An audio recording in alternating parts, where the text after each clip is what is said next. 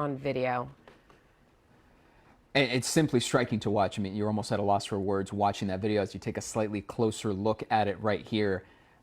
The smoke piling through, that ties into what we were hearing from witnesses who were there, who lived nearby earlier this morning, describing it with saying it almost looked like a bomb hit the building. Things were shaking like an earthquake. Those are some of the words that we were told earlier this morning, almost 6 hours ago now, as to the description of what they were feeling, hearing, seeing this morning. This video just into our newsroom of that partial building collapse in Surfside. It's unbelievable. Now that we're seeing it on surveillance video, it is shocking, chilling, eerie, scary to see how fast that building went down.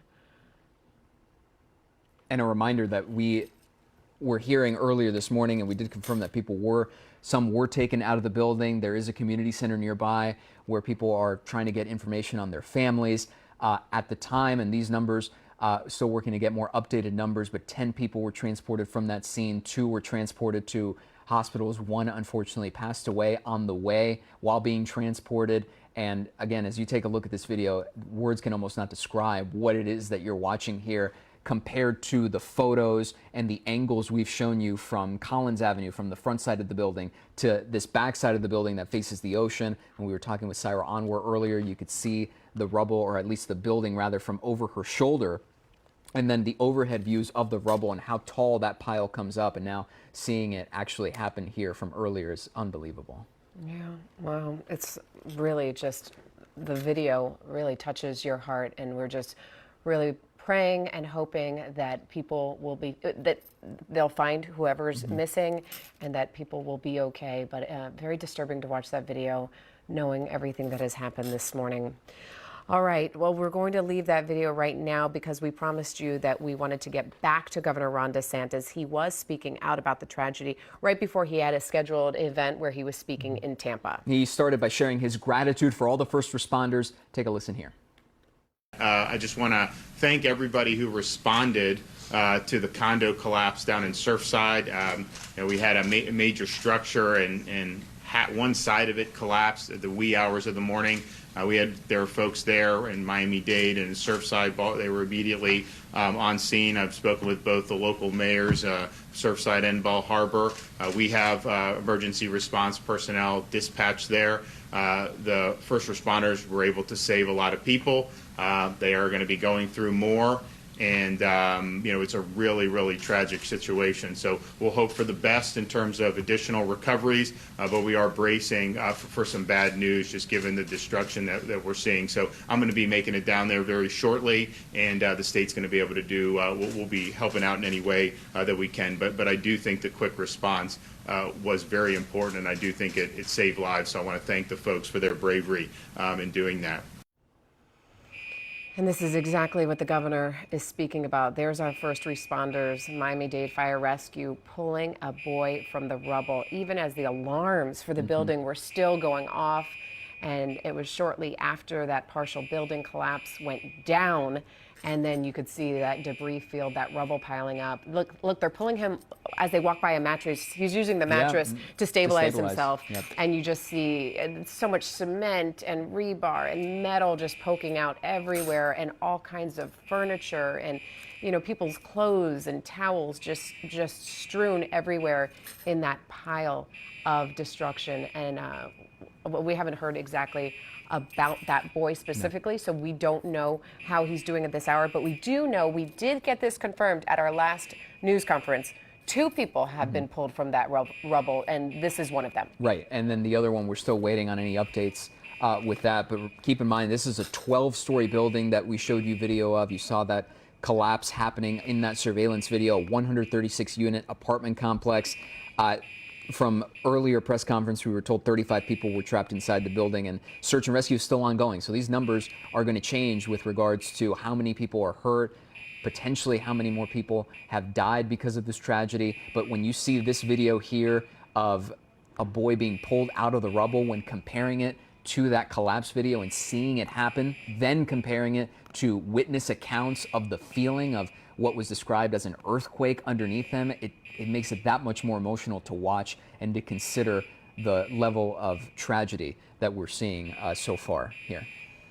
And a short time ago, we showed you this, the Sky 10 images of the dogs being brought onto the scene of the collapse. So what they're doing is they're using those dogs to find humans, to find bodies, to find any survivors, to find any victims in that rubble, because the dogs can smell and are so much more powerful in what they can do, more so than the humans who just have to lift piece by piece of the rubble or use that heavy equipment to tunnel through. The dogs can actually alert their handlers to whatever smell they can identify that could save a person. And we do want to get to the latest information on victims of this collapse. This is from Miami-Dade Fire Rescue. Again, these numbers could change, but what we know so far is 35 people have been evacuated from the building. So far, we're told that 2 people have been taken from that rubble and were taken to the hospital. One of them is that video you just saw of the young boy. We know that at least 1 person has died.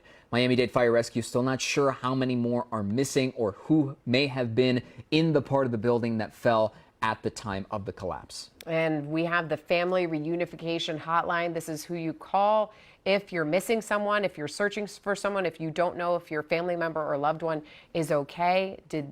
Are they out of that building, or are you worried they're still there? That number, 305-614-1819, 305-614-1819. And then if you need general emergency information about this catastrophic scene and all the destruction that has taken place today at the Champlain Tower South in Surfside on 8777 Collins Avenue. That number is 305-993-1071, 305-993-1071. And we do want to check back in with Andrea Martinez. She is back at that community center where so many families and survivors are headed. Yeah, let's get straight over to her right now. Andrea, I'm sure you've been talking to more people since we last saw you. Hey guys, if you can hear me, I am still here at this reunification center. The Red Cross in Miami-Dade County have set this up for the victims and their family members. I got to tell you, it's been a pretty tough scene here all morning, watching these families come together and just kind of wait for news. They're just kind of on standby, waiting to hear from their family members, waiting to hear from authorities, and a lot of them haven't heard any news yet. So again, this is the Red Cross as well as Miami-Dade County as well. I'm being told that what they're doing here is setting up a database for those that have not been ID'd and for those that are missing as well. And that could take a while because some of the victims I'm being told that are in the hospital haven't been ID'd yet. That takes a while too. So again, just these families waiting to hear more. I'm also being told that those who were displaced, who lived inside of the building, are also here waiting to be shipped out to hotels, waiting to get bussed out. And some of them still don't know what they're going to do either. Also being told the building next door was evacuated as well, and many of them were tourists who now need a place to stay as well. We spoke to a family here who was staying next door with 5 children, and they had to be evacuated and ran out. They're here, and they've been here for since about 1 a.m. Rather, you see volunteers bringing in water, bringing in snacks, helping out in any way that they can. Again, the Red Cross is here assisting with food and shelter. I'm being told that buses are coming out here shortly to be shipping and shuttling people out of here and finding them a place to stay. Families, just you could see, just distraught here, just waiting to hear news. And again, it's raining out here too, so that's just kind of adding to the situation. Everybody just kind of bundled up, huddled under the shelter here, and again, just waiting to hear some news. Guys?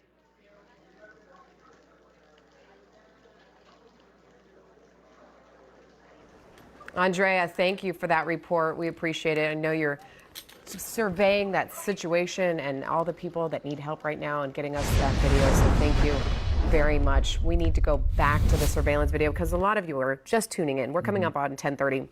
We've been live here for you since just after 4 a.m.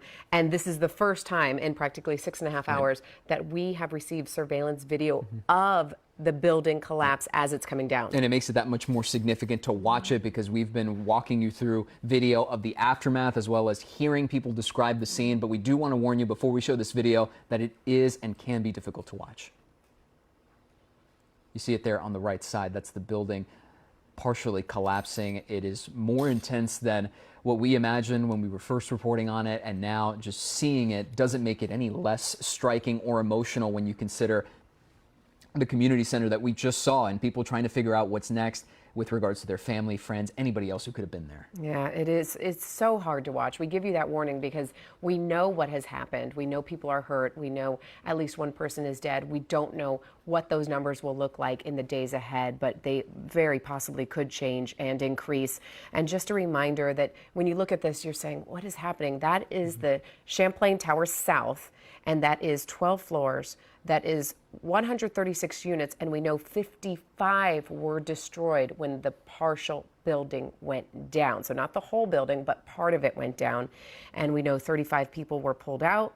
And we've already mentioned numerous times, but if you're just tuning in, you might want to know 10 people were injured, one seriously injured at the hospital now, and one died being taken to the hospital. But we're waiting for those numbers to change because the search and rescue efforts are underway in that debris, in that rubble, in that just, it's a mountain of mess that came down with the part of the building that came down. And it's part of that perspective we've been giving you all morning long with pictures, video, everything from the front to the back side of the building. And with that, we want to get to Local 10's Glenna Milberg right now. She joins us live from the scene. Glenna? Yeah, guys, I just want to tell you, we were on the beach earlier before. We had to move to the Collins Avenue side because of the weather and the lightning. But on this side, you can really get a sense of the amount of response that's here of police, Miami-Dade and Surfside, as well as some of the critical rescue teams that comprise a lot of the different jurisdictions all over South Florida. They've been here all night. But I want to just kind of expand on what you were saying, J.C. That pile of rubble, and let's go to Sky 10 if we're not yet, because that mountain of rubble, we now know most certainly there are people who are in that rubble. We know this. That is not speculation anymore. The number of apartments, there are actually 70-something apartments that was affected, the 50 apartments completely demolished. We really, until just a little while ago, did not have the perspective of what that is like in that pancaked mountain that is now on the east side. And so right now there is a full-on focus on recovery. Whether recovery will find anybody who survived that, I will say the people here involved remain hopeful, but realistically don't expect that to happen. I want to just tell you about some people I met here who are not at the center yet, who are just on the streets, kind of despondent, some just crying because not of what they see or hear, but because of what they have not heard. And we met someone who was just in from Argentina, who owns apartment 803, and her friends were staying there, who just had adopted a little girl, and showed us pictures, which you can see you are on Twitter today, Glenna WPLG. I just posted those. They were staying in that apartment. The people who are not hearing from their families and friends and loved ones really are the focus right now. So in that apartment building, there's a sort of a tandem story here. There's the human toll, which is just unfolding. And then you hear a siren. You hear these every once in a while, these sirens on Collins as rescue crews try to get through and emergency crews try to get through. The other part of this story is going to be that structure, that building that's now 40 years old, that was under renovation. I'm working with photographer Mario Alonso, who was just speaking to somebody who was telling him their family members live in the apartment and heard rumblings, heard something up in the building that seemed like rumblings to them. They know that there is roof work being done, and they really didn't give it a second thought. So what does that mean? Those are the kind of little pieces of evidence that are going to be coming out all day as people try to figure out what on earth happened at this building. If you have not yet, let's put up the side-by-side photographs of a screenshot of the building in its whole integrity, and then a screenshot after the collapse, and you can really sort of understand how much of this building utterly sheared off the rest. It looks like an L, and you can see it faces it sits on Collins Avenue and east to the beach, and the L portion in one picture is visible, the L in the other is gone. It was a total pancake type of collapse.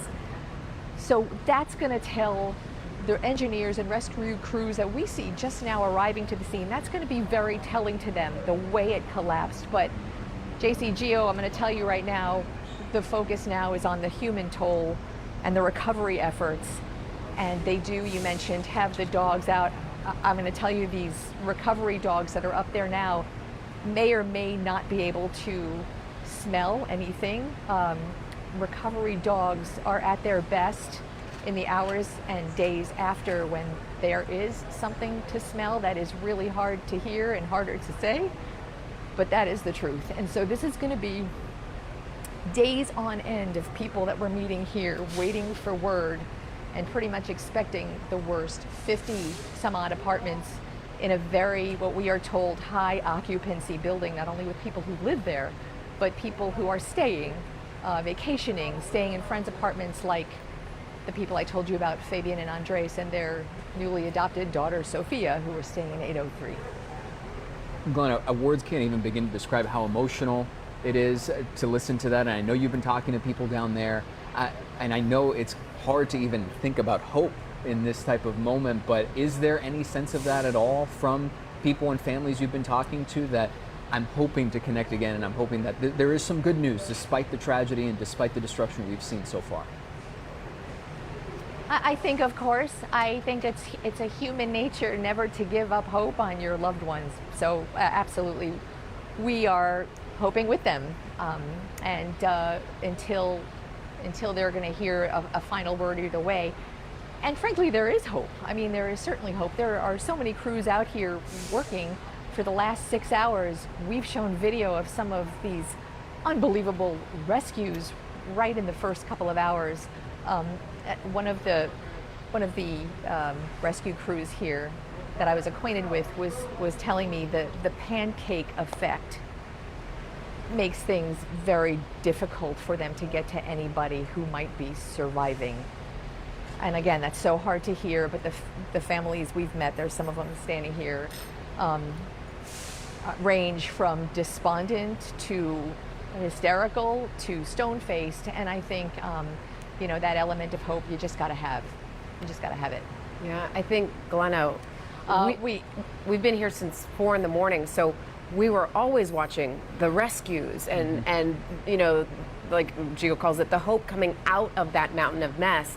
But then when we just showed the surveillance video, I think the whole entire studio just felt the weight of that. To see it in real time was such a tragedy, and that's why we warned our viewers before we aired it, because we know what that means now. And right now we're showing a picture that you tweeted out of Fabian, Andres, and Sophia, and the family that you said they just adopted the little girl. Yes. And yes. we're showing the picture you tweeted.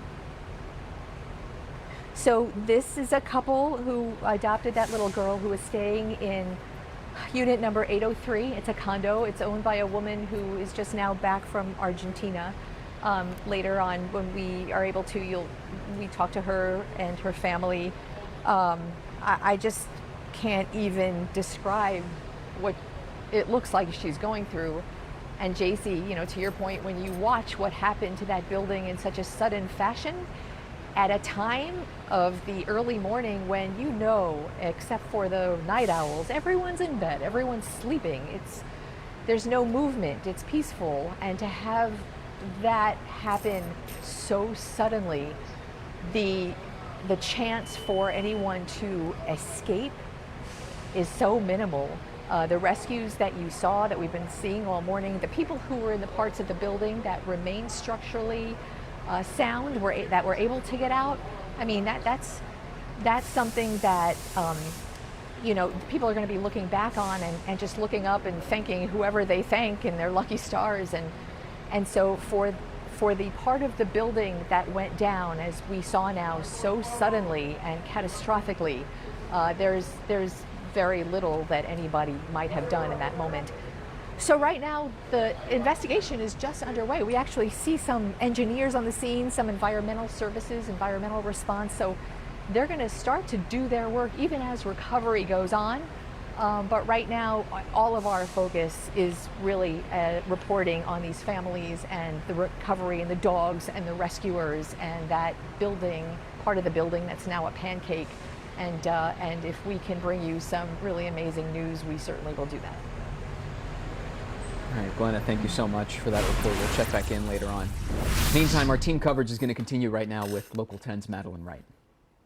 Good morning, Gio and JC. It is a sad day here in Surfside, and the rainy weather reflects that. One person was killed and 9 others were injured when a condo building partially collapsed around 1:30 this morning. And the fear is that the number of fatalities could dramatically rise. We're talking about Champlain Tower South, which is right here at the corner of 88th Street and Collins Avenue. The media staging area was at 87th, but police have since pushed us back to 86th because the building is structurally unsound and there is a fear that it could collapse even further and damage the firefighter and police equipment that's parked in front of the building. Take a look at this video from Sky 10 showing the aftermath of the collapse. You can see just how catastrophic it was. According to the mayor of Surfside, Charles Burkett, 1/3 of the building collapsed this morning and the other 2/3 are also at risk of coming down.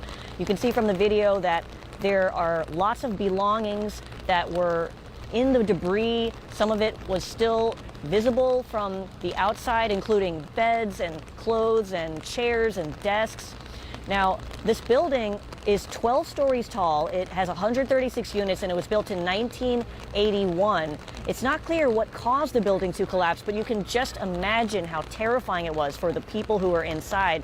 One man, the former vice mayor of Surfside, Barry Cohen, he says that he was on the 3rd floor in a unit that wasn't damaged, but he heard a series of bangs this morning, very loud, woke him up from a deep sleep. He grabbed his wife and they opened the door, and as soon as they looked at the hallway, there was all this dust.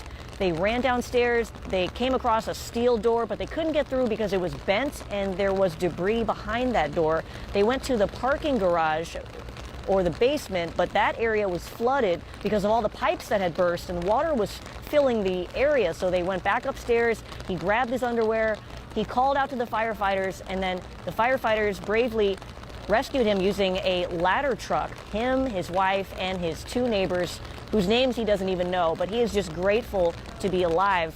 It's unknown how many people are missing at this point, but 55 units, according to the Miami-Dade Fire Rescue Chief, were damaged and 35 people were rescued. 2 people were pulled from the rubble, including a young boy that we saw earlier this morning on video. A number of people were taken to the hospital. Their exact condition is unknown at this hour. This building was having roof work done to it. The building is more than 40 years old. It's not clear if that roof work played any role, but the former vice mayor, Barry Cohen, he says that between the roof work and the construction of a very tall condo building next door, which was built last year, he says there was a lot of shaking and that could have affected the structural integrity of the building. But of course, structural engineers and investigators will have to look closely into this to find out exactly what happened. But the focus right now is on search and rescue, finding any people who survived and may still be trapped in the rubble. There is a fear that they could find a number of bodies from people who have died. People at the Family Reunification Center, where Glenna and Ian are, they are hoping that they can get in touch with their loved ones and that their loved ones will be okay. I talked to a friend of the person who lives at Unit 803, the same unit that Glenna was talking about. He told me that it was a LGBT couple living in that unit with their 4 to 5-year-old daughter. He says that they had tried for years to get a family, to create their own family, and finally they were able to using a surrogate. He has been trying to get in touch with them all morning long. He's been calling them nonstop. In fact, he's even been taking turns with his family members to call them, but they have not been answering the phone. And so he's just desperate for answers. A lot of people are coming to the scene trying to get word on their loved ones. People were evacuated, both from the units that were damaged and the units that were not damaged. We're still waiting to find out how many people are missing. That's the big question here. This investigation is going to take an unknown amount of time. The firefighters and the police officers, they're not just going to be here today or tomorrow, but potentially a week or longer. And the exact cause of this tragedy, it could take 1 to 2 months or even longer, according to an engineer we talked to this morning, to find the answer to that question. Now, back live, you can see there are a lot of emergency vehicles out here. A hotel that is right next to this condo building that collapsed also had to be evacuated because it's not safe for the employees or the guests to stay there anymore. So a lot of moving parts here, a lot of things going on, people trying to get word on their loved ones, firefighters trying to rescue any survivors, an investigation underway into what led up to this disaster. Live in Surfside, Madeline Wright, Local 10 News. All right, Madeline, thank you. We appreciate your report. We'll check back in a little bit later on. Right now, we do want to take a look at some damage, some collapse damage from inside. This is new that we're showing you this morning. You see some water, you see police tape off, and it's just another perspective that we've been giving you all morning on this building collapse. Well, it matches perfectly what Madeline was just saying about when the pipes burst and the flooding started happening in the building, and that's what you're seeing right there. Meantime, we're going to continue our team coverage now. As you take a look at that, we're going to go to, say that one more time, sorry. Syra Onward, is she available? Okay, she's live right now with more from the scene. Syra, what can you tell us right now? All morning on the side where you could see the most destruction from this collapse, but a lightning and rain situation made it unsafe to be on the beach, so we've moved to a nearby condo building. But let me take you to video of just how much destruction we saw. You could see children's beds, patio furniture, homes sliced in half. You could see people's personal belongings just out in the open. You could tell that these were homes people were living in. They had to get out in the middle of the night, those that were able to get out in their pajamas, no shoes, running from this building. As early as 4 a.m., we overheard fire crews calling this a mass casualty event that they were called to, crews from Broward County, crews from far away from here, but the gravity of this situation, the magnitude of this just catastrophic damage finally sitting in with a lot of people out here. We saw a lot of people congregating on the beach. Some were just taking photos, other people just taking in how destructive of a scene this was. One woman actually ran up to our photographer, Brian, and asked him if she could look into the camera and zoom into her 6th floor unit to see if any of her family members were visible through the camera. She wasn't able to see anyone. We don't know what to make of that, if her family was able to get out or if they weren't in there. But again, these were units that people lived in, and it's very evident. You see the furniture, you see the belongings, you see the pillows, you see children's toys. While some people were hoping that a lot of people in this building were snowbirds and weren't there for the summer, it's evident that there were a lot of people in this building when this collapse first happened. On the beach, I actually encountered a 9/11 first responder who was here visiting. He told me about how important it was during this response time to make sure we keep the scene quiet. He said that with the helicopters out here, it was creating a lot of noise. He said it's important to keep it quiet so that they can hear those calls for help. If there are people in this rubble, we want to be able to hear them so we can get them out. I also talked to the current vice mayor of Surfside, Tina Paul. She said they are still assessing everything. She didn't have a particular insight as a government official, but she said this being her city, this just hits her so hard, so personally, and she's just praying for everyone involved. And again, we've really been pushing that emergency number for unification for people to go to that community center if they don't know where their loved ones are. Because again, a lot of people are rushing to the beach to see what happened. But again, there's a lightning situation out there right now. The beach is not where you want to be. Also, this is still an insecure area. You don't want any of that debris to come at you. So again, you're going to want to call that emergency number and find your family members through that reunification hotline. So again, the weather conditions don't allow us to be on the beach, but as soon as we are able to get out there, we will send you updates from the scene. But for now, Gio and JC, I will send it back to you.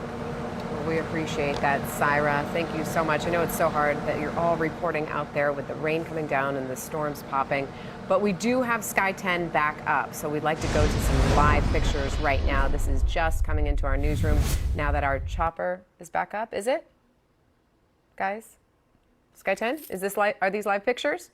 Yep. Okay, thank you. Just wanted to confirm. This is a very close-up view of the building collapse. So what you're looking at, to put it in perspective, is what's left over on the building part that's still standing. So that's why as that camera pans down in our chopper, you see the building with this leftover debris, the mess from the collapse, and then you see the pile on the ground. Some estimates are saying at least 20 feet high, some are saying more, but that is the debris that you're talking about. All your first responders, all your rescue authorities, that is what they have to sift through. That's why they have the dogs out. That's why they have the heavy machinery out. That's why they told us hours ago that they were already tunneling through that monstrosity of a mountain of rubble. And that's why we saw Glenna's report, and she was so emotional and having such a hard time telling us that the future is grim because all of this happened in seconds. And talking to families, hoping and wishing for the best when it comes to, is my family member okay? Are friends okay? Just trying to figure out the next piece of information. As you take a look, you can see crews there at the bottom left of your screen sifting through what's left of this building. And now as we pan up, this used to be an L-shaped building, now no longer, as you take a look at that rubble. Now you're seeing the aftermath. We want to take a moment to show you again what happened before what's left on your screen right now. This was into the newsroom a few minutes ago, surveillance video of the collapse that we got permission to use. But it is disturbing, and we have to warn you, it is hard to watch because we know what is happening as that building goes down. So I just want to let you know that before we go ahead and show that video.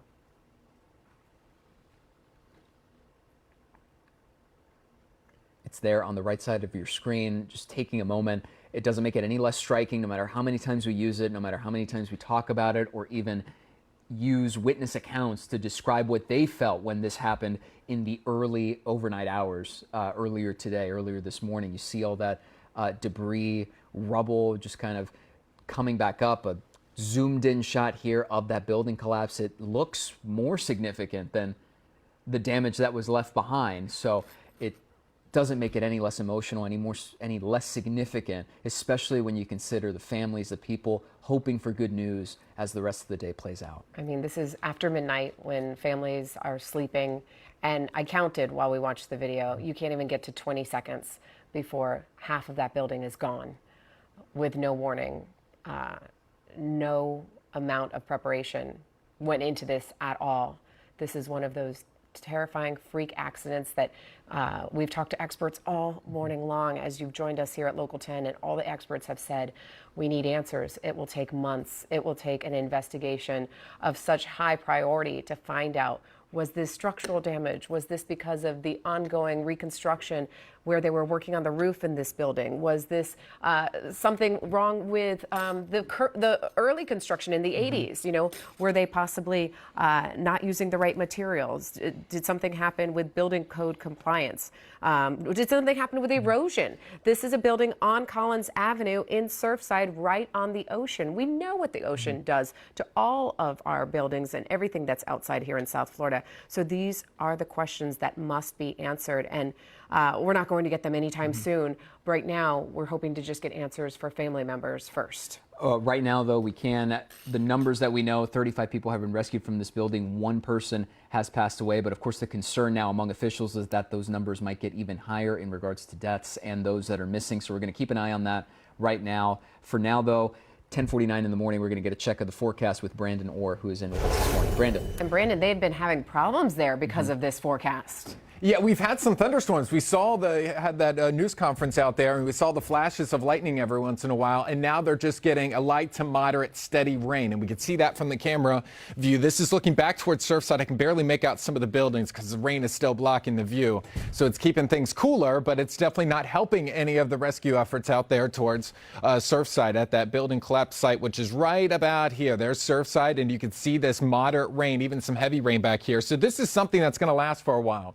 This is not the back edge of it. We're going to have this light to moderate rain for at least the next hour, if not longer, and we'll wait to see if we actually get some thunderstorms to develop and move through here. But none of this is producing any lightning, so I don't think this is huge impacts, but certainly any rain is not helping anything there in Surfside. Up in Broward, we've had some thunderstorms up here too, some strong ones at times, producing some gusty winds, still getting the steady rain over towards Weston especially.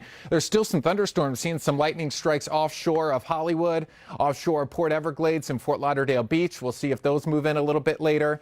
And so far, we're looking better down towards Cutler Bay and Homestead. Scattered storms here in the Keys. The strongest storms are out here towards the Florida Bay. This is pretty strong thunderstorm. Lots of lightning out of that. That continues to push to the west away from any land, so I'm not too concerned there. Here's our model, which is doing a pretty good job. Takes most of the thunderstorms and pushes it to the west, but I still think we're going to get some at least light rain around. This is by 1 o'clock. Maybe a few thunderstorms down by the Keys, and it's possible we can get some pop-ups. This model has us a little bit drier by 5. I still think we may have a couple of showers around. Here's 8. Still have that potential at just about any time to get some pop-up showers and even a few thunderstorms straight into the night. Lightning is going to be the main threat with these. Could get some minor flooding too. We're watching out for that, but so far the storms have broken up into light to moderate rain, and that's certainly helping things out there. And we'll watch out for strong wind gusts too. So maybe a lingering storm tonight.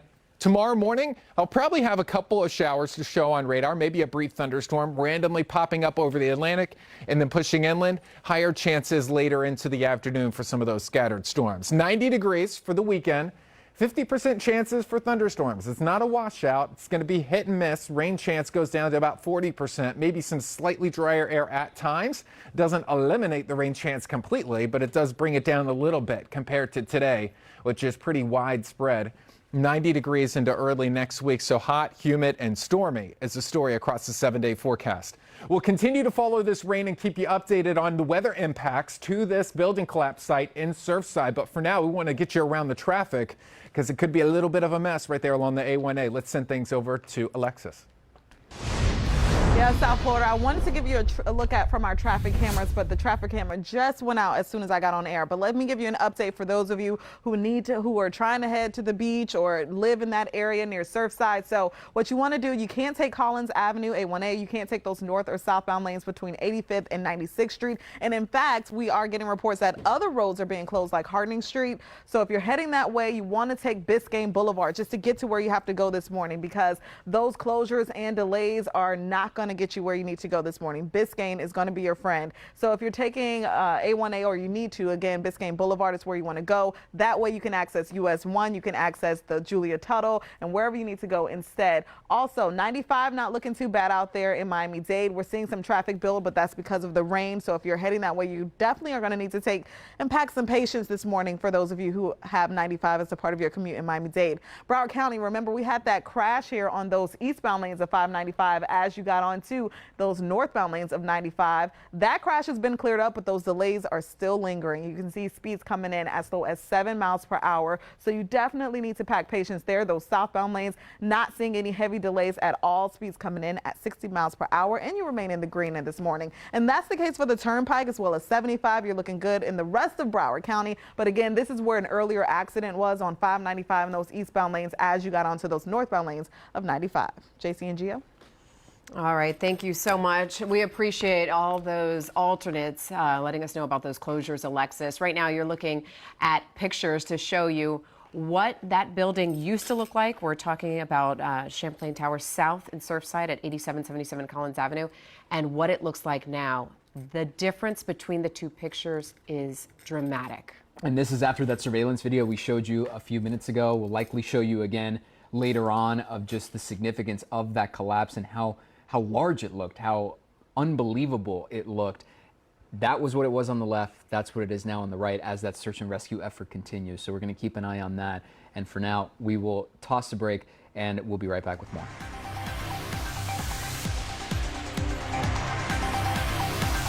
When you're in a car accident, the insurance companies have the resources to deny your claim, and we have the resources to fight back. If you're injured, we're ready to help with our team of attorneys and support staff. After a crash, make the call to Pass and Levine and let us fight for you. Call us now at 1-800-247-CRASH. After my accident, I called 1-800-388-SATA. They work with aggressive attorneys that got me the money I deserved. I got the money I deserved. I got the money I deserve. Car accidents, slip and fall? Call 1-800-388-ZETA. Dust bunnies aren't as cute as they sound. They contain contaminants, which end up in your ductwork. Sears is one of the leading providers of air duct cleaning services. We use state-of-the-art vacuum equipment and other specialized tools to thoroughly clean your air duct system. Remove years of accumulated dirt, dust, dander, and other contaminants. Nice. Get your Clean Air Safe Home $99 air duct cleaning. Go to SearsClean.com to schedule or call 888-395-9394 now. Right now, Rooms to Go can change the way you sleep forever. Just choose your perfect mattress set from our selection of top brands, starting at only $5.99. In the size, comfort, and support you need, and upgrade your foundation to a quality adjustable base for free. If you sleep on a queen-size mattress, king-size mattress, or even if you prefer a split king, buy the set and switch to a versatile adjustable base for free and enjoy all the benefits. Now at Rooms to Go. Great get-togethers start by recycling the new Ball aluminum cup. So enjoy. Reuse just a few times if you like, and then recycle the new Ball aluminum cup. Find us in your store's disposable section and choose aluminum over plastic. Boom! You were just in a car accident. Now what? If you were injured, we may be able to help. After an accident, call Pass and Levine. We'll investigate your claim, help get your car fixed, and fight to get you maximum compensation. Call us at 1-800-24-7-CRASH. The Local 10 Time and Temp is sponsored by ASP Super Home. Welcome back to Local 10. It's almost 11 a.m. Our live team coverage continues this morning. We're going to go back out to the community center in Surfside. And that's where you find Ian Margle, who joins us now. Ian, good morning. Good morning, guys. It is sort of more of the same here. A lot of people still trying to get information, trying to get answers, trying to find their loved ones who may have lived inside that building. Let me take a step out of the way here so you can see we are at the community center right at 93rd Street on Collins Avenue, and all morning long what we've been seeing are parents with kids, families that have loved ones that were in the building, just sort of desperately looking for answers. And inside the community center, if you were to go in there, we're not going in with our cameras right now out of respect for the people that are in there, but what you would see is there's a table set up. There are police officers in there that are basically taking names. They have a running list of people who are accounted for or unaccounted for, and they are just getting that information out as quickly as they can. There is one woman that I've been speaking with on and off whose mother lived in that building, and she's sort of trying to come to terms with the fact that her mother has yet to be accounted for, and she is sort of assuming at this point the worst, but there is still some hope. There have been some families that were able to reunite, and I did speak to a police officer just a few minutes ago who told me, incredibly, there were some families, there were some people that were able to get out of the building moments before it collapsed. One of the people I was speaking with earlier, he lived on the first floor. He said the first thing he heard, what woke him up, was a big rumbling noise, a loud noise that when he went outside and looked, it looked like the area above the parking garage had fallen into the parking garage, which would fit with what we had been hearing from other reporters as well. He says he was able to go outside and he went to look to see what happened, and then all of a sudden he heard a rumbling. And actually, Kenny, if we pan over to the left, we see Mayor Daniela Levine Cava is arriving here at the community center to speak with the victims, and I know that our Hatzel Vela is over there speaking with her right now, trying to see if she'll talk to us. But Daniela Levine Cava, the mayor of Miami-Dade County, walking up here to the community center to speak with evacuees, to speak with people that are looking for their loved ones. And we'll see if we can get her. It looks like there are going to be media surrounding her over there, so we'll get her just a moment. But what I can tell you is there were people saying there were multiple parts to this collapse, and that is part of what we saw in that video. We are seeing, in terms of the search and rescue, there were concerns about the building that remains. What can you tell us about that? So right now, those people have been evacuated. So there is nobody in immediate danger. And of course, the engineers are inspecting and making sure what's involved. And yes, they're making sure that it's safe. Sorry, the mayor's actually here to visit the family, so we're going to head inside and we'll do another pressing in about an hour. Okay, so you heard that So you heard that there. The mayor speaking briefly. She wants to go inside and speak with the families, and then she's going to go ahead and speak to us afterward. But you can see her walking in, sort of surrounded by cameras there. Again, this is where the families who either lived in that building or people who are looking for family members who lived in that building. There is that phone number we've been showing you all morning long. We would love to bring that up if we can. That number 305-614-1819. That is that reunification phone number we've been giving you. So important to give out and to make sure if you are looking for a family member, if you are trying to get a hold of a family member that lived in that building, that is the phone number you want to call. JC, Gio, I know you guys have been going back and forth with our reporters all morning. We're going to stay here and try to give some more information and try to speak to some more people as the mayor goes in right now. As soon as she comes out, we will let you know and we'll bring that to you live.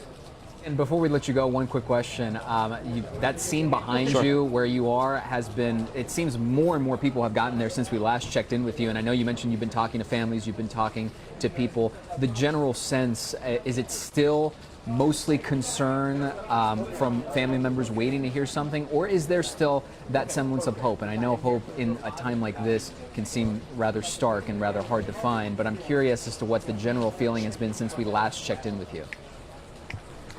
Sure, it's a little bit of both. There's a lot of concern. It's sort of as we get further and further along here through the day, as more and more people get here and have not heard from their family members, as the hours go on, there is sort of a sense of people coming to terms with and a lot of sadness, a lot of tears. One of the things I've mentioned a few times is that there are a lot of children here, children that are still in pajamas, children that don't have, their loved ones necessarily with them. Most of the children here are with parents and things like that, but families that are looking for loved ones. So no, it's unfortunately, Gio, it's been a lot of that very same somber, lots of tears, lots of concern. Again, as you walk in, what they've done is they've split people up into two sides of the community center.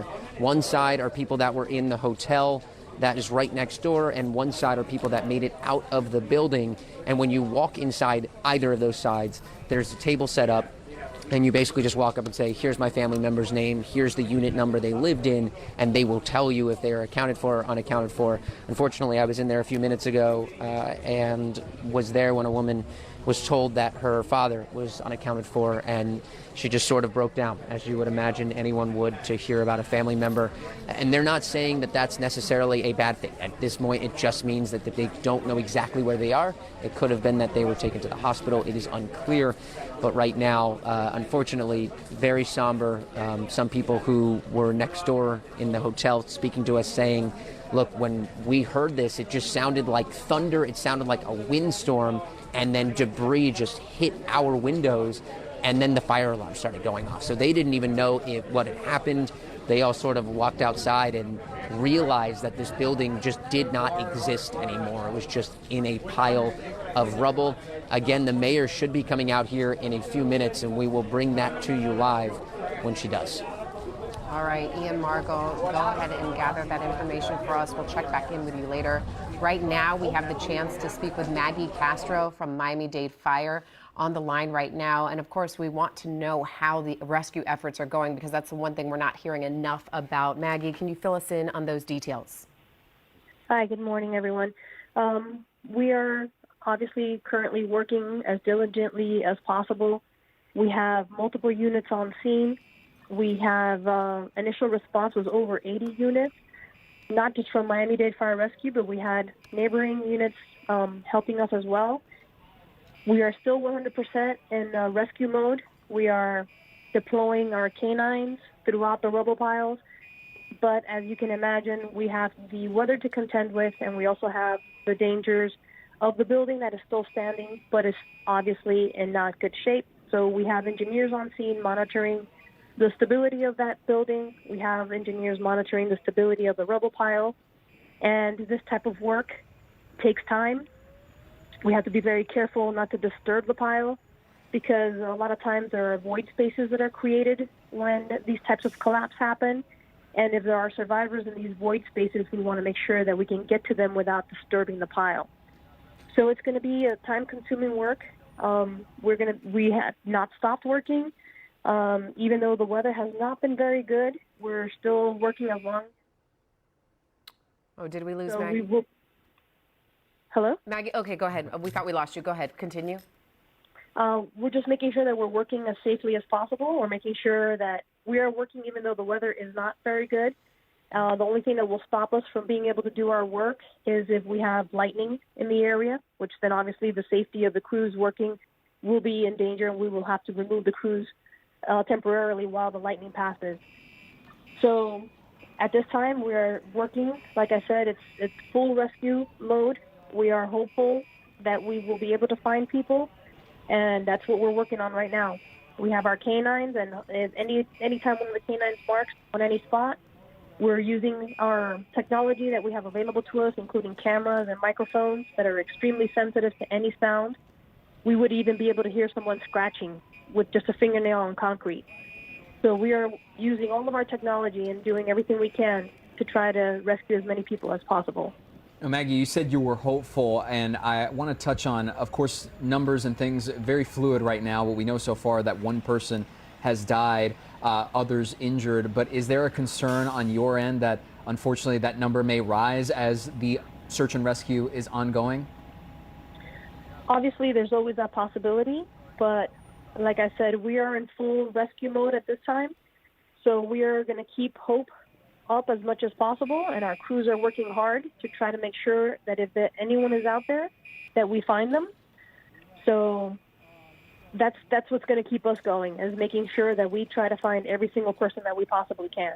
And we're definitely seeing video of that right now. We see the first responders digging through the rubble. There's equipment being brought out. Everybody's in their full gear and looking for people in that rubble. This is going to be something that goes on for a long time. Is there anything you all do right now immediately? Because obviously it's going to change down the road in the days ahead. You know, how you search through that rubble changes. What is it that you do right now that could help us understand what's going on right there at that mountain of debris? Well, what's happening now is there's a lot of things happening all at once. There are the canines that are searching. Those are live victim canines that are searching the rubble pile at this time. So anytime that they sense or they hit on a scent, they're going to mark. And every time they mark, we're going to look. Again, using the equipment, we're going to open small inspection holes, use our camera equipment, use our microphone equipment to search for victims in the area. If we find victims in the area, then we will proceed to make, again, it's going to be a slow process of removing the piles, removing the debris from the pile, and try to not to affect any void spaces where there could potentially be victims that are safe right now being protected by those void spaces. We want to make sure we do not disturb those void spaces. We are ventilating the area, so we have multiple fans providing fresh air into the spaces. So we're monitoring for any hazardous materials, for any type of low oxygen situations. So all of that is going to be ongoing while we're in our rescue mode and attempting to find any viable victims in the debris pile. Maggie, what would you have to say to people coming at this from a perspective of, let's say, someone who's obviously worried about a potential family member, a friend who's stuck there, and time perhaps is not something that they're thinking of, that I can wait this X amount of time before, God forbid, something happens. What would you say to them in terms of this is how fast we can go, and that there might not be a need to worry as this effort is ongoing? It would be very difficult to tell someone who's in that situation that they just have to wait. I understand that they have to be extremely concerned and worried and scared for their family members. What I would like them to know is that we are working as hard and as fast as we possibly can to try to get to their family members, and that they can rest assured that we're doing everything possible to try to assure their safety and to try to bring them back to them. So even though the efforts may seem slow and things may not happen as quickly as they may want it to, rest assured that we are working as fast as we possibly can, and we understand how they feel. Can you tell us how many you have on the ground right now? Are you privy to that information? I know the numbers are changing. They're rotating crews, but when the first initial response came out, we had 80 units on scene. I don't expect that number has changed very much, but we will update. As far as like the personnel on scene, we will update in the next press conference. Yeah, I was just wondering, to better understand the search rescue operation, I was wondering how many men and women we have on the ground searching through the rubble. It may not look like a lot of people, but we can't have a lot of people on the pile because that's going to disturb the pile. So every effort being made on the pile has to be calculated. The amount of personnel on the pile, the amount of canines on the pile, everything has to be done specifically working with the engineers to make sure that we do not disturb that pile. Well, Maggie, thank you. We appreciate your time. Best of luck out there, and we hope for the best news. Thank you very much. All right. Okay. We have more pictures coming into the newsroom. We have new video. So before we show any of these things, I always just want to go ahead and give that warning because as the hours have transpired, you know, we came to you at 4 a.m. and we've been on the air ever since. And the more information we get, the more worried we are about the outcome and the dire results with injuries and death. And so we always warn you that what we're about to show you is disturbing in case that for some reason you don't want to watch, in case you have a family or a friend or a loved one who's involved in this. But right now we can go ahead and show you that surveillance video because for those of you who haven't seen it, it is just unbelievable to watch at how quickly that building comes down. It's unbelievable. It's there on your right side, just collapsing all the way through.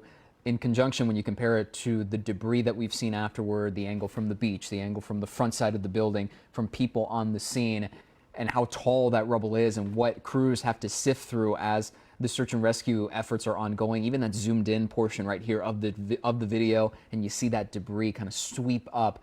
It's unbelievable to look at, and it's very difficult to watch, especially knowing that we still don't know a lot when it comes to the number of people who may have potentially died in this collapse, who are still missing, and families hoping and waiting for good news on that end. And just keep in mind, we show implosion videos all the time on Local 10 News. And in all my years here, we show implosion videos when they take down old buildings and they're going to start new and build again.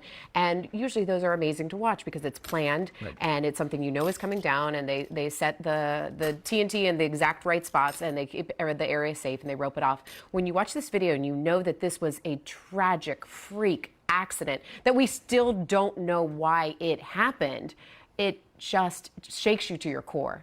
And this is so disturbing to watch, knowing that people were just sleeping. This happened after midnight, between 1 and 2 this morning. And knowing that this happened while people were just at home in their condo sleeping on a Wednesday night going into a Thursday morning, it's really difficult. It's really just to soak it. I don't think I still have soaked it up entirely because we watched the debris field for so many hours before we ever saw the destruction of the takedown of the collapse. Right.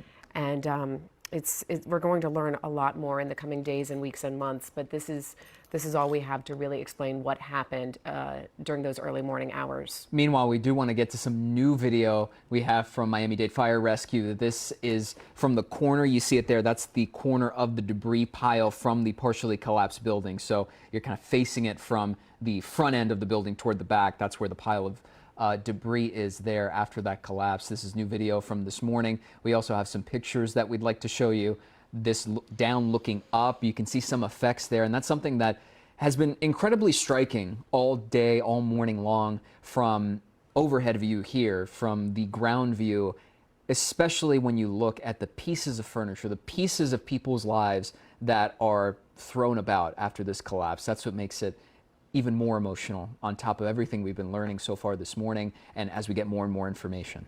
Okay, we also have new video once the sun came up, Sky 10 right there, just really going over the scene. There's the debris field. You can see there's a first responder right there at the top of that mound of rubble surveying the scene, and you almost can see the layers. You see when we zoom in, like the layers to a cake, this is the layers of destruction when that building partially collapsed on the right side, going down right in front of the beach.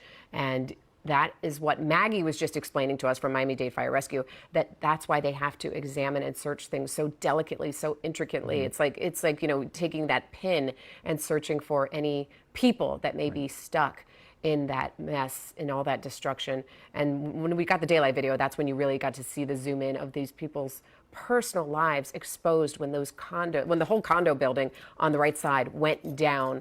So there's the dogs she had out. I really liked her way to explain there's dogs that search for people who are alive, and then Glenn explained to us there's also cadaver dogs. So there's two different types of dogs working emergency scenes. So right now the dogs that are out there are looking for people that are alive in the rubble. And as we keep an eye on those ongoing efforts, we want to get back out to Annalise Garcia, who is incredibly close to the scene. She's live right now, been there since the early morning hours. Annalise, what can you tell us? Well, like you said, we're pretty close right now. We've been moving around all morning to get as close as we can. I'll step out of the way so you can see what we can see. This is the view from the street. You can see right there, Collins Avenue, 88th, that big pile of rubble right there is where that collapsed. Now, obviously the rain isn't helping here. And to give you an idea of exactly where we are, we're close to the center of where all the first responders are coming to their trucks to get what they need. And we've seen the Red Cross out here. We've seen people getting here with Bobcat machines headed to that pile of rubble. We've also seen firefighters with tools in their hands walking towards it to search for these people like you were just talking about. Now, we are still working to confirm the number of people unaccounted for, but I've received several messages with names because they can't find their loved ones. Now, we spoke with a person who works in one of those apartments every day as the caretaker for someone. She's a nurse for someone who lived there. She was walking to see the destruction, and when she saw what you're looking at, she broke down because it was one of those apartments that stood there that she used to work in. Listen to what she said. Inside, the window is no longer there. It's the building after. It's no longer there. They live on the beach side? Yeah. How many people are in there, and what are your thoughts right now? 7:02. There's 3 people that's supposed to be in there at the time, wherever that happened. Is this family of yours?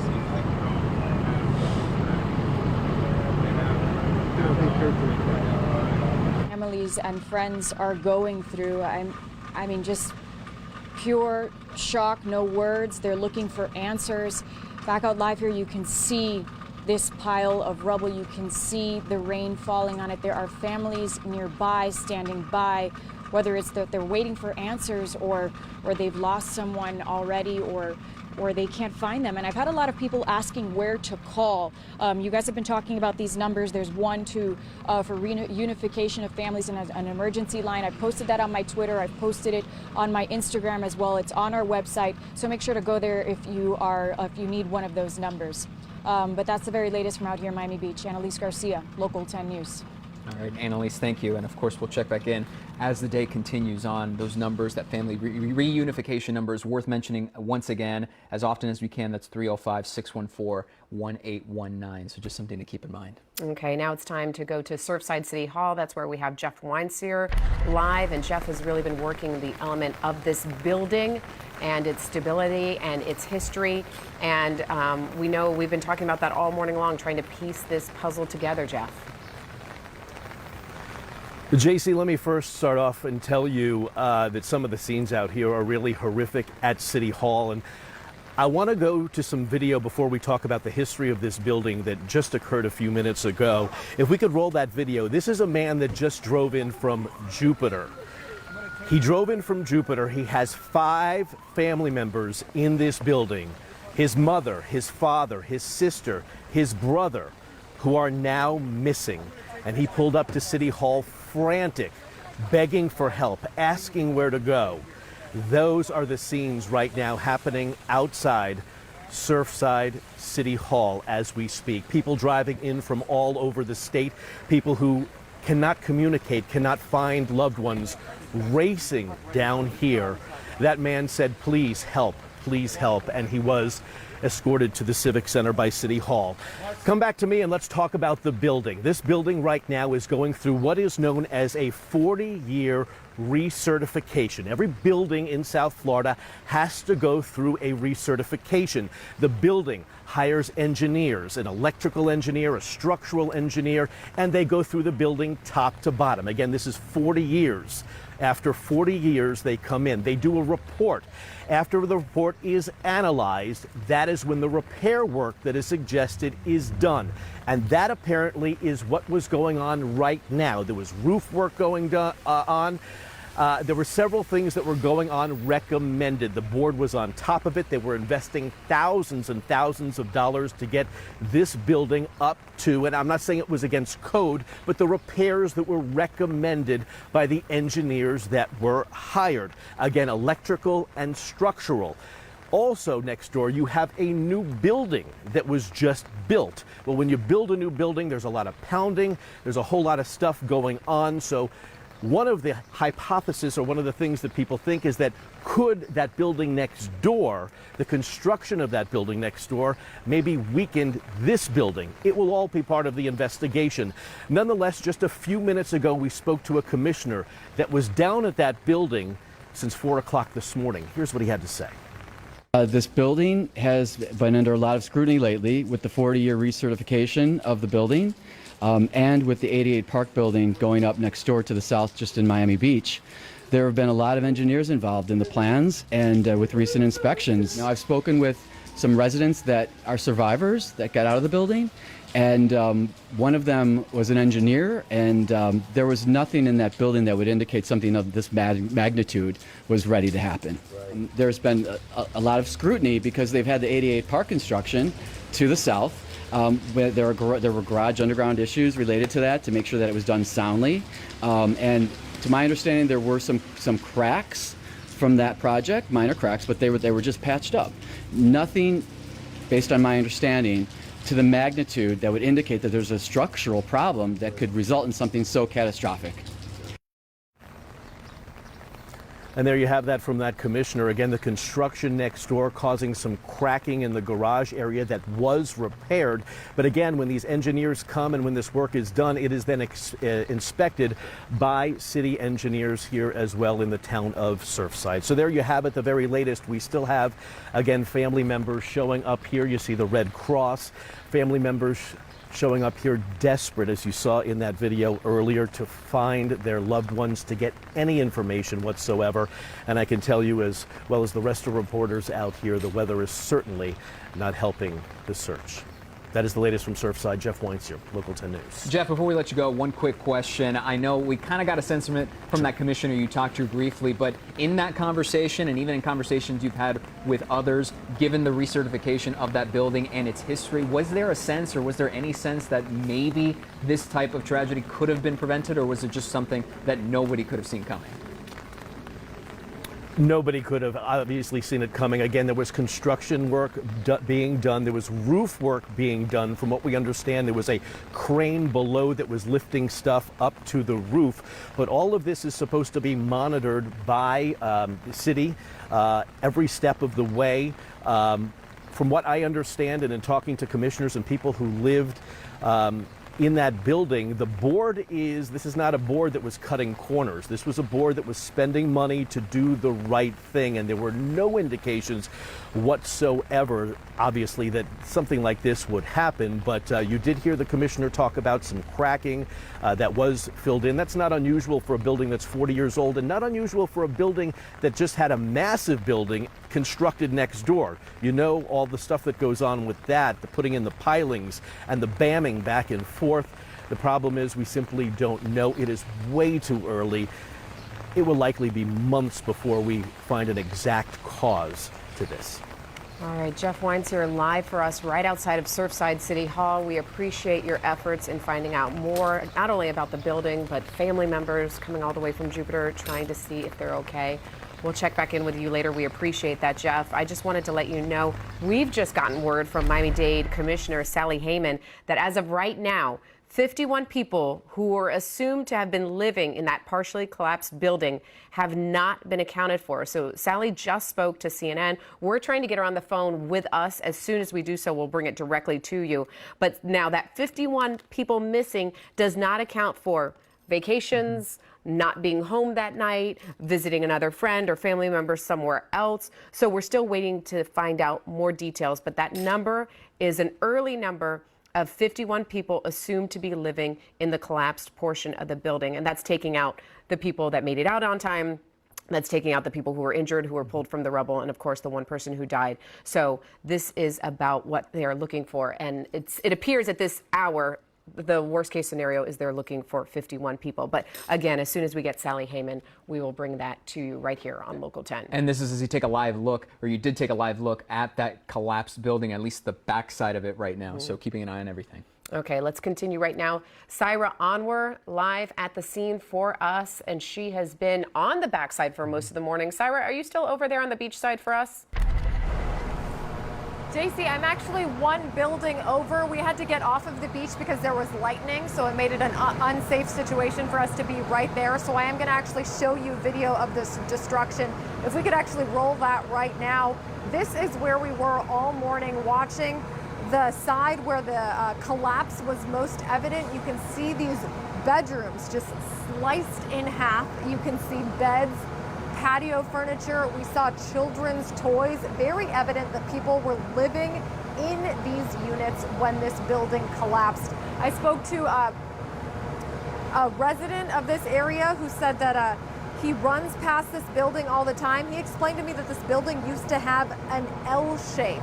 And the way you're looking at it right now, you can't tell because that whole front wing that protrudes onto the ocean side, that is just gone. It's all just a pile of rubble right now. Now, what's under that rubble, we can only speculate. But while I was on the beach, we saw crowds of people coming to the beach looking for their loved ones. They know about that emergency hotline. Most of them did at least, but they said they wanted to see for themselves. One woman even ran up to Brian, our photographer, asked if she could look through our camera. She zoomed in to her 6th floor condo unit to see if she could see anyone inside of her unit. She was looking for her family members. She then ran off crying. She said she couldn't see anything, but we do know that families have that reunification center at the community center, but still just an emotional morning. And every time I speak with you guys, I feel like the gravity of the situation just sets in a little more. Around 4 a.m., we did overhear fire crews calling this a mass casualty event.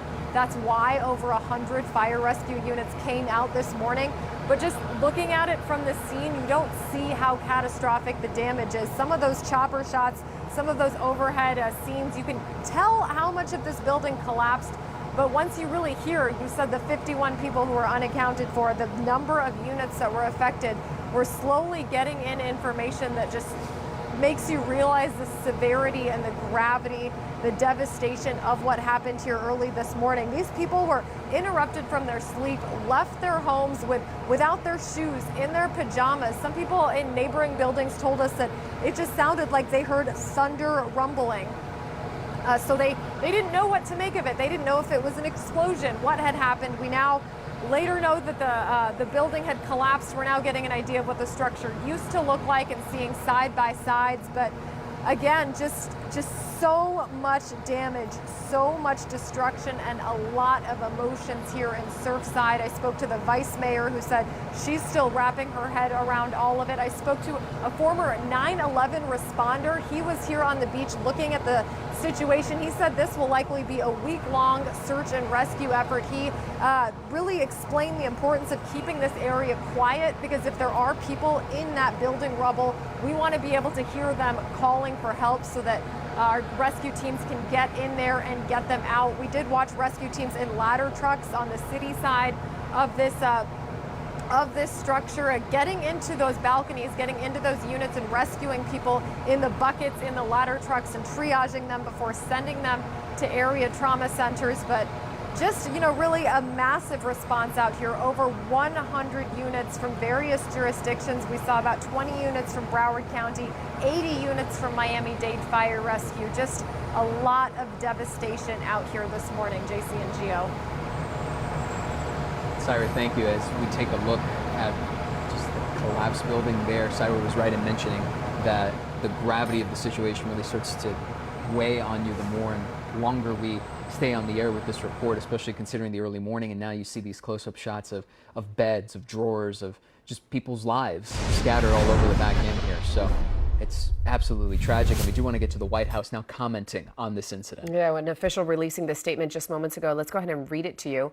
The White House is monitoring the situation, and the White House and FEMA are in contact with local officials to provide assistance if needed. Our hearts go out to the loved ones of those who lost their lives as a result of this terrible tragedy, and to the families who wait in anguish as search and rescue teams assess the situation. We send our gratitude to the heroic first responders working tirelessly to save lives this morning. And now let's head on over and get a check of your forecast. Jordan Patrick in right now. Jordan, how are things looking? Well, fortunately for Surfside, if there's any good news to be found, is the rain is starting to dwindle down, and I am tracking some dry time headed towards Surfside. You can see Surfside off into the distance on our Miami Tower camera. Notice how it looks a little bit hazy. There is still a little bit of rainfall falling over Surfside right now, but as I've been scanning the skies over the past few minutes, it has started to dwindle down and break up in parts. So here's the Champlain Towers right here over Surfside. Notice how it's still encompassed under this shield of light to moderate rainfall. But if we back things out just a little bit into the Atlantic waters, notice how this shield is starting to move towards the north and west, towards Aventura, Hollywood, and down towards Pembroke Pines. And we're seeing a bit of a break in the rain shield over the Atlantic waters. This is going to continue to move towards the Surfside area in, say, about half an hour to 45 minutes. So this will give those first responders a little bit of a break from the rain to help in the search on the rubble. Another good thing that I've been noticing on our radar, we're not seeing any lightning strikes near the area. Now, with all of this rubble around, a lot of that is iron and metal, which is attractive towards lightning. So it's a good thing we're not seeing any lightning markers, because that would cause a safety concern for our first responders. Up towards Broward County, the shield of rainfall continues to move up 75 from Miramar Weston into the Sawgrass Expressway up towards Coral Springs. Fort Lauderdale, I've been tracking some heavier rain just off the coastline. That's going to be moving into Fort Lauderdale Beach up towards Deerfield Beach over the next half hour or so. Down towards the Keys, it's been a more scattering of showers. From Key Largo down towards Island Mirada, just a couple of scattered showers moving in on US 1. Big Pine Key down towards Key West, that's where we've seen more sustained rainfall in the Keys, but it's been light. It hasn't been as heavy, so we'll continue to watch those showers. Notice how our in-house model continues to push this line of rainfall towards the west coast of South Florida later on this afternoon. But another round is expected to develop later on today in the Atlantic waters and push its way towards the coastline. I do think this afternoon the rainfall isn't going to be as widespread or as heavy as what we've been seeing this morning, but those scattered showers and waves of rain will continue until this Thursday evening. Then we'll start to dwindle things down as we move into the overnight hours. So you'll notice that rain chance at 80% right now. It does slowly start to move down to 40% by the time we hit that evening drive. And overnight, outside of a couple of isolated showers, we won't be seeing as much rainfall. Moving into tomorrow, though, notice those rain chances significantly decrease. We're at a 40 to 50% chance, more of a scattering of showers as high temperatures reach the mid and upper 80s. That's because the moisture that we've been seeing in our atmosphere, it's not going to be as deep as what we're seeing today. So we will have enough energy to get those scattered showers and thunderstorms going tomorrow and even into the weekend, but it'll be more rounds of moisture moving in throughout the day. It's not going to be very heavy moisture. But as we make our way towards next week, I will be eyeing this tropical wave. It looks like more moisture will help to surge into South Florida next week to create more showers and thunderstorms. So as we head towards tomorrow, notice still a good chance for those showers, not as widespread as today, with a scattering of showers towards the afternoon. Then as you move into the first half of your weekend, more of a typical summertime pattern with those scattered showers and storms on the sea breeze into the afternoon. So you'll notice we gradually start to decrease those shower chances over the weekend to about 50%. 40% for the next week with highs into the low 90s, but we'll continue to track this radar image over Surfside right now. Like I mentioned, good news, starting to see some drier conditions moving closer to Surfside. All right, South Florida, as Jordan just mentioned, the rain is coming down. This is a look in Miami-Dade at 95 and 95th Street. That's where the rain was coming down, and also near Surfside, in Surfside, where we're seeing those north and southbound lanes. We're going to toss it back because we have some new breaking news. JC and Gio. All right, Alexis, thank you. We want to continue our team coverage this morning that is including Ian Margol. Yeah, he is talking to the mayor. Let's go straight to him right now. Don't know about their relatives. We have people who are here on vacation and are just trying to get back their stuff so they can leave. We have a pregnant woman who can't get her things. People who need medicine. People in despair. people in despair. It's a terrible, terrible nightmare that we have here in Surfside. And we have the best team, our fire rescue team. They are well trained in search and rescue. They've been doing it all over the world. We never imagined we'd have a situation like this right here, but they are the best at what they're doing. And good news is that people were evacuated from the other parts of the building that hadn't collapsed, and that is looking very good. And they are continuing the search and rescue in the rubble.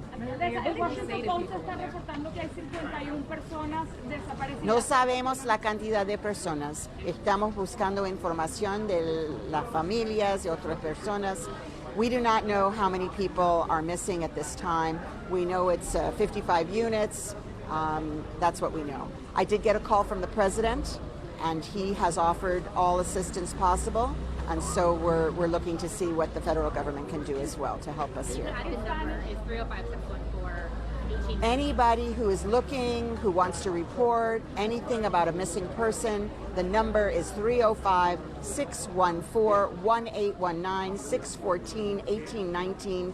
El número, si tiene alguna información o si quiere información, 305-614-1819.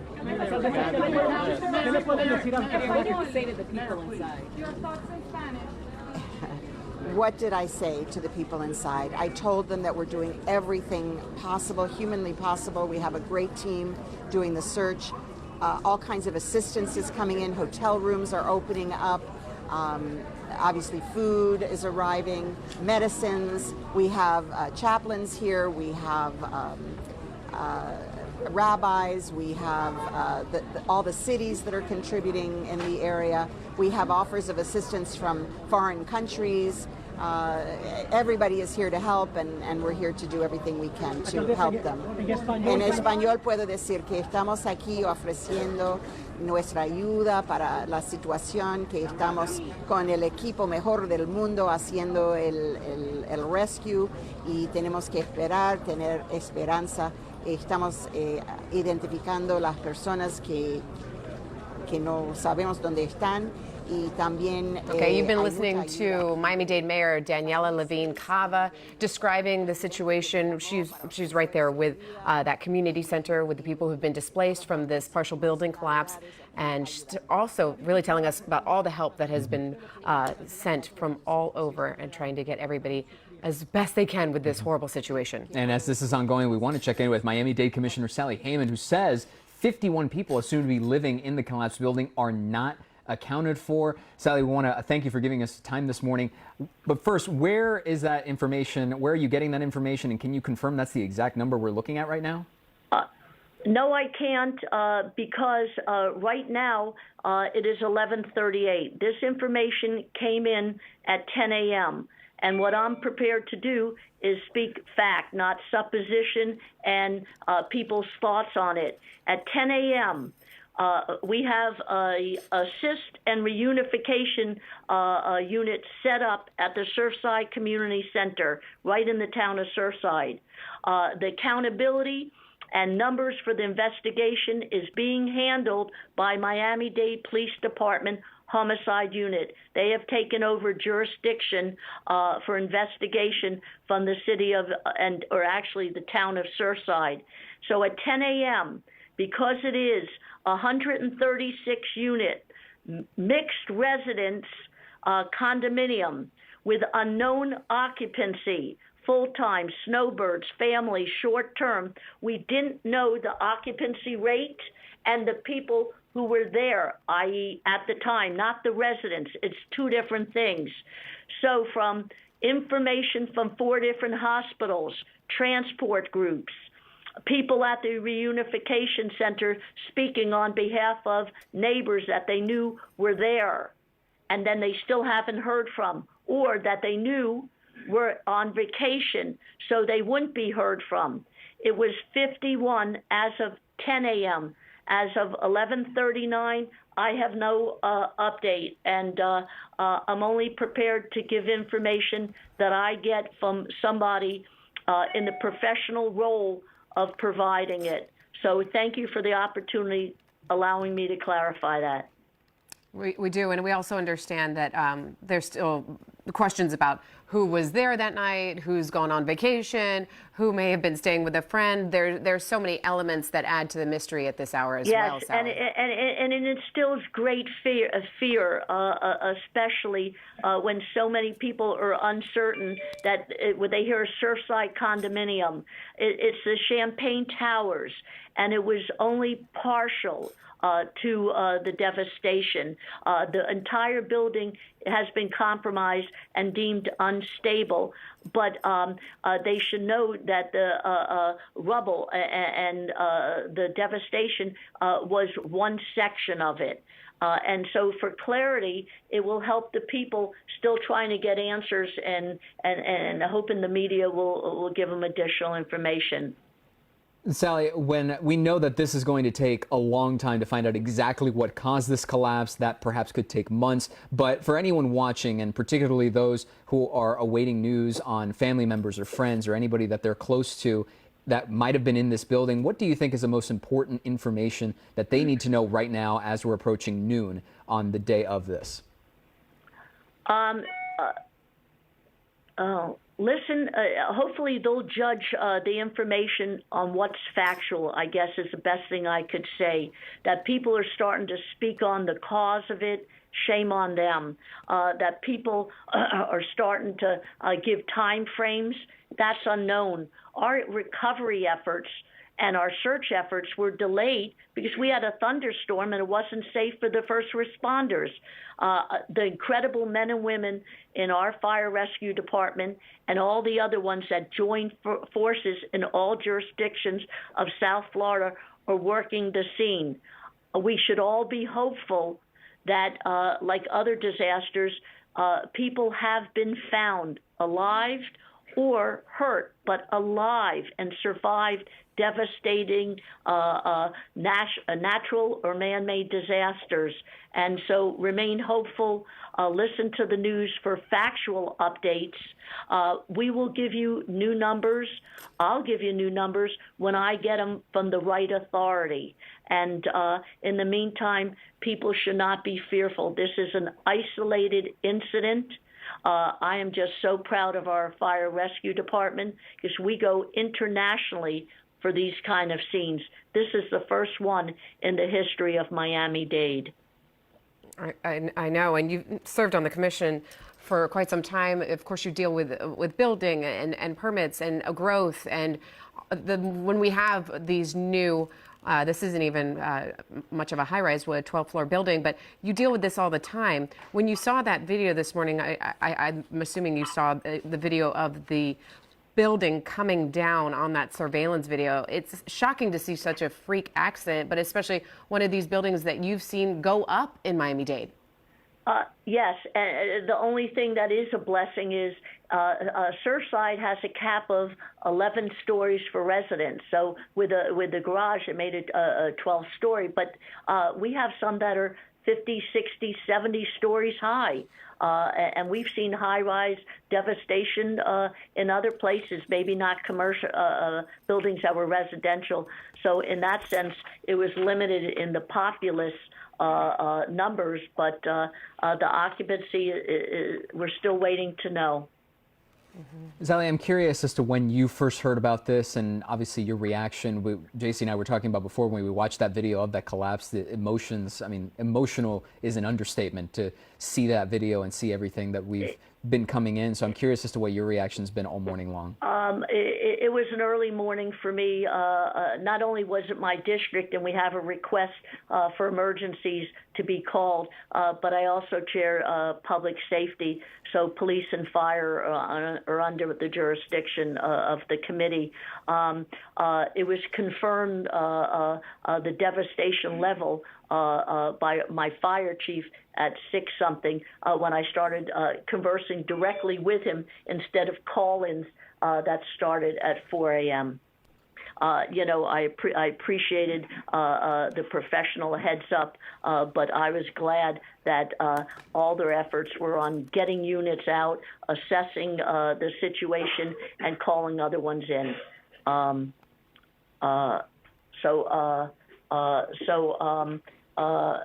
It's just, and I chose not to go there for public presence, but be available to respond to call-ins on the phone for factual information. So I appreciate you taking the time to call me. Well, thank you, because these are the first numbers. I know you prefaced it by saying they're almost 2 hours old, those numbers, but it's the first numbers we're getting. And I know when you're in this situation, family members and loved ones are just desperate for some quantification, some idea of what they're dealing with and what those rescue crews are after and what they're looking for. So it's our first idea. I know it's not a perfect one. It's not 100%, but it's our first idea of what we're dealing with, and then get an idea of how many people are missing, how many people we're looking for, and then we have to fill in the pieces of who may not actually be in that pool.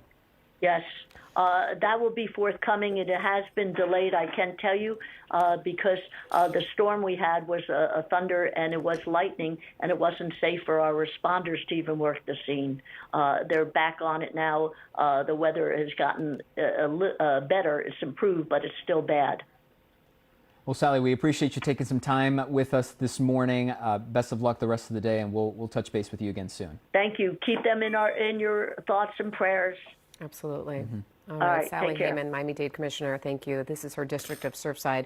And now we just talked to Daniela Levine-Cava, the mayor, and that's where Ian Margall is right now, outside of that community center, helping all the people who have been displaced and who are now homeless. Ian, what's the latest on where you are? How are those people doing now?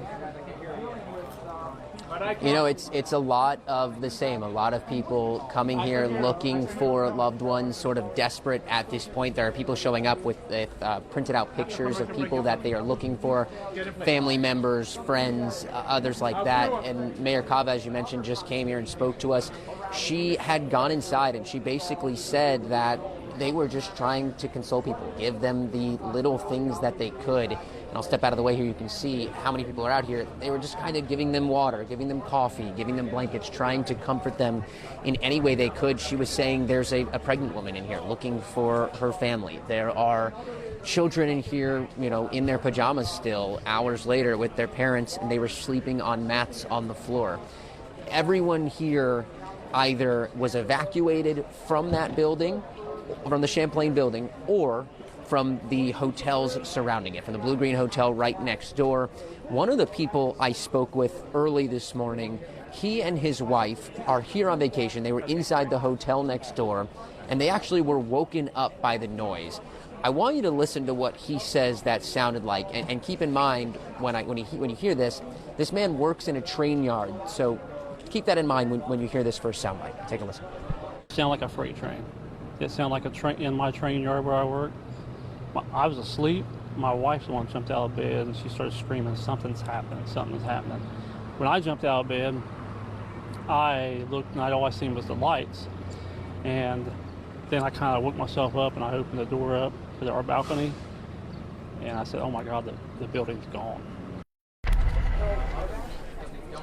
And as you heard him say, the building just was not there anymore, just a pile of rubble. And that, unfortunately, is what we're hearing from a lot of the people here. And you guys have asked a few times what sort of the mood is here. And unfortunately, I mean, look, there have been a couple of happy moments where people have met up, but for the most part, there is a lot of concern. There is a lot of frustration, a lot of sadness as well, of course. And there was actually one young man I was speaking with. He lives on the first floor of the building. He says he was woken up by rumbling and a boom, and then sort of went out to his balcony, went out to his sliding glass door, and he said what he could see was the area that is normally above the parking deck had just collapsed down and was just, he said he could look down, he could see cars destroyed. And they sort of went around the side to see if they could get a better vantage point of what had happened. And take a listen to what he told me happened next. Like 2 minutes later, I hear this large, like, rumbling noise out of nowhere, and I just see like white clouds, like of just dust coming out. So I told my mom, my sister, we were also parked outside. I told them to start running. We ran, and all we just see was just white dust, like just thick, and we saw nothing but just like just dust, and we couldn't even breathe. It was really bad.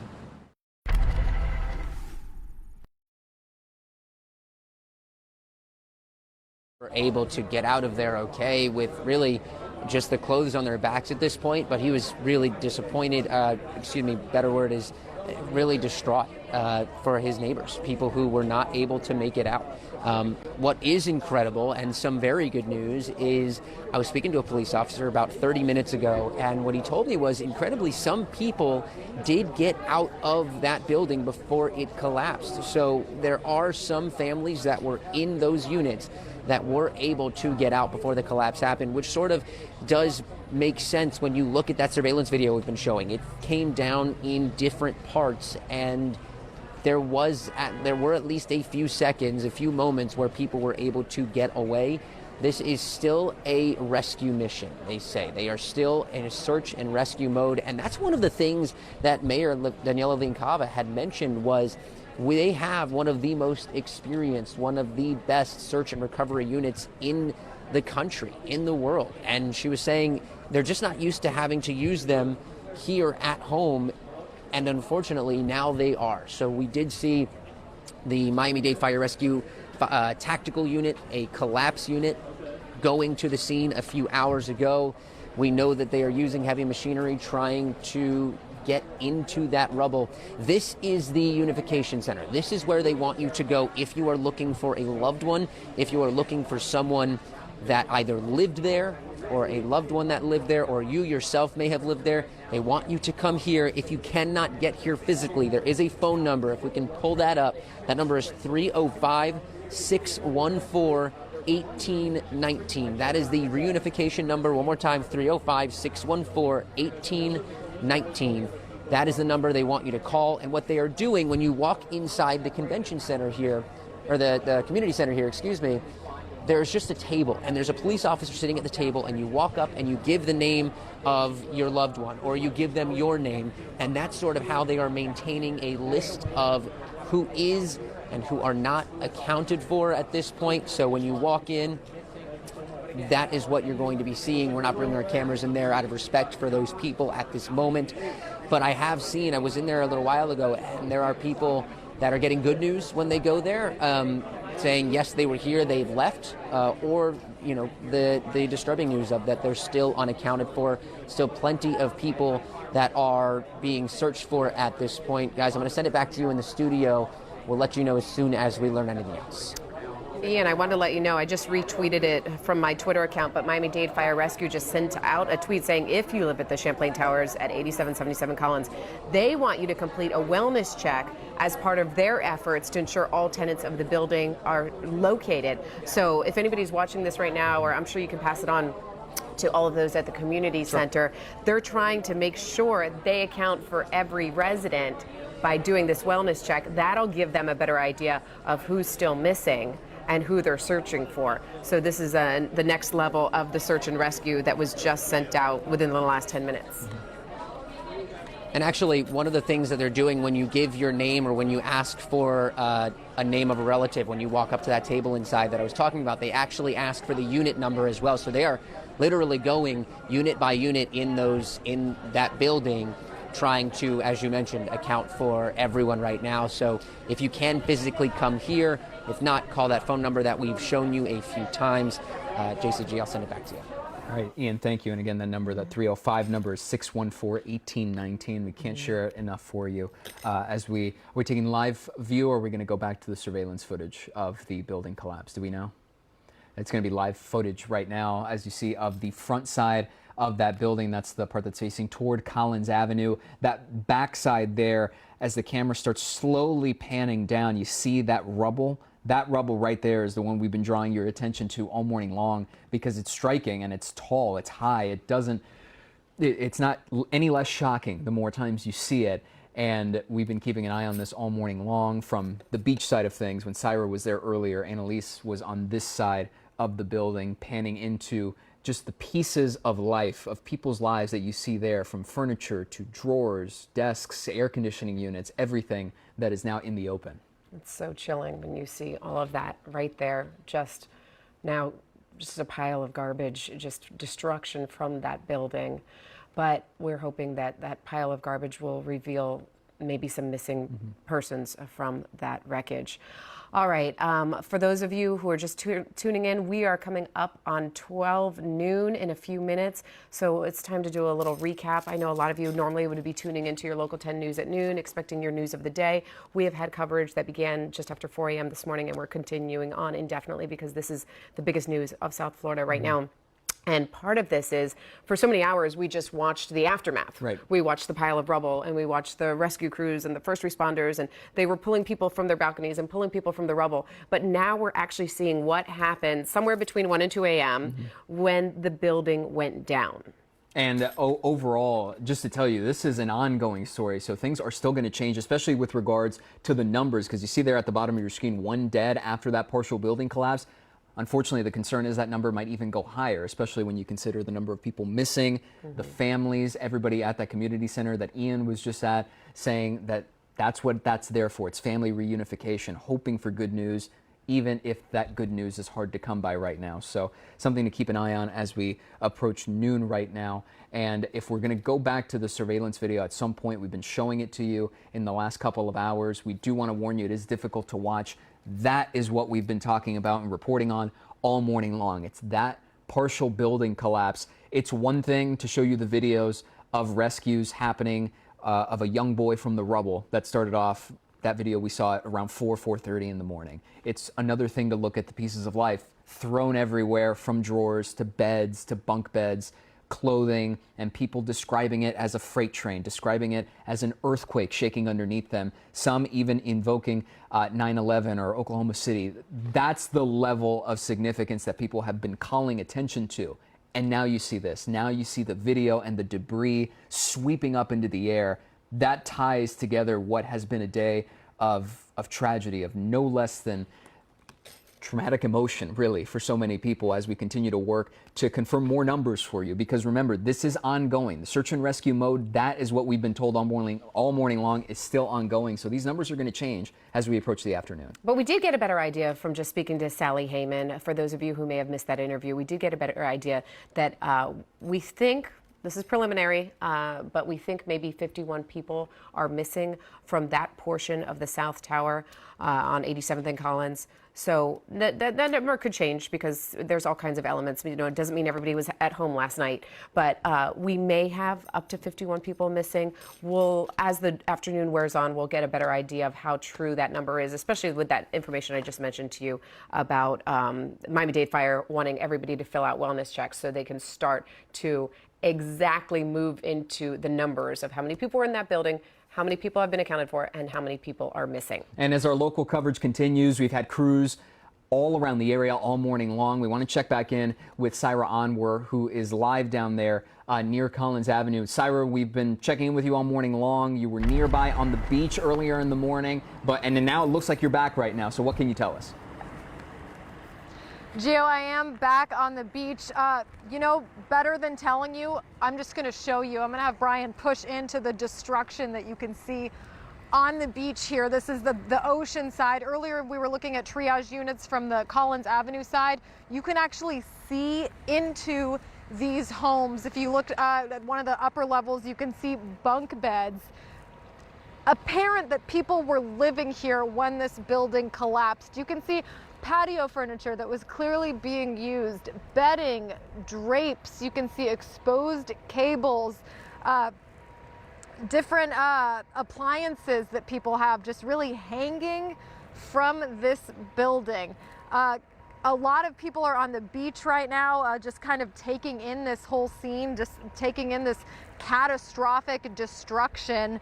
Again, we're seeing multiple units. This building, I'm told, was L-shaped.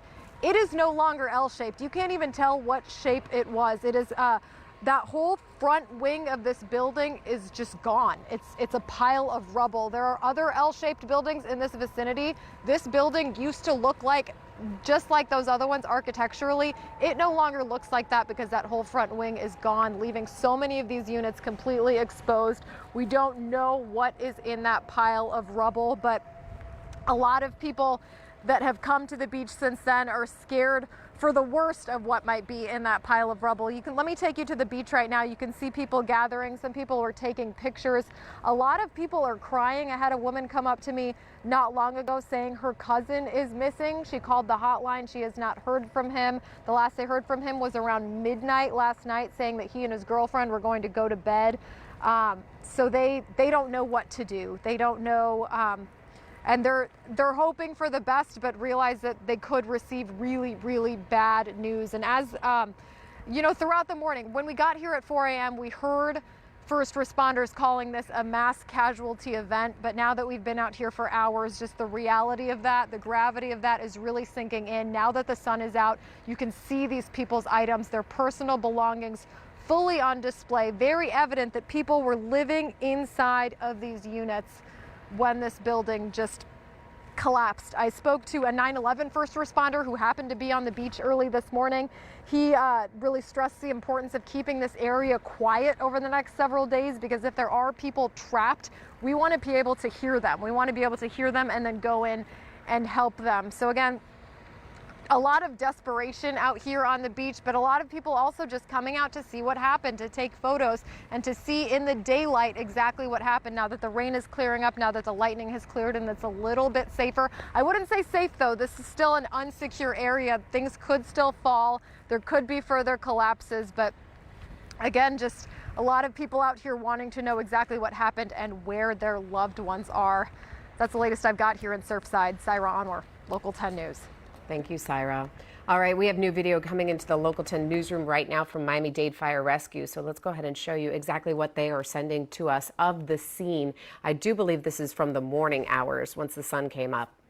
Do we have that video, guys? Yep, it's right here. Okay. This is the video. Again, you can see it's dark, so this was many hours ago of that rubble on the left side of your screen. That's from early morning when you had more than 80 fire rescue crew units responding to what was a very chaotic scene. As Syra reported, someone being told it was, or crews being told this was a mass casualty event that they were responding to. One person dead after this condo collapse. Now, unfortunately, that number may change, but just to give you a perspective of how things have changed from the early morning hours to now, there's that video. We also have some pictures from Miami-Dade Fire Rescue that we want to show you. Okay, yeah, so these are before the sun came up. And you can see that is how we introduced this situation to you. We kind of got the after well before we got the before. And the before, of course, is the shocking part, watching the building go down.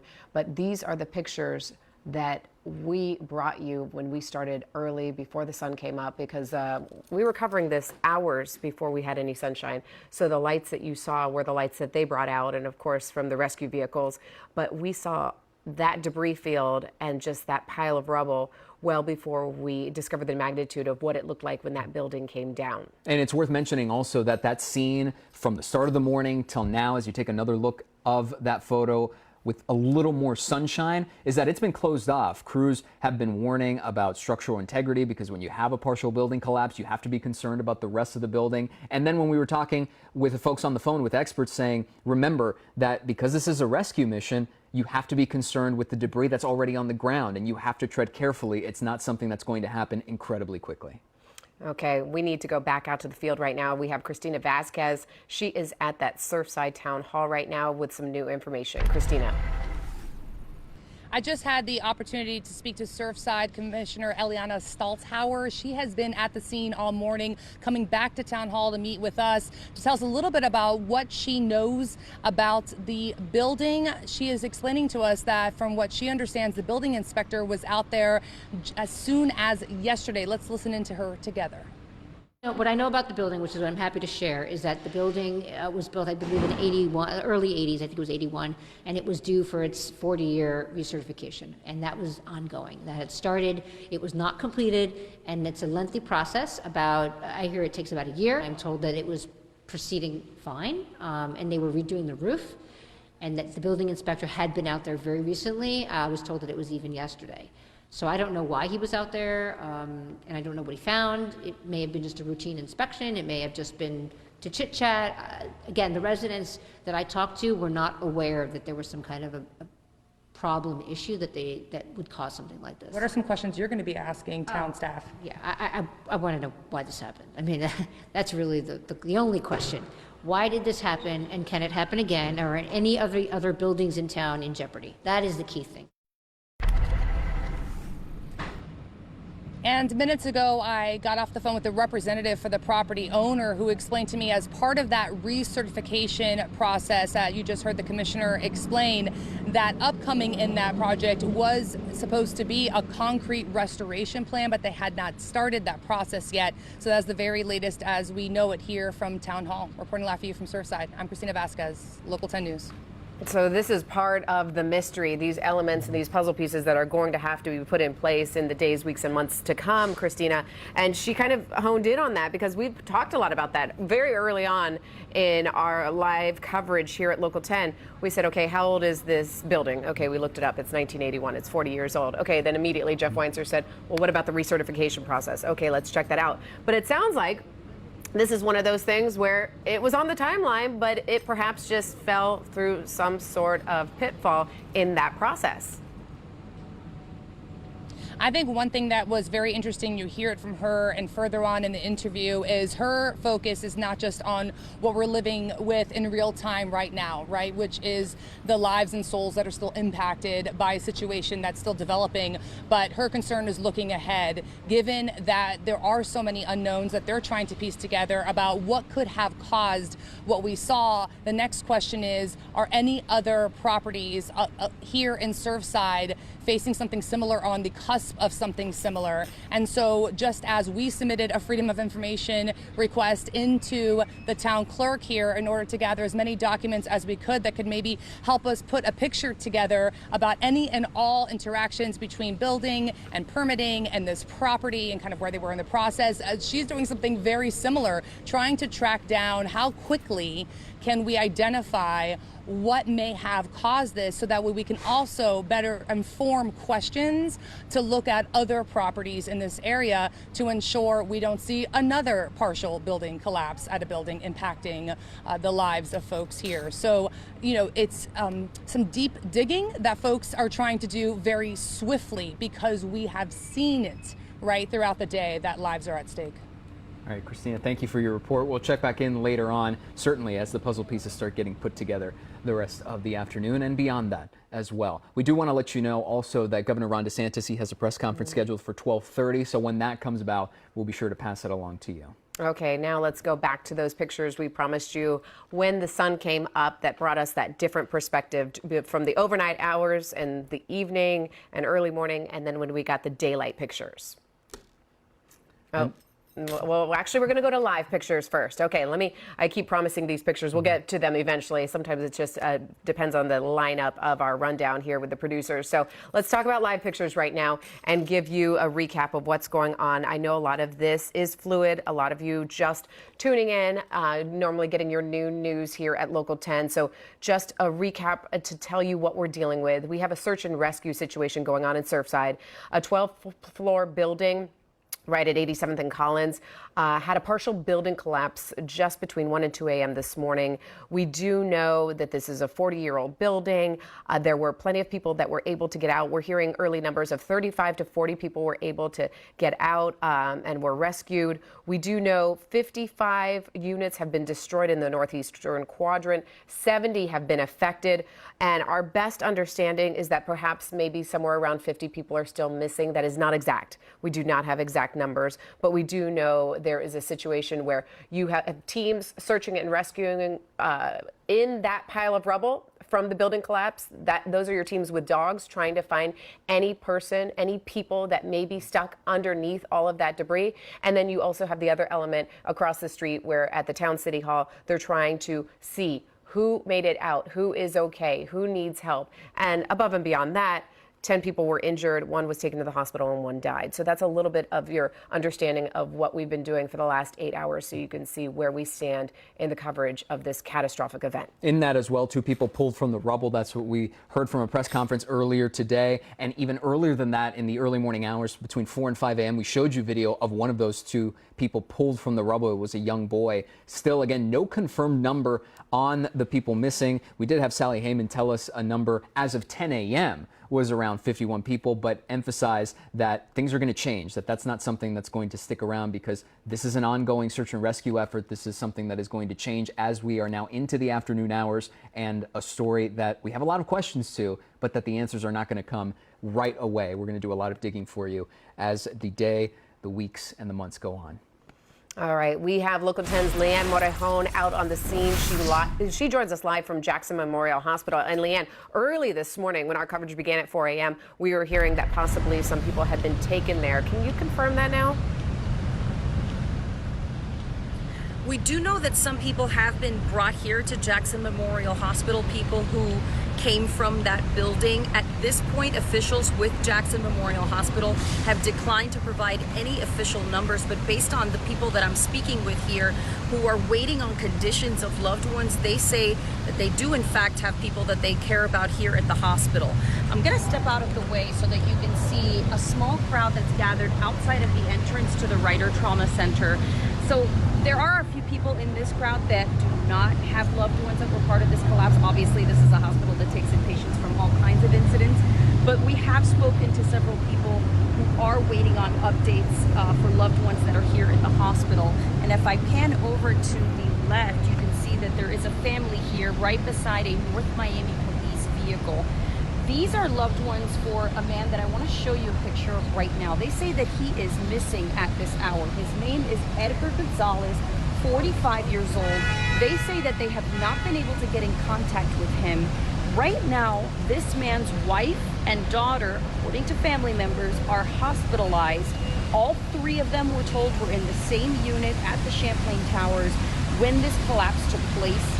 It was unclear from what they told me how exactly they got separated, how this wife and daughter were separated from dad here. Again, Edgar Gonzalez, 45 years old. At this point, they say they have not been able to make contact with him, but they are not at the Family Reunification Center because they're here worried about his wife and his daughter.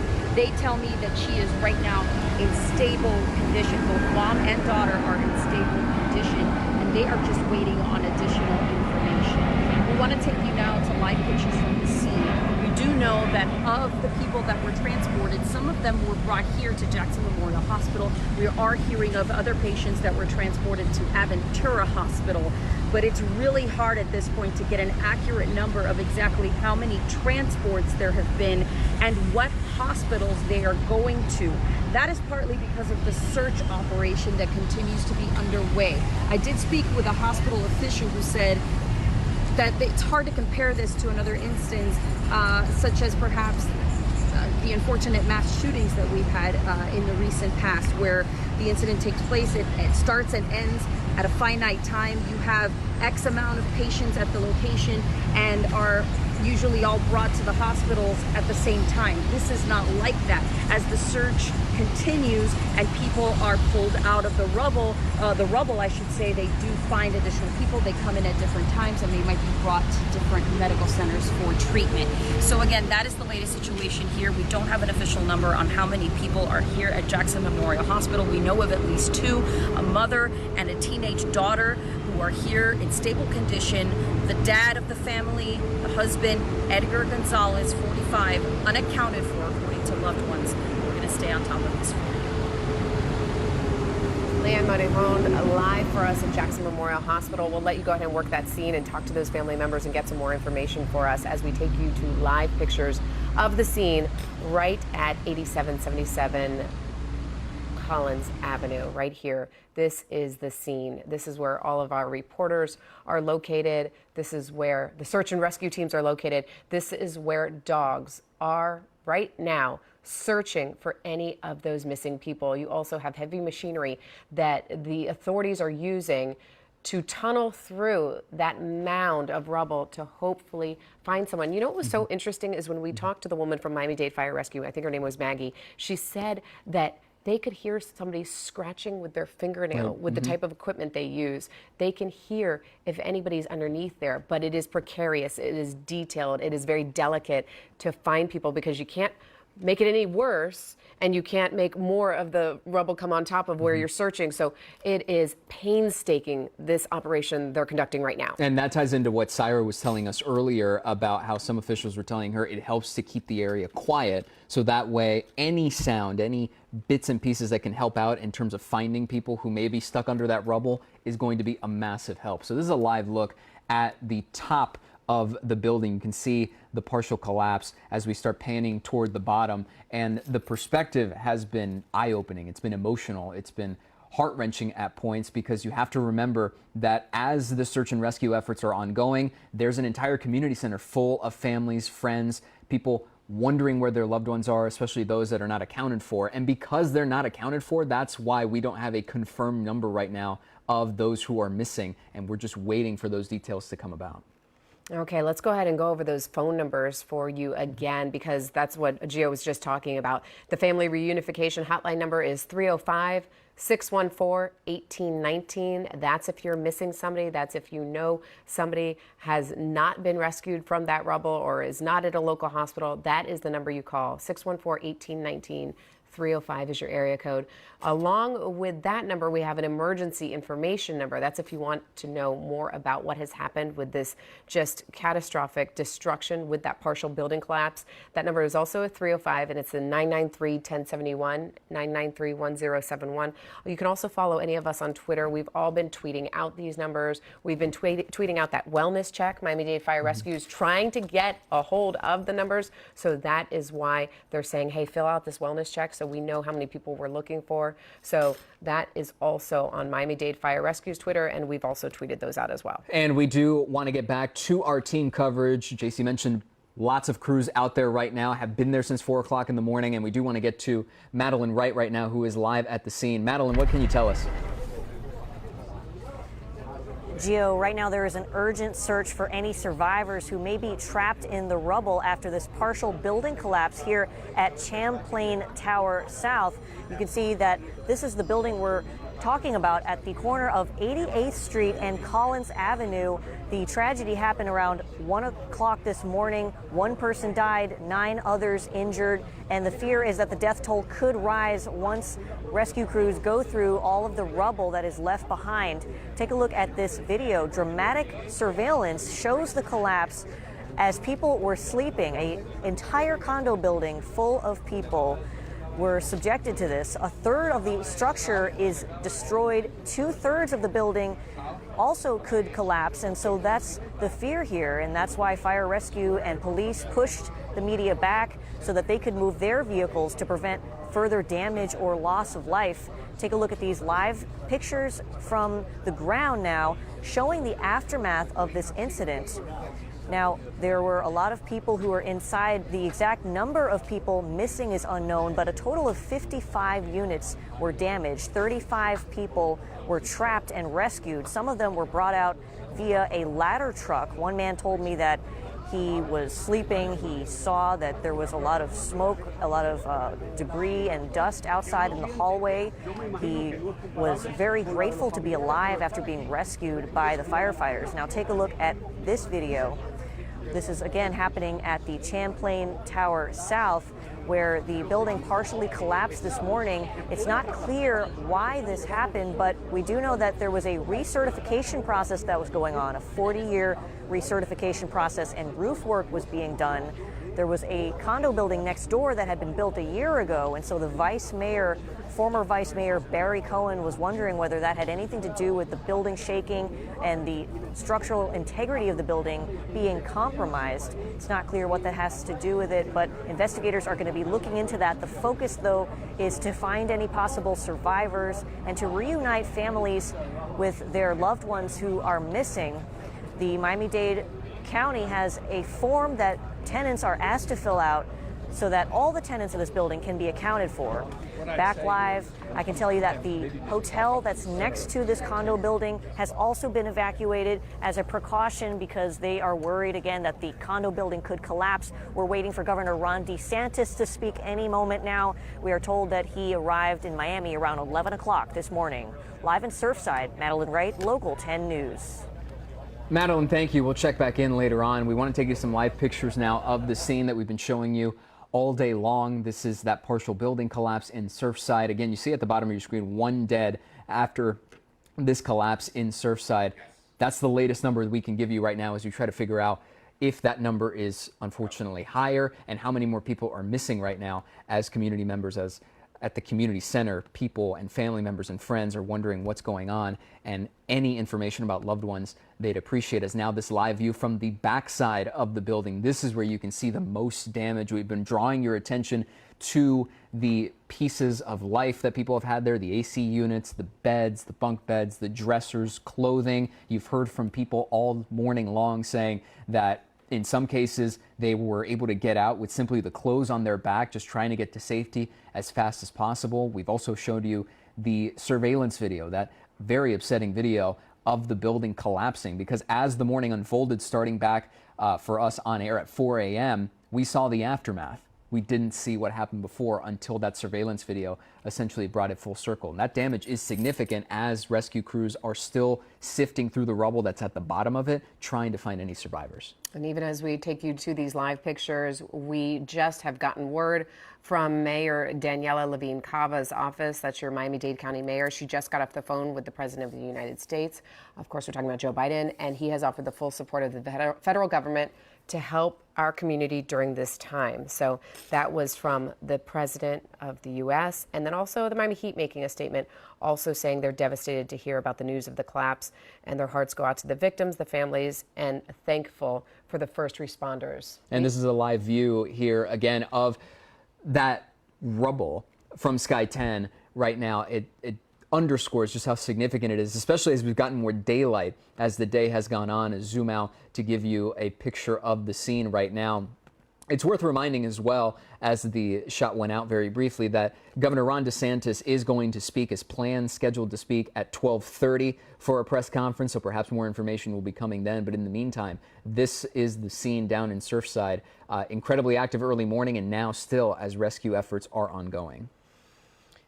We also have some side-by-side photos that we can show you as well.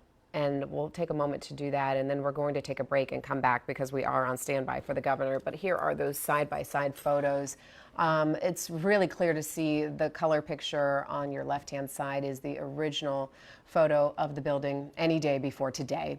And then the picture to your right, which is black and white, shows you the devastation when part of that building came crashing down it's been about 10 hours now, about 10 to 11 hours ago, in the middle of the night, the early morning, 1 to 2 a.m., we saw just extreme, catastrophic damage and devastation in the town of Surfside. And you can see we are still, at this hour, watching that rubble, watching that mound, hoping and praying that the search and rescue teams will find victims, will find survivors, will find life in that. And that is why we are not leaving your side here at Local 10. We're going to have much more for you. We don't want you to miss any elements of this breaking news we're bringing to you. So we're going to take a quick break, and we'll be right back.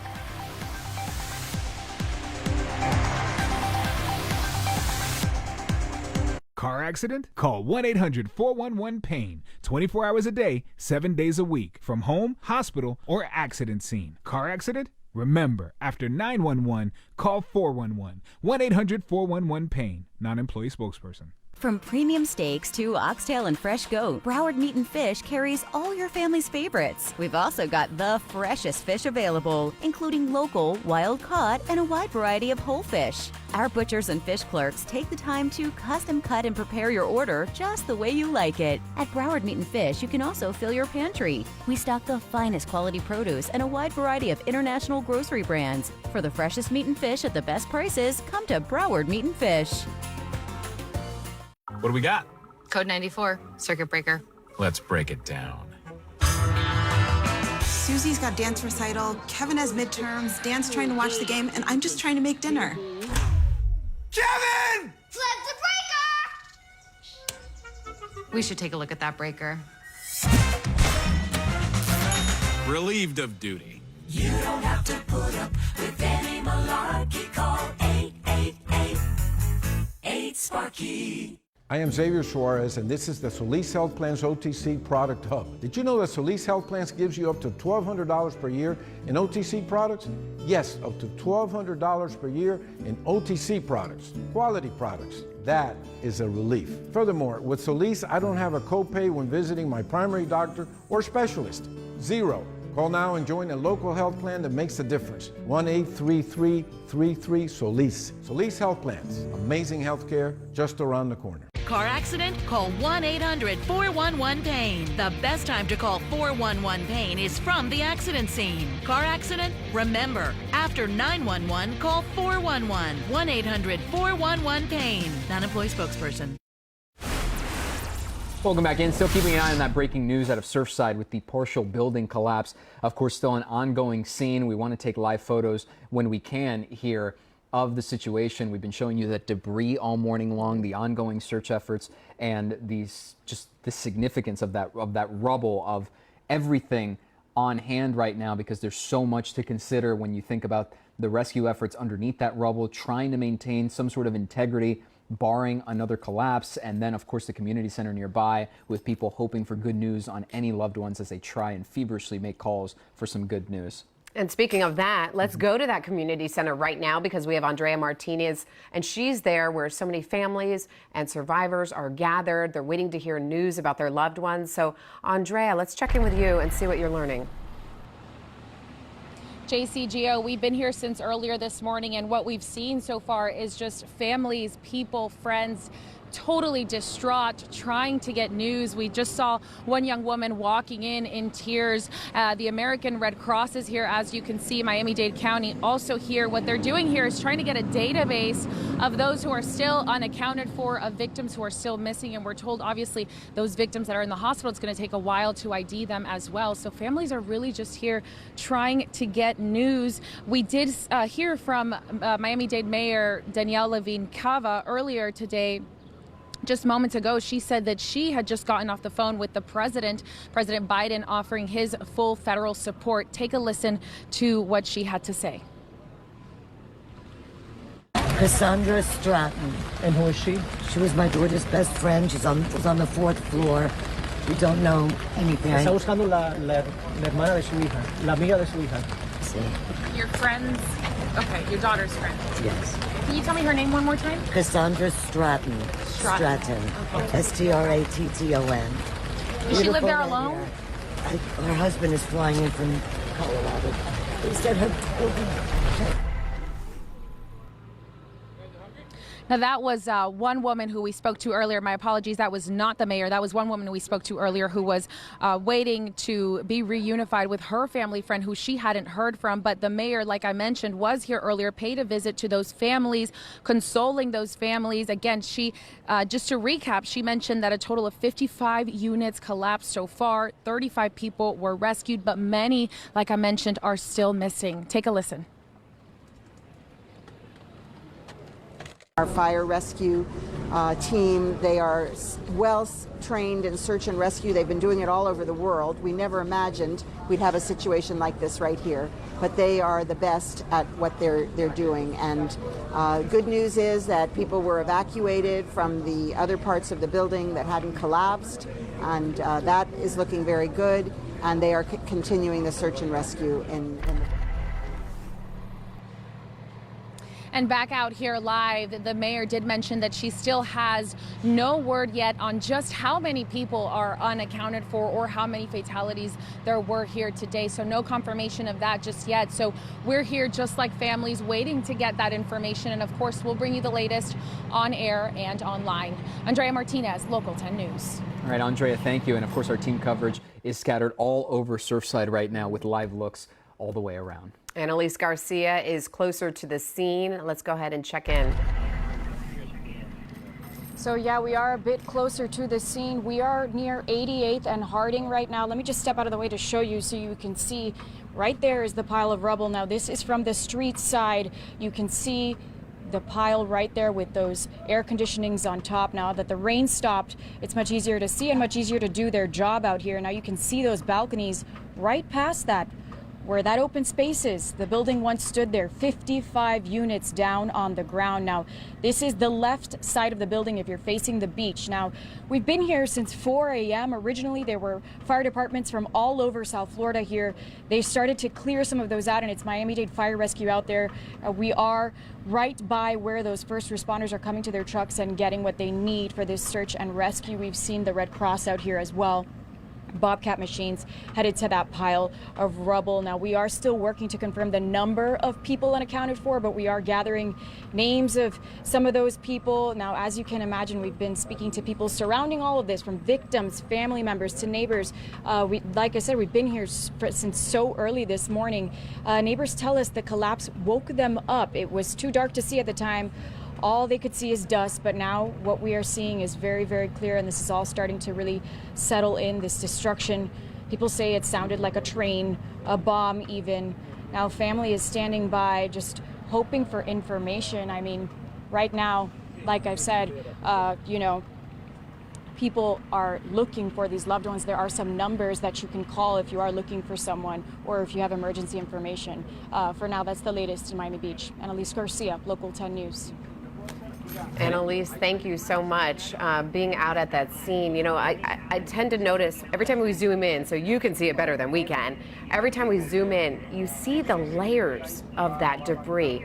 And you can just imagine that when it came down, that's how it came down. And you can see almost those lines of demarcation. It's wild. When you've been out there, have you been able to get an idea of just the ferocity of this building collapsing right there in front of you? You know, it's funny because we got here when it was dark, and as the sun started to come up and as you were able to see closer, you start to see pieces of these people's home in this pile. Like I said, I see most clearly the air conditionings. It looks like pieces of chairs, pieces of furniture. So it definitely feels, like lives just collapsed right there, and it's a scary thought. But that's what we're seeing up to now. Annalise, thank you.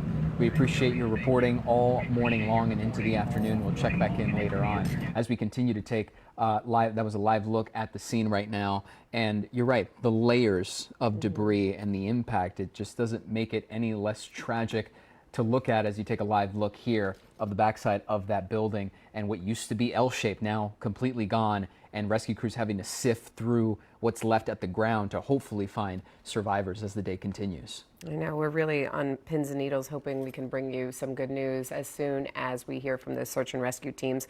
Quick reminder, we're on standby to hear from the governor. Earlier this morning, it feels like it was just a couple hours ago, we took him live from Tampa, and now we know he is expected to speak in Surfside at any minute. So there it is. You see the podium. We are waiting for Governor Ron DeSantis. So that might take a minute, but as soon as the news conference begins, we will bring it to you. In the meantime, the numbers that we've been reporting all morning long, we do know at the least that one person is dead after that partial building collapse. This was earlier in the morning that we heard this information coming from a press conference. Unfortunately, the concern now, of course, as we get into the later hours of the afternoon, is that number might be higher. We can't confirm how many people are missing because that number is also up in the air. We were told earlier from Sally Heyman, Miami-Dade Commissioner, that 51 of people who were assumed to have been living in that partially collapsed part of the building have not been accounted for. But her own words, that was as of 10 a.m. So things have changed since then, and she said she would update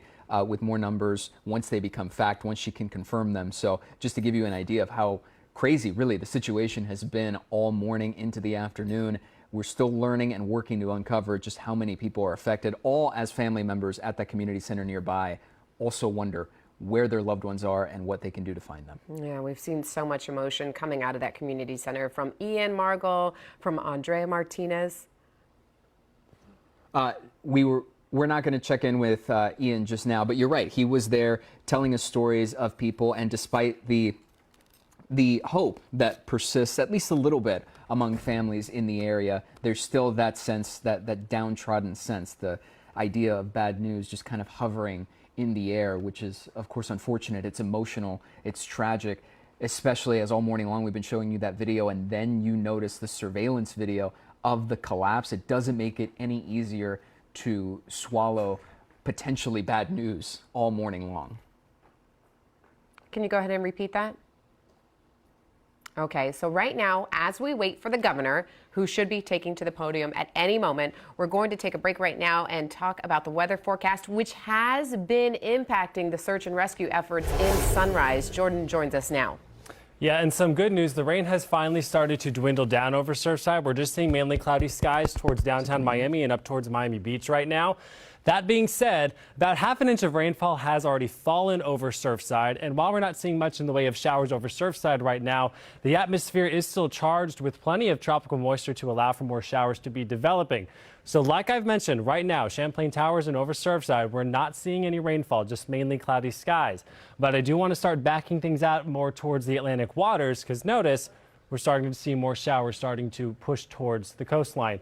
Back it out a little bit more. Some of these showers are a little bit heavier. If there's any good news with this, I have been seeing some lightning in previous radar scans. Over the last few scans, I have not seen any lightning. So it looks like even though some moderate to heavy rain is making its way towards the Surfside coastline, say within the next hour to an hour and a half, it doesn't look like there's any lightning in it right now. Over towards Broward County we go, starting to see a little bit of a break in the rain over Weston along I-75 down towards Miramar. Pembroke Pines, Cooper City, Davie still encompassed in some light rainfall. Sawgrass Expressway up from Coral Springs to Deerfield Beach seeing some showers too, but not as heavy as we saw earlier this morning. Down towards the Keys we go, scattered showers moving near Ocean Reef and over Boca Chica Key. That'll be making its way onshore within the next 20 to 30 minutes. Key Largo about to see one tiny little shower, but the Middle Keys, hot spot for now between Island, Marata and Marathon. I'm watching its batch of showers. Some of them are packing a punch with some heavy rainfall that will continue to move in, say over the next hour to an hour and a half with off and on showers and storms. Meanwhile, Key West, we're just seeing some light drizzles and we'll start to dry things out. Now notice as we move throughout this afternoon, our in-house model is showing another batch of showers off the waters of the Atlantic trying to make their way onshore. So today is going to be rounds of rain this afternoon. So right now we're seeing a little bit of a lull. The showers are breaking up. Let's say around 2-3 o'clock, we might see another round of those storms starting to move through. Then as we enter this evening, we'll still see some scattered showers moving in, but a lot of us will see more dry time as we head towards sunset around 8 o'clock. With some scattered showers overnight tonight, but not nearly as widespread as what we've been seeing so far this morning. So as we head into this afternoon, like I mentioned, notice how we have that good chance for showers right now at 80%. We back things down to say about 40% for that evening drive, with about a 30% chance overnight for some scattered showers to move on through. Notice tomorrow, though, rain chances not nearly as high as today. We're going to do about a 40% shot into the morning. We'll get you up to about 50 to 60% for the afternoon. So still a good chance for some showers, just not as heavy as today, as we don't have quite as much moisture to work with tomorrow afternoon. So you will notice those showers around into the afternoon after seeing a couple of morning showers along the coastline, but coverage will be far less than what we've been seeing today. That downward trend in showers continues into the weekend as we get a little bit more of a seasonable pattern this time of year with those scattered sea breeze storms towards Saturday afternoon, and coverage is more what we would typically see this time of year in South Florida. It's like I mentioned, because not as much moisture to work with in our atmosphere. This is the moisture that's over us today. By Friday, it'll be off into the Gulf of Mexico, pushing away from us. So what we're going to be seeing Friday and into the weekend are rounds of moisture moving in off the Atlantic waters, providing for those scattered showers each and every day, but not as hefty as what we've been seeing today. So notice on your 7-day forecast that 60% chance on Friday translates down to 50 on Saturday and Sunday. Get you down to 40% for Monday and Tuesday with highs into the low 90s. But like I mentioned, I will continue to watch the radar scans near Surfside as we are tracking a batch of some light to moderate rainfall just off your coastline.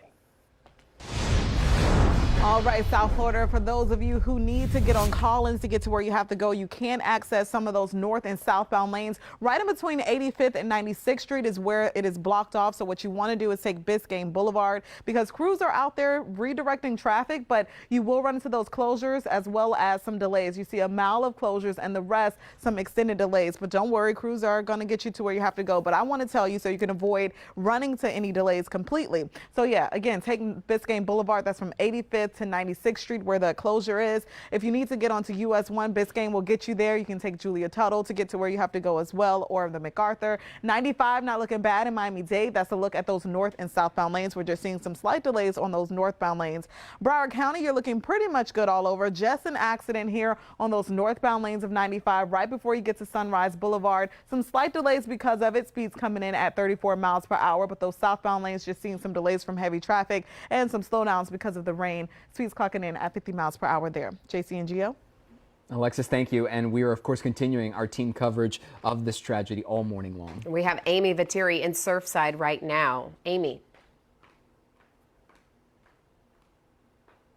Area where we are expecting Governor Ron DeSantis to walk up and speak to us, give us an update in just the next few minutes. We, of course, are standing by for that building where this happened. I know we've been giving you this perspective throughout the morning. You can see it there. And we also have live pictures up close of what that looks like right now at this hour. Again, just to recap, if you are just joining us, we now know at least one person dead, 51 others unaccounted for after a portion of that building did collapse. The Champlain Tower south, of course, near 88th Street on Collins Avenue. That confirmation about 51 people believed to have been living in that section of the building who are still missing, coming from Miami-Dade Commissioner Sally Heyman.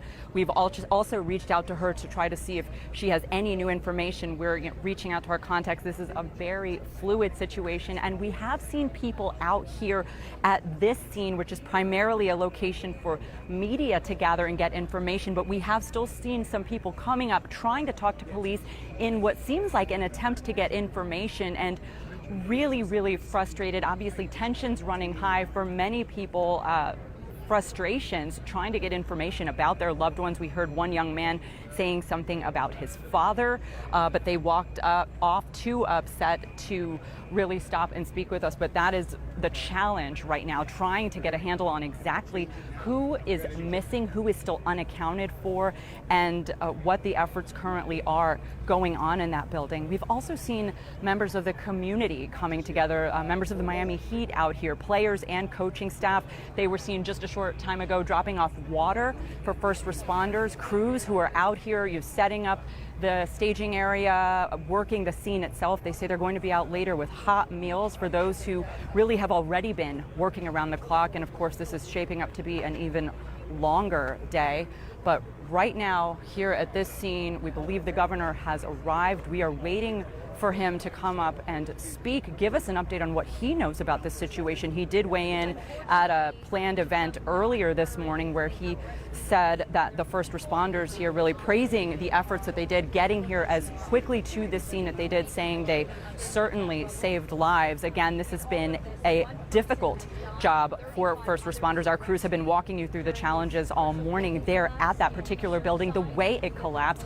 Fire rescue crews having to use heavy equipment, trying to create pockets, tunnels, so to speak, where they could get into the debris of that building to try to locate people trapped inside, people whose loved ones right now are wondering where they are. So all of this is ongoing as we speak. Again, waiting for an update from officials, and again, waiting to hear, standing by right now to hear from Governor Ron DeSantis, who has traveled here to this scene, and we expect to hear from him within the next few minutes. Of course, we will be here, and we will bring that to you live as soon as that happens. Back to you. Okay, we're on standby to see the governor and hear what he has to say. But until then, President Biden has already spoken out about this catastrophic event here in South Florida. And that was moments ago, so let's go ahead and listen in on that. Have you been briefed about the building collapse in Miami? I have. I've spoken with the mayor. I've spoken with the congresswoman, and I'll have more to say about that. Mr. President, what's the plan to pay for this? Are you committed to the two-track system, Mr. President? Are you committed to a two-track system? Yeah. There is going to be a two-track system. And are you confident that you're going to have all of the Democrat support in the Senate? Okay. I'm not complimenting except I trust them. But there will be a reconciliation bill? There will be a reconciliation bill, Mr. Senator.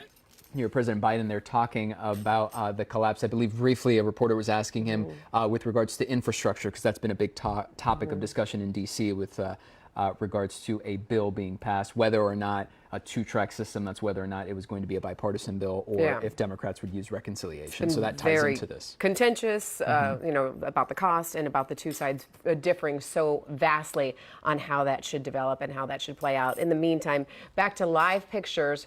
We can go over some details for you as we kind of recap the day's events and prepare you that we are waiting to hear from not only Governor Ron DeSantis, we're also going to hear from fire officials and also hear more about what has transpired with this search and rescue mission. But you are looking at the scene, and for those of you who maybe haven't been with us all morning long and now we're into the afternoon hours, this all happened at 8777 Collins Avenue in Surfside. That's the Champlain Tower South. It's a 12-floor building, and there was a partial building collapse early this morning. We're talking about between 1 and 2 a.m.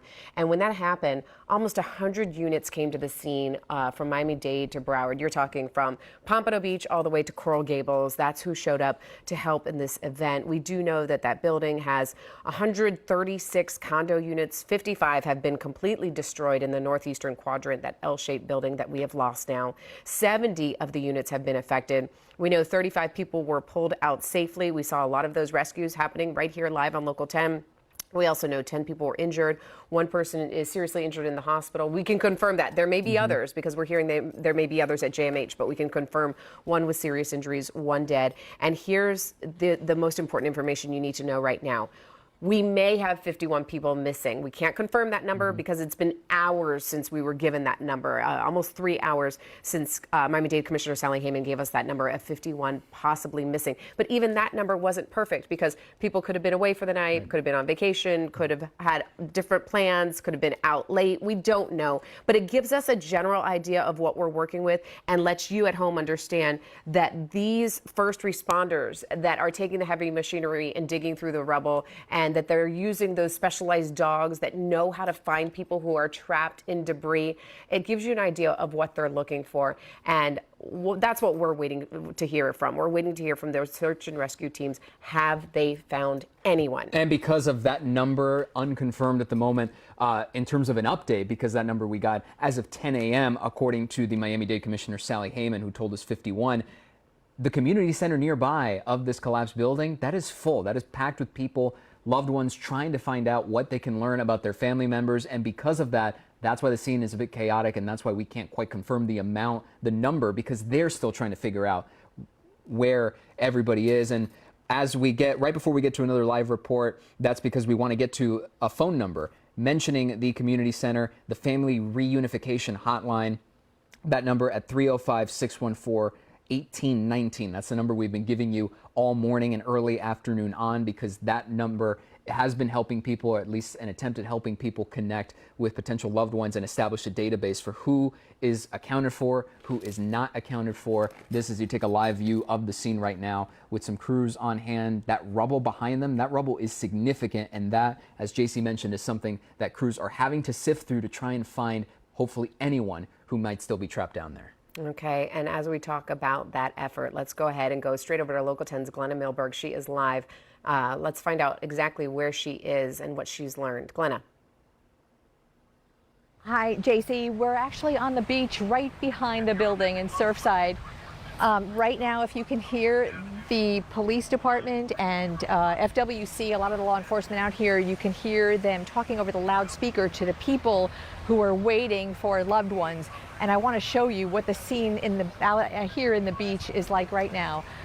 Some of the people that you see here are spectators, people who live in the area, horrified at what they're looking at. But there are among this crowd people who are just utterly despondent, waiting for word for their family, their loved ones that they have not heard from, as they are looking at this building and the collapse from this morning. And now in noon daylight, I want to just take you in for something that really struck us looking at this building. We've been looking at it for 7 hours. We've seen it from different angles.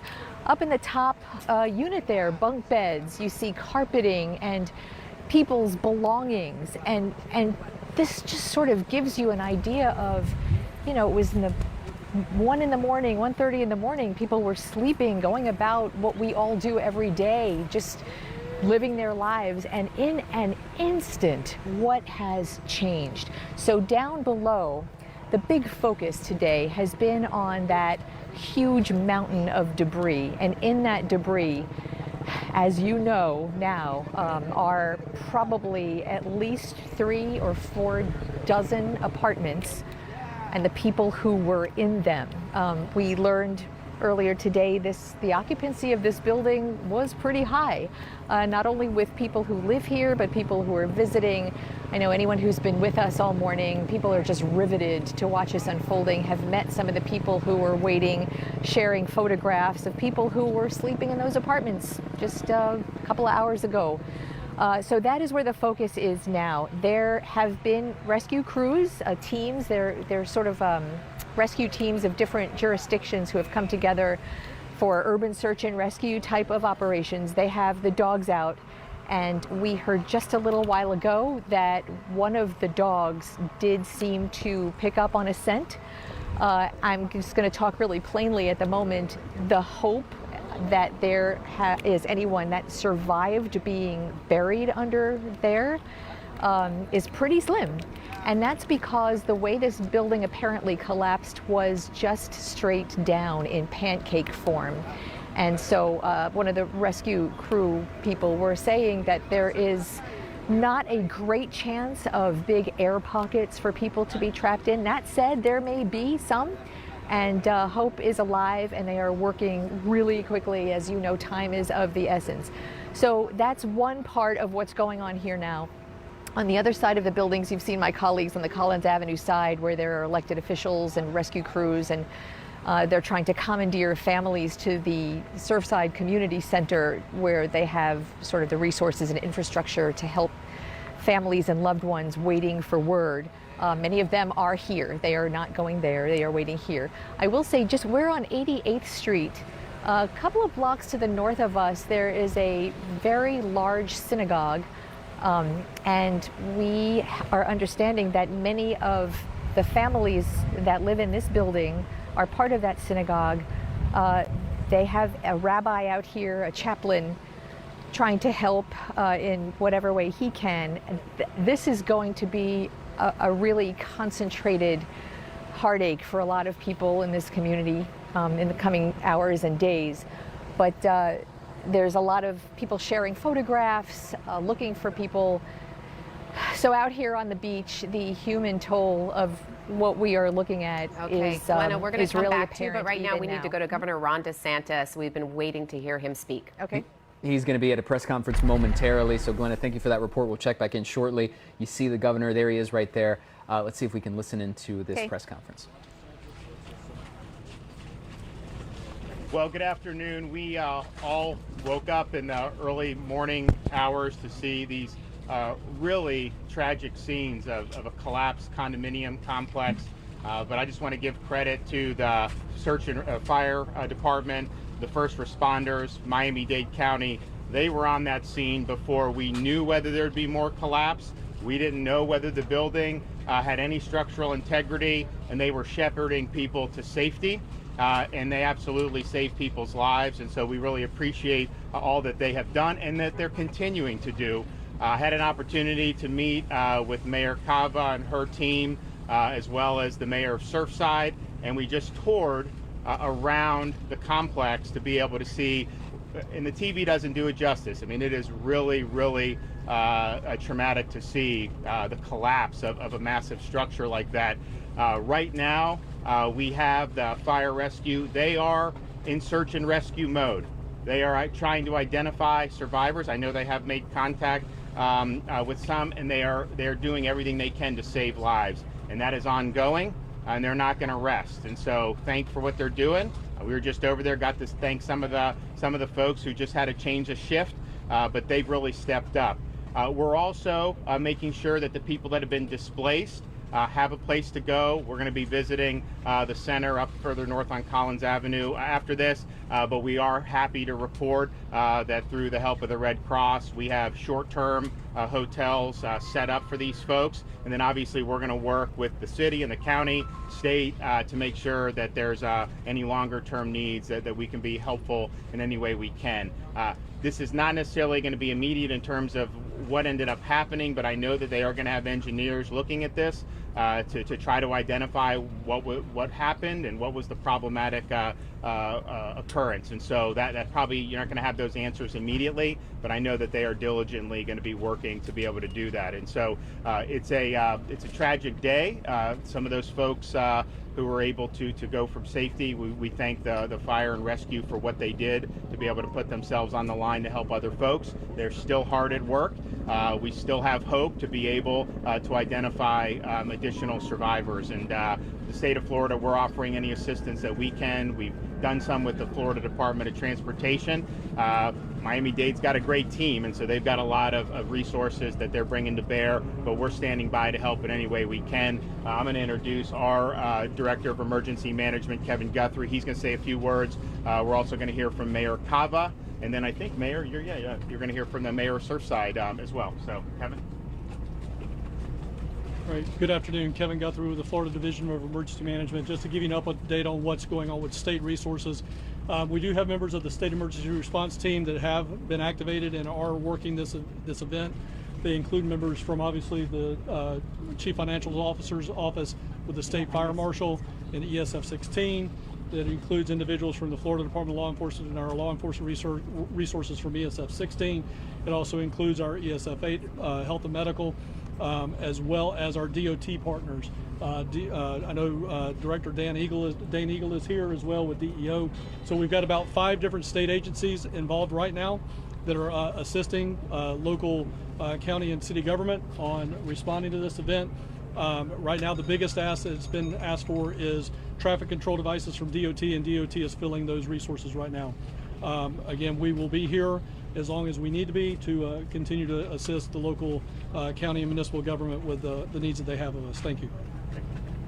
Mayor. So this is the incredible, unimaginable situation that none of us could have predicted, but we have the right people on the job. Our team at Miami-Dade Fire Rescue has dealt with collapse situations before. Their dogs are trained. They have been on the scene since they got the call at 1:38 this morning, and they are doing a fantastic job. They were able to rescue so many from the buildings, the intact building, the collapsed building, and really incredible that at this time we've only identified one person as having passed. So we are very, very hopeful. We'll continue the search and rescue operation. We've also evacuated the 2 side buildings, and we're working with Red Cross, with our own social service agency, our police and fire departments to make sure that those people are properly situated.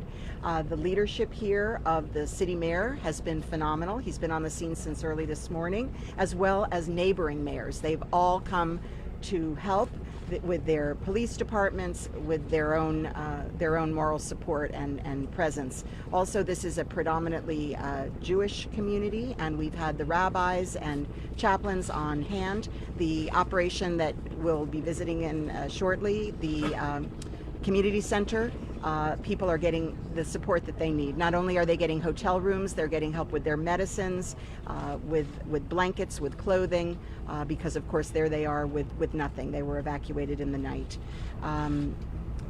Anyone who is looking for a missing loved one, anyone with information, we have a hotline, 305-614-1819, 305-614-1819, and this is how we are going about continuing this operation with the support of family members. We're also going to be receiving family members. We're going to accommodate them, so stay tuned as well for that.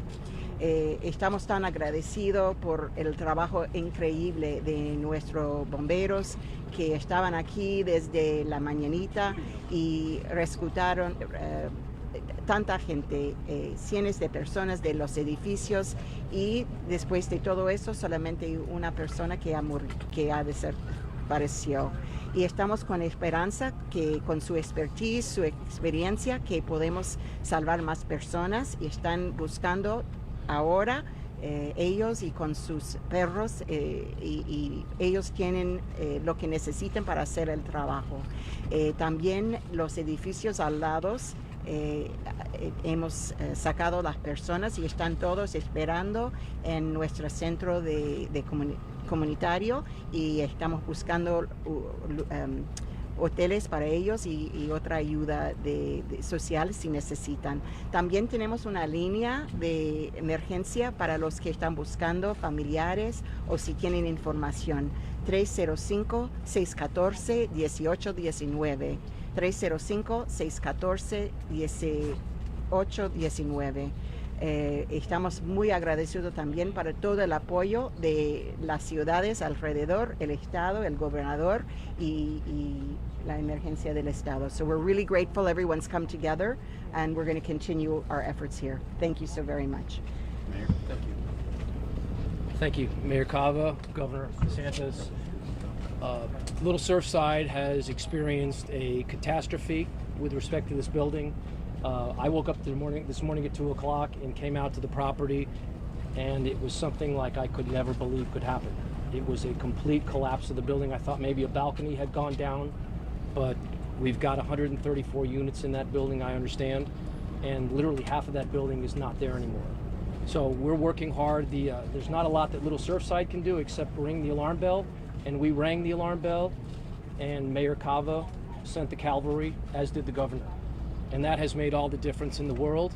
They've got resources like you can't believe here. We've got the dogs, we've got the equipment, and we're going to do our very best to save as many people in that pile of rubble as we possibly can. So thank you, Mayor. Thank you, Governor. Thank you. Great. LG, Español. Yes. Bueno, muchas gracias por estar aquí. Obviamente hoy es un día muy triste para todos nosotros ver lo que ha pasado aquí en Surfside. Como dijo el gobernador, el Estado está aquí para proveer el apoyo para el alcalde, la alcaldesa. Estamos aquí para asegurar que podemos continuar en lo que es los esfuerzos de nuestros héroes que han estado desde temprano buscando, están en... Hey, good afternoon. We want to let you know that obviously the governor has spoken already, and also this is the lieutenant governor who is speaking in Spanish. But we heard from the governor who called this a tragic day, and then we also heard from the mayor of Miami-Dade County, Daniela Levine Cava, and then we heard from the mayor of Surfside, who basically said that there are 134 units in this condominium building, the Champlain tower there that collapsed earlier this morning at around 2 o'clock, we believe. 134 units, half of them now gone. You can see there what was the interior of the building we are able to see from the outside because of that partial collapse. The mayor of Surfside also talked about how, Nicole, that they have the dogs, the right equipment, and the right people in the right place at the right time to begin trying to rescue as many folks who may still be trapped under that rubble of that partially collapsed building. And as we listen to the Lieutenant Governor and the picture to the right of your screen of just that collapse in Surfside, you almost need to take a breath when you look at that and just see what has happened overnight and the many hours into today. So we know those numbers have come in as of 10 a.m. We don't have any recent numbers. It's 1 o'clock right now in the afternoon, so we're still going based on this information we've gotten in the morning. It is just a tragic day in Surfside that we are dealing with right now, and we are still dealing with this search and rescue and many crews out there working to see if they can find anybody stuck in that rubble. So right now we want to take our team coverage over to Ian Margol. Ian was earlier at the Recovery Rescue Center, so I don't know if Ian is still there. Ian, have you moved? Are you still there? What can you tell us? No, we are still here at the community center in Surfside. We're right at 93rd Street and Collins Avenue. This is where they're having evacuees. So anyone that was inside of the Champlain building that was able to make it out, they have all come here. And also family members that are looking for people that lived in the Champlain building, they have all come here as well. And I want to step out of the way so you guys can sort of see what's been going on. People milling about, sort of just waiting for information, waiting for any word about their loved ones. There are also people from the hotel next door to the Champlain building. They have been here all morning as well. And I had talked about this earlier, but I bring it up again. There were children that were shoeless. There were people in pajamas. Just to give you an idea of how sudden this all happened and how quickly people were told to evacuate, how quickly they had to get out of there and get here. So what we've been seeing right now, the Red Cross has been giving out water, they've been giving out coffee, they were giving out blankets this morning, obviously a little bit warmer now here outside. And initially the community center was sort of being used as a place to temporarily house these people that have been displaced. There were kids sleeping on mats, there were adults that were sort of hanging out with their kids, trying to keep them entertained. Now what they are doing is they are using this as their reunification site. So they have set up tables in each side of the conference room inside here, inside the community center. And what they are doing is you walk up, you give the name either of yourself so that they can account for you, or of your loved one. And what they will do, take that name, take the unit number as well, and that's how they're keeping a running list of who is and who is not accounted for at this point. So I have gone inside there a few times. The mood here, as I was talking about all morning, has been very, very somber, as you can imagine. There have been a few very happy moments. Family members have been reunited with their loved ones. But unfortunately, for the most part, it has been sort of depressed, certainly down, a lot of tears out here, a lot of people just desperate for answers. And the mayor came out here, Mayor Levinkava came out here just a little while ago. She was sort of trying to comfort people in any way that she could. And what she said to us was, we have one of the best search and rescue teams in the country, in the world.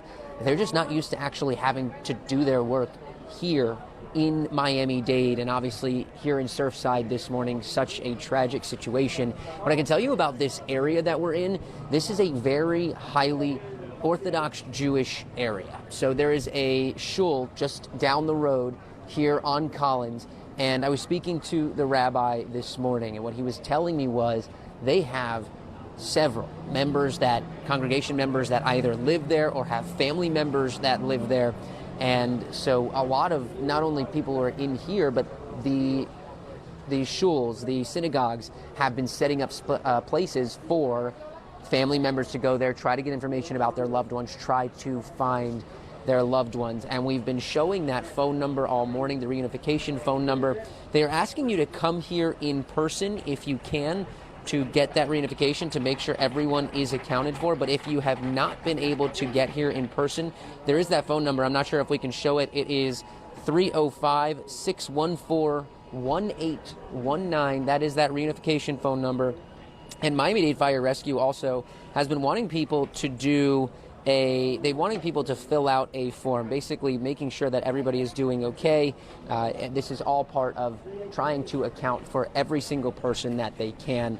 So for now, we are just been trying to talk to people, trying to see, if we can help people get the pictures of their loved ones out there, if we can talk to them and guide them in the right direction of police and fire who are running this site. We're going to continue, having those conversations, and we will continue to bring them to you. For now, I'm going to send it back to you guys in the studio. Ian, it is so heartbreaking to see those people out there just waiting to hear from their family, not knowing what's happening. I know you've been out there for several hours. A little earlier in the morning, you spoke to a gentleman who said he heard, or I believe it was he saw something that happened. He was with his mother and his sister. Can you just go over that again and just let our viewers who are tuning in now, let them know what he told you, what he saw? Yeah, absolutely. So he lived on the first floor of the building that did not collapse. And what he told me was they woke up and they heard this rumbling noise, this big crash, and they looked out their sliding glass doors and they saw all this dust. And he said what he could tell was the area above the parking deck had collapsed. And from where he was standing, he said he could see cars that were damaged and things like that. And they sort of went outside to get a better view, and all of a sudden they heard another very loud rumbling. They started seeing dust, and they just ran for their lives, and that was when that part of the building came down. So we've shown that heartbreaking surveillance video a few times on air this morning, and that sort of goes with what we see in that video, that there was a bit of a hesitation between where the first part of this building fell to where the second part of the building fell. And that man I was speaking to was very thankful that he, his mother, and his sister were doing okay. But obviously, he was also very shaken up and very somber, very upset, and feeling a lot of empathy for his neighbors who didn't make it out and the people that are here sort of desperately looking for answers. When you walk into those tables that I mentioned inside the conference area, there are people that just sort of throw themselves on the table in front of the police officers and say, do you have any information? And they'll give the name, and it's just sort of the fire rescue crews and the first responders that are here, the victims advocates, Red Cross, they're doing their best to try to comfort these people, but there's not really much you can do. There's obviously a horrible situation for so many people here in our community. Nicole, Calvin, we're just sort of trying to tell their stories and get the pictures out there of the people that are still unaccounted for. And Ian, I want to stay with you here if we can, because you represent the real human side of this tragedy here. So many people left everything, all of their belongings, and just in a moment's notice they had to leave everything behind, and in many cases their cell phones. We're getting numbers like 51 people may still be missing. Just kind of walk us through the process, and what numbers have you heard in terms of the possible missing people who may still be trapped in that rubble? Sure, that's the number. Oh, I'm not sure if you guys just saw, the governor just walked in past us here. Governor DeSantis just walked into the building. That was what that sort of chaos was behind me. But that is the number that we're hearing as well, right in about the 50 number. And that sort of does fit with what we're seeing in terms of the number of people that have come out and looked for their loved ones that have been unaccounted for. And Calvin, you mentioned people were just kind of running out the door with whatever they could grab. Many people, as you mentioned, didn't bring cell phones, but actually just moments before you guys came to me here live, a woman walked up with just a cardboard box and she said, I have phone chargers. And there was a mad dash of people just desperate to get some juice in their phone to try to reach out to those loved ones and try to speak to the people that have been reaching out to them via text, via phone, via social media as well. I said it before, there were kids here just with no shoes on. There were adults in pajamas. The man that I was talking about a few minutes ago, that he and his sister and his mother had survived this, he was actually looking for a place to shower. That's actually how we realized he had lived in the building. Was we overheard a conversation he had. He was calling a couple friends saying, hey, do you have a place that I can go just clean off, because he was so covered in dust. And that's sort of the situation people are dealing with right now. As I mentioned, Governor DeSantis just walked in here. He's probably going to be trying to console some of these family members and those who are just waiting on information. That is sort of what Mayor Daniela Levine Cava did just a little while ago as well. So as soon as he comes back out, we will let you know. Calvin, Nicole, send it back to you. Okay. Ian Margot live for us there. And we want to reemphasize that reunification number. Ian, thanks so much for giving us the latest reporting there. But the reunification number, 305-614-1814, if we could. If you are looking for loved ones, may think that you have a friend or family member who may have been trapped or may be unaccounted for because of this, what you're seeing right there. The Champlain Towers condominium, the south side condo there, the south condo that came tumbling down at around 1:30 this morning. You can see there the images are just shocking, and even the Surfside mayor, Nicole, talked about how he simply doesn't know why this happened. There are many questions, and there is a mystery as to how this building came down, partially collapsed right there, how it came down, and why it came down, and when it came down. But right now those questions are going unanswered. And what we're looking at right now is that surveillance video. You can't hear anything. You can only see that building come down, and then you see this plume of smoke just fill the air. It is impeccable to watch at how fast this went down. It is so tragic to know how many people are now displaced. We heard Ian talking about people without clothing and shoes and just wanting a place to shower.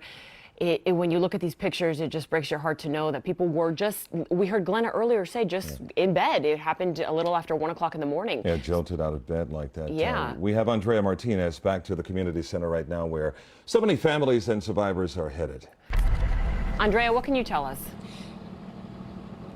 Yeah, and this is where we've been all morning, and we're kind of looking at the same scene here, just families waiting to hear news, just so distraught. We just saw people walking in with large garbage bags, bringing in supplies, clothes, food for those who were displaced from their hotel rooms. And if you take a look, you see these black vans here. Governor Ron DeSantis just walked into this reunification center to meet with the families and to see the status of how many people are still looking for their family members. We're being told so many are still unaccounted for. We've been hearing their stories all morning.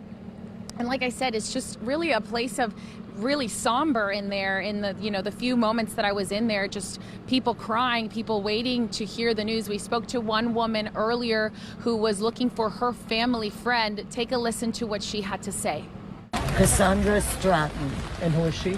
She was my daughter's best friend. Was on the 4th floor. We don't know anything. Está buscando la hermana de su hija, la amiga de su hija. Sí.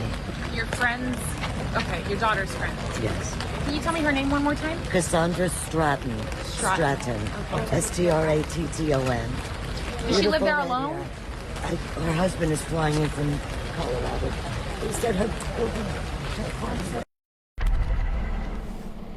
So Cassandra Stratton was her name, and I don't know if we have pictures earlier of Miami-Dade County Mayor Cava paying a visit to the families as well. And like I just mentioned, the governor is here now just consoling those families.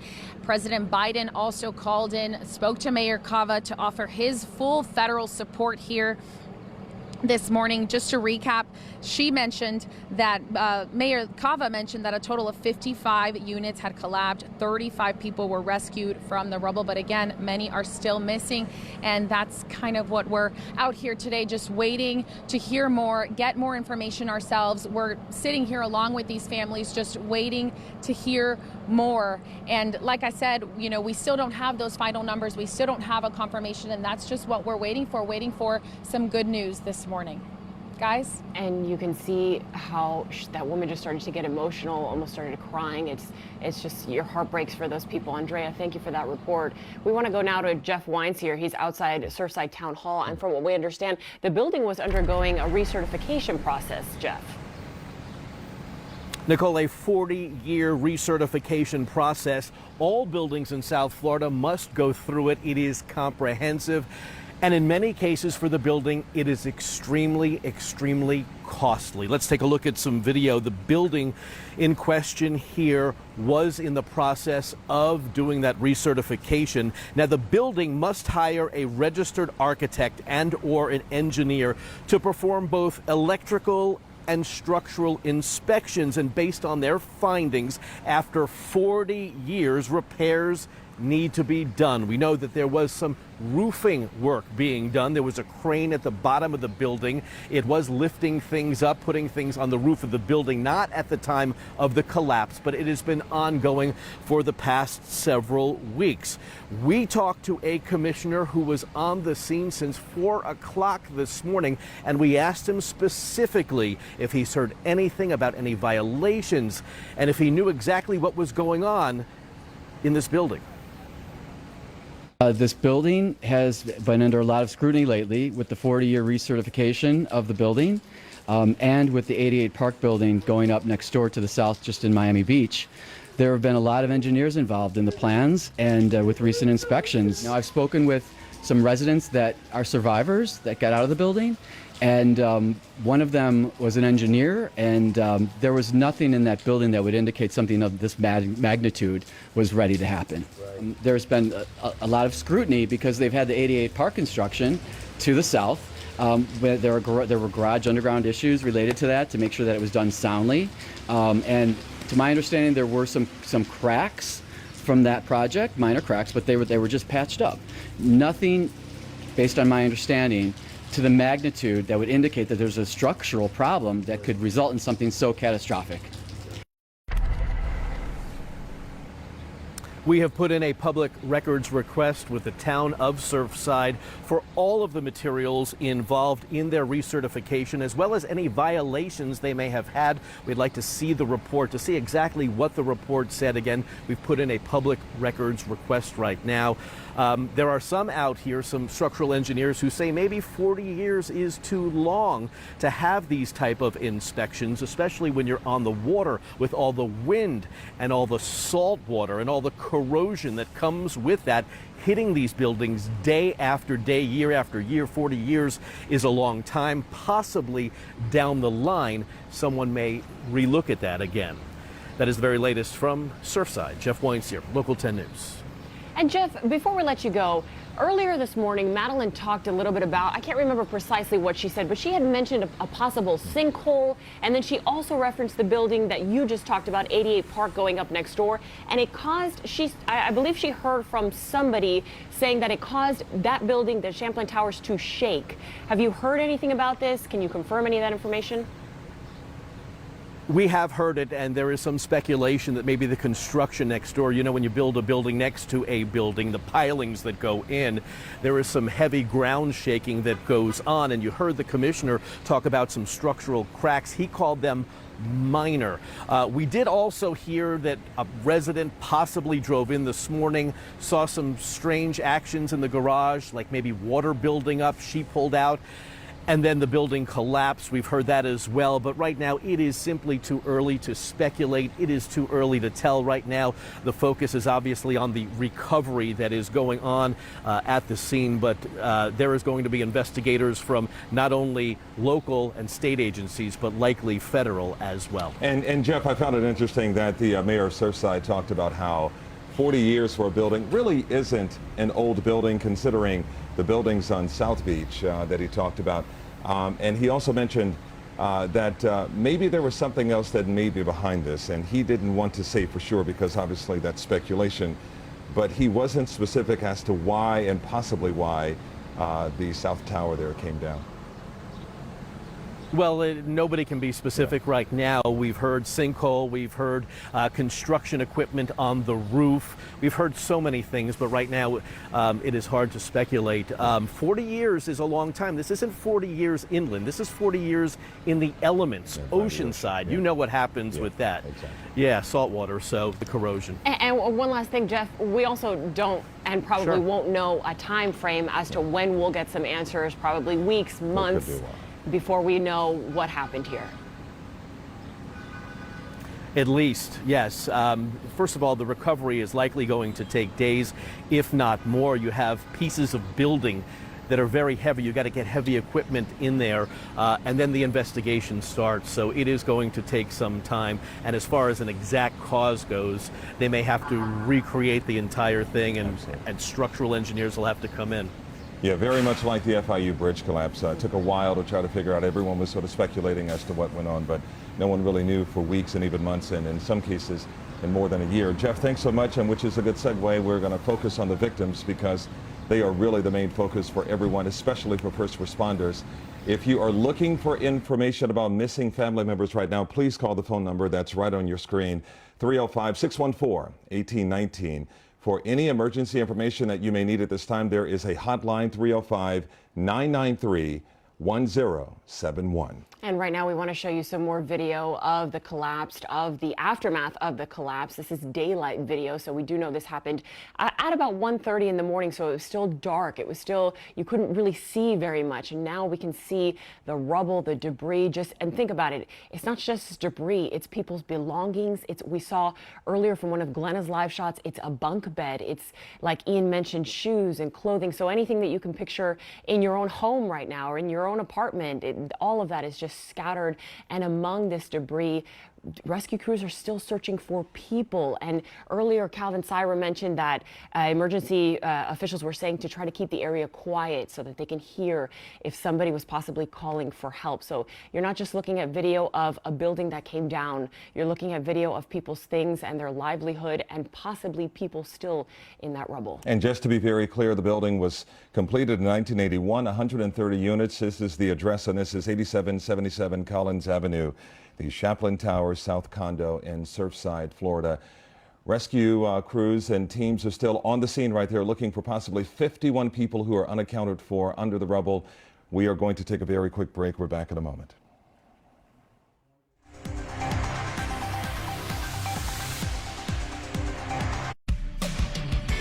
For over 40 years, Pioneer Roofing has been South Florida's trusted choice for both homes and businesses.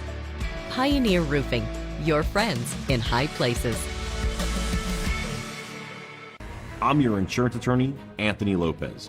If your home was built before 1975, there are 3 words you should know: cast iron pipes. If you're dealing with clogged drains, backups, leaks, or foul smells, you may be entitled to compensation. Don't let your insurance company take advantage of you. Getting you paid the money you may deserve is my fight. There are no upfront costs, and we don't get paid until you do. Remember, before you call your insurance company, call your insurance attorney. There's a place where sleep is our only business, where affordability waits around every corner, where delivery is free and your comfort is guaranteed. Welcome to City Mattress. Discover a place where customer needs speak volumes, where reviews tell a unique story of caring. This is City Mattress. Visit today and choose from 25 queen sets under $9.99. You'll be glad you did. Hi, I'm Lori Jennings. Over the past few weeks, the experts at MMM, they've helped hundreds of seniors in our community choose a plan that gives them more, much more. MMM offers you the most benefits in vision and dental. MMM will deliver over-the-counter items and medicines straight to your door.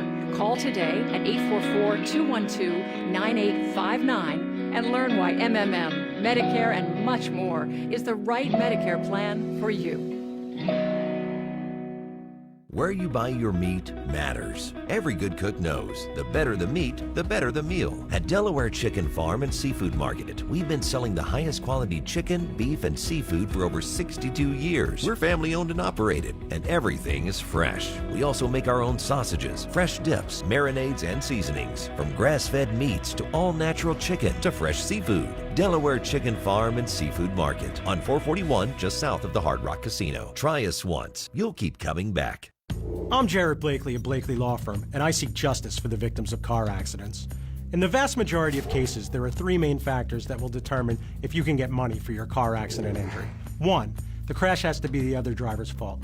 2, there needs to be insurance coverage. 3, you have to be injured. Call me now at 800-602-5000, and I will personally answer the phone and discuss these 3 factors with you. Why wait? Call me right now and find out if you have a case today. For over 40 years, Pioneer Roofing has been South Florida's trusted choice for both homes and businesses. Pioneer Roofing, your friends in high places. We continue following the breaking news that has made international news, as a matter of fact, and is certainly national news in this country as well. 35 survivors from that partial building collapse, the condominium collapse called the Champlain Towers South Condo. 55 units on the northeast corridor of this building actually came tumbling down. 10 people treated at the scene, 2 people transported, and 1 person has died, and this is the aftermath of that. We are hearing as many as 51 people are unaccounted for, and you can see some of the first responders on top of the rubble there, possibly listening for any survivors who may be trapped under the rubble. This is a very intense effort that's taking place right now, and it's been going on for about 12 hours as that building came down, Nicole, at around 1:30 in the morning. And when you say fire rescue units, we know about 80 rescue units were sent from many jurisdictions. So it's not just Miami-Dade County, it's all the way from Pompano Beach to Surfside. We know that they're all out there working. We know that surrounding buildings scattered around trying to figure out what's going on. The Red Cross is also assisting people. We heard the governor say that hotels have been set up for those people that have nowhere to go. So with that, we do want to continue our team coverage, and let's go to Amy Viteri. She's in Surfside. She's near the scene. Amy, what updates can you bring us? Well, the first update, and probably the most important one for people who are watching this story at home, desperate for information about their loved ones, is that all the officials we have heard from so far, most recently the governor, Mayor Levine Cava, as well as the mayor of Surfside, everyone's still calling this a search and rescue effort. They say their crews are on scene. No matter how grim and devastating this scene does appear, they are still working to locate people and, of course, hoping that they find some people alive in that debris. So they didn't have a specific update on their current efforts, whether they have been able to find anyone in that debris right now. But we are standing by, actually, the chief, the fire marshal for the state, Jimmy Petronas, is actually near us, and we are hoping to get an update from him live on the air. So bear with me just 1 second. But in the meantime, of course, officials talking about finding places for all of these people who have been displaced to go to. That is a top priority. And I do want to bring Jimmy Petronas in, the chief financial officer for the state, the fire marshal. Talk to me about what is under your purview in situations like this, the urban search and rescue efforts. I mean, this is all falls under your department. What do you know at this hour? So anytime a hurricane hits the state of Florida, if you take when Hurricane Irma affected this part of the state, the urban search and rescue task forces, the USAR teams, they're all over the state. They're the first boots on the ground that go through the recovery and the rubble process, going from neighborhood to neighborhood, saving lives. This is no different. This is a man-made disaster, not a Mother Nature generated one. So primarily Task Force 1 and 2, Miami-Dade County, City of Miami, are here boots on the ground as they are sorting through the rubble just like you would after a hurricane hits a major market. Talk to me about what you know at this point, because I know it is so early, the unique challenges facing those rescue teams right now. The way this building came down, everyone, you keep hearing it described as a pancake effect, seemingly just each level toppling on top of the other. I have heard fire rescue crews talking about needing to create tunnels, pockets where they can get in. What's your understanding of what these teams are up against? So here's the challenge. So it's a pancake effect. But if the pancake effect, it's tight on one side and a little wider the other, where the debris feels a little taller, that is where they'll enter the building. But when you're entering the building through that wider end, it's also up against the building that's standing. So you're that delicate balance of trying to make a way in safely, but then other debris or even other failure of the current structure. So those men and women go in shifts. They'll go, I mean, they only can work so long because it is heavy lifting. And in tough circumstances, they'll go 10, 12 at a time, and then they'll get exhausted. Another team will come in and replace them as they'll continue to tunnel through, listening and hoping to find survivors and bring them out to safety. And we understand, of course, they have had dogs on site. That's another resource, right? They can detect things that are sometimes, go unnoticed by human eyes and other senses. Absolutely. There's gifts that dogs receive from God that we'll never have, and it's an amazing how much of a role they play in the life saving of men and women in disasters like this. But the men and women that are doing this, I mean, they work on Christmas, they work on Thanksgiving, they work on holidays, and they work at 1:30 in the morning, that show up, and if you walk and you talk to them, they're just everyday, normal, good men and women. This is just the profession that they chose, and thank God that they do. Are there any updates at this hour? I know this work is underway, and I know they've got, more important things to do than be giving us, briefings and updates, but have you heard anything? And it's been a few hours since we've heard whether anyone has been located, dead or alive. Is there any information we can share with the public? So the biggest challenge is, just like you pointed out earlier, it's a pancake. So imagine a set of pancakes made out of concrete. Very difficult to move them. Again, as you're moving them, you're taking a chance of violating the integrity of the current building that's standing, or the ripple effect that happened. So it's painstakingly slow to be able to make their way in. But as we're comparing notes of actual folks that were occupied in the building, there's even dialogues with Airbnb, because some of these units were under Airbnb programs, to see what type of rental occupancy they had last night. So we can try to find out, all right, so if it was booked, how many people were there? We'll find a phone number, we'll call, and we'll get an inventory. Were they safe? Have they contacted someone? So every resource that we can think outside of the box to get a list of who is there and who wasn't there is what we're doing right now. At this point, though, no new updates on anyone found in the last couple of hours. We don't have that information. No, the only reports I had is that there was an individual that they heard sounds being that were coming from the parking garage, and again that was earlier this morning where that report is had. And again, as I hear things, I'll be happy to share them with you. What is the long term, what are we looking at today? How many hours will they be at this? I imagine this will be going on throughout the day and into tonight again. Is there any, I guess, forecast for what we're looking at for these teams? Well, weather and nightfall are going to be the challenges, so they'll definitely be here working, as hard as they can till 7 o'clock. You'll probably have a reassessment of things at 7 o'clock because as nightfall comes, the electricity has been turned off to the building. The affected area is turned off, so it makes it challenging for them to do it. But they will still continue work. They're not going to stop just because nightfall. They just may have a different path that they pursue. And last question on a personal note, can you tell me when you heard about this and just what went through your mind, what you felt when you saw those images? It is devastating to see. I'm traveling the state right now with my 12-year-old son, and I've got a friend that's taking care of him right now, and it's a great state we live in. And you don't really realize how fortunate we are until you come to a place and you see this type of devastation, and men and women come out of everywhere. They're so proud to do their job. They're so focused on saving lives. And all I know is I'm glad to be in Florida. The men and women that are here, Miami-Dade County, all the different municipalities that came in to support and help, they're working together so wonderfully, and all for the mission of saving lives. And they read each other's mind. They know their job. They're professionals.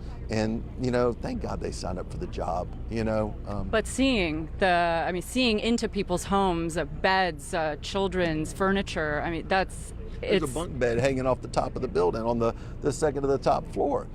Somebody was probably sleeping in it.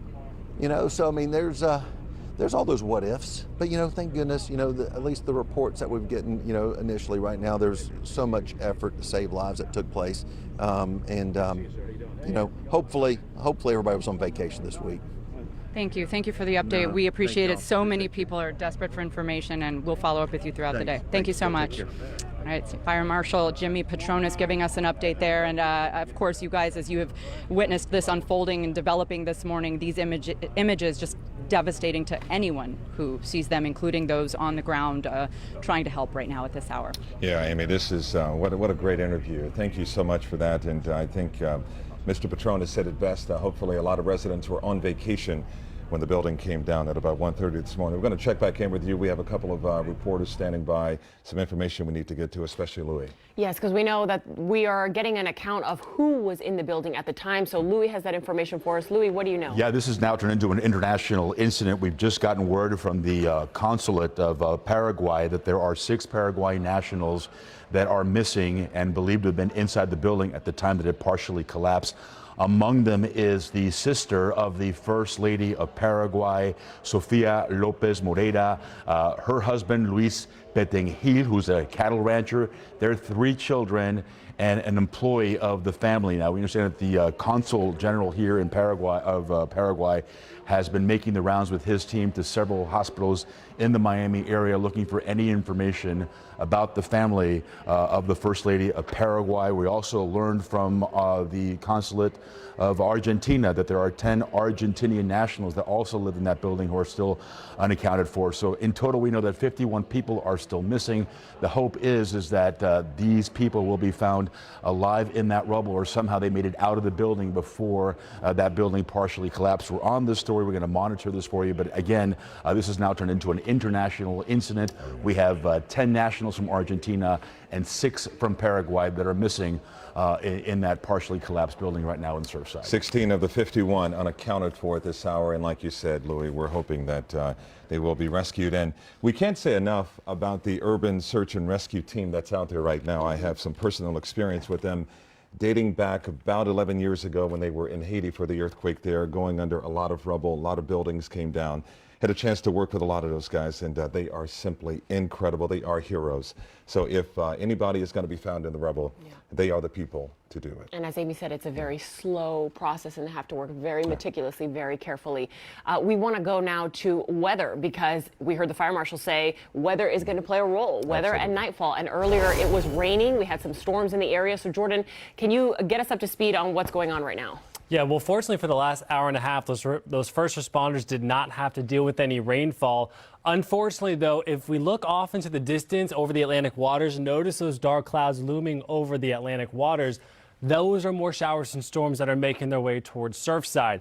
As of so far, the last 12 hours, just under half an inch of rain has fallen over Surfside once that collapse did occur. And right now we're starting to see more showers and a couple of thunderstorms just off the coastline of Miami-Dade. And that's going to start moving in over the next half hour or so. Notice how Surfside looks like we're still on the dry side of things, but there are these batches of showers that are just off the coastline that's going to continue to ride our steering winds closer towards the coastline over the next half hour or so.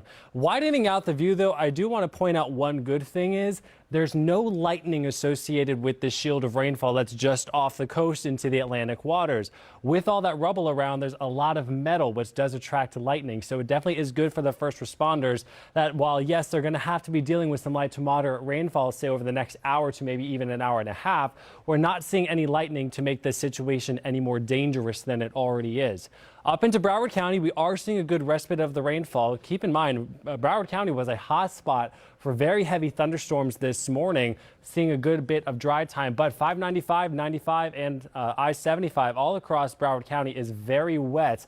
So if you are heading out on the roadways, be sure to pack your patience, as there could be some ponding on the roadways. Notice how just off the coast of Hollywood Beach, Fort Lauderdale Beach, we are seeing another batch of showers. That's going to be moving in over the next 20 to 30 minutes. Cutler Bay seeing some isolated showers just to the southeast of Homestead along the 18-mile stretch. We're about to see more showers. And also towards the Upper Keys, Boca Chica Key, Ocean Reef. I'm tracking this batch of thunderstorms just off your coastline. That's slowly going to be making its way towards you over the next half hour or so. Meanwhile, the Middle Keys still getting pummeled with this shield of moderate rainfall that's been sitting over you for quite a bit. Looks like it will continue to sit over you for the next 45 minutes to an hour. And it looks like Key West is seeing a little bit of sunshine after dealing with a good bit of light to moderate rainfall this morning. Now, rounds of rain is going to be the story of the day as far as weather is concerned this afternoon, as you are seeing a bit of a lull across parts of the area right now. But notice how this forecast model is depicting on the showers just off our coastline. It does have it trying to make its way onshore over the next couple of hours.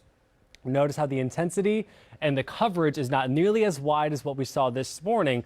I don't think the showers that we see later on today will be as robust as this morning, but we are going to be seeing some scattered showers rolling through the area off and on, even past sunset and even into the early half of our evening, although a lot more of us will see more dry time throughout the overnight hours. We'll just have a couple of pesky scattered showers to deal with overnight tonight.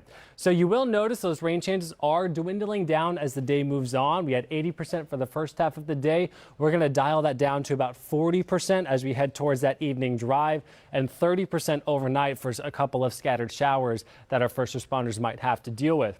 Notice as we head towards tomorrow, though, we do really lower those rain chances. Today we had them at 80% for the first half of the day. Tomorrow, about 40% of some scattered coastal showers for the morning, and that'll translate to about 50 to 60% mainly inland storms towards your Friday afternoon as temperatures get into the mid and upper 80s. You will notice that on our in-house model, scattering of showers, but the majority of the storms in the afternoon will favor our interior areas and then back towards the western coast for your Friday afternoon. Transitioning into your Saturday, we go a little bit more of a seasonable pattern for this time of year. We'll see more of a sea breeze pattern, so a couple of moisture showers, I should say, along the coastline Saturday morning, pushing towards the inland areas with the sea breeze into the afternoon with some drier conditions as we head towards the evening. Quick check on the tropics, though. There are two waves that we're watching. There's one little wave that's just to the east of the Lesser Antilles. That has a 10% chance of development over the next 2 to 5 days.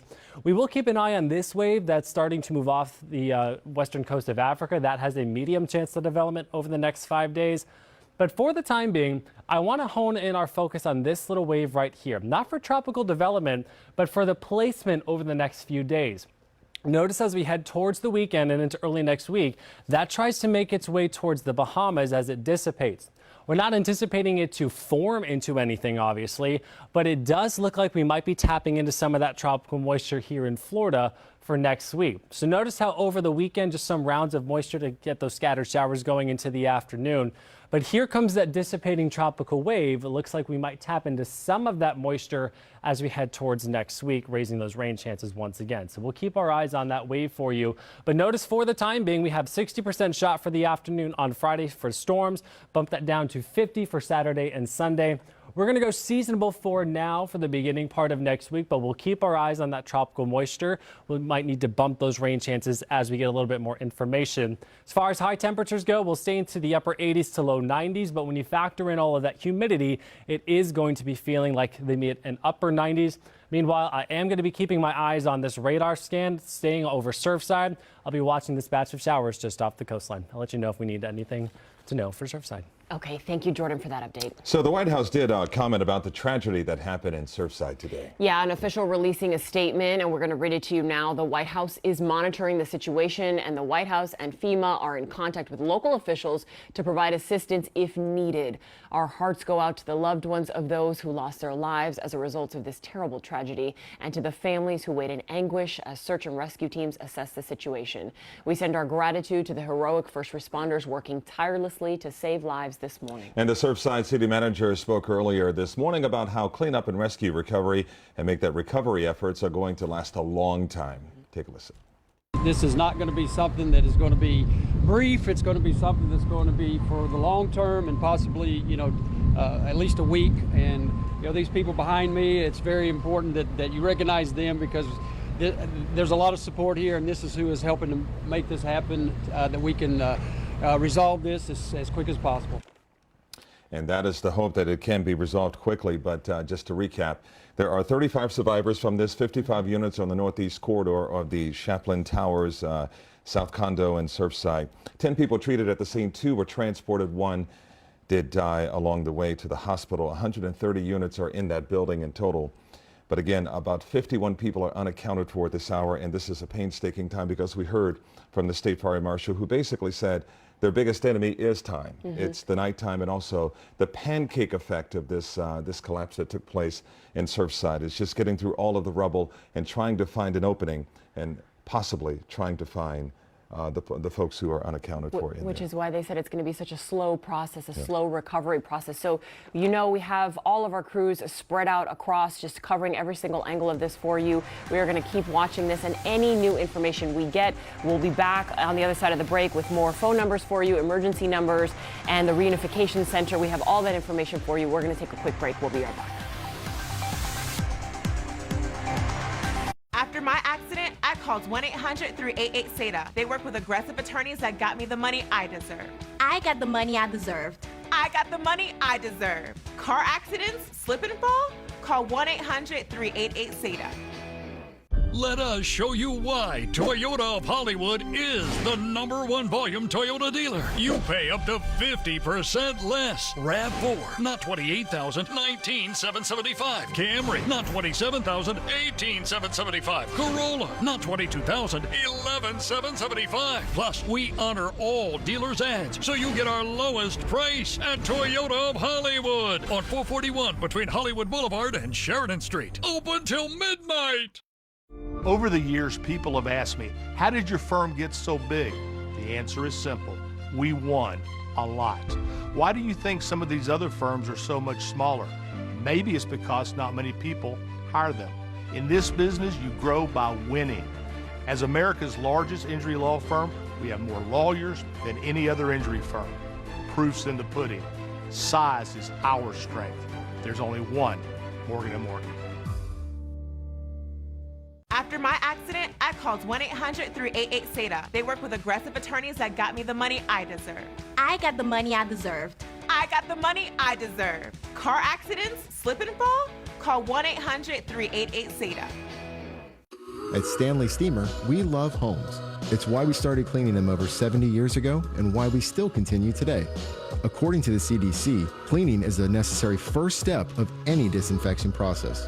We use detergents and cleaning agents to ensure that your home is prepared for whatever life brings in. Whatever home means to you, we're ready when you are to make sure your space is clean and that you and the ones you care about most are safe. I'm moving in a week. I need a quote today. Our moving professionals are on the way. She needs quote fast. Are you ready? Born ready.